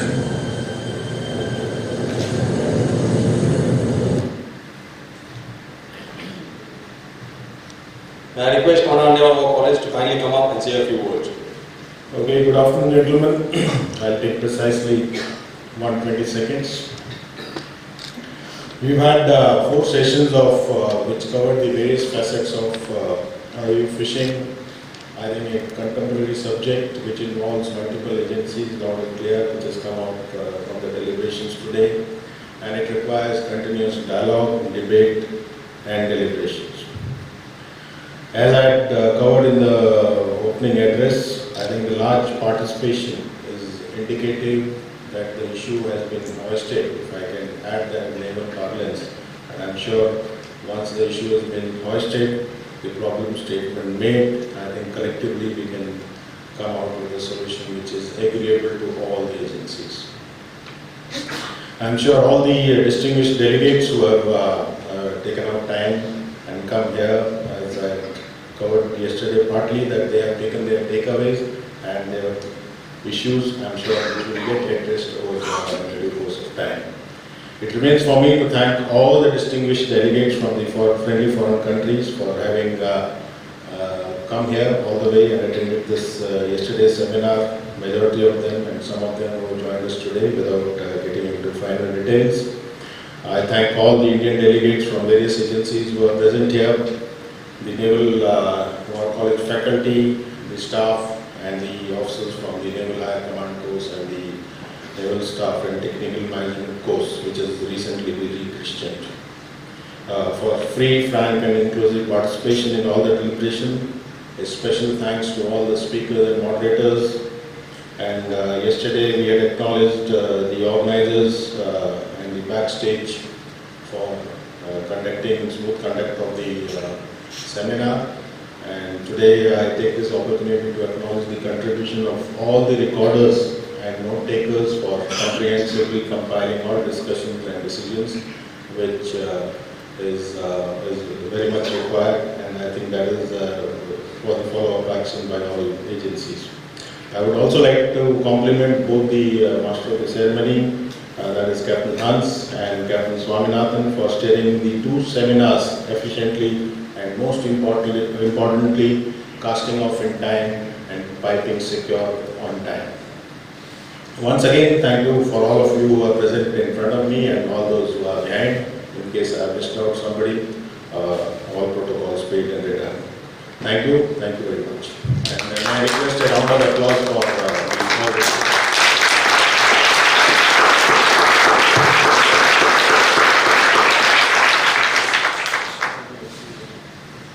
all the speakers and moderators are requested to come on the stage, please. Ready, sir? Ready? One more. Thank you.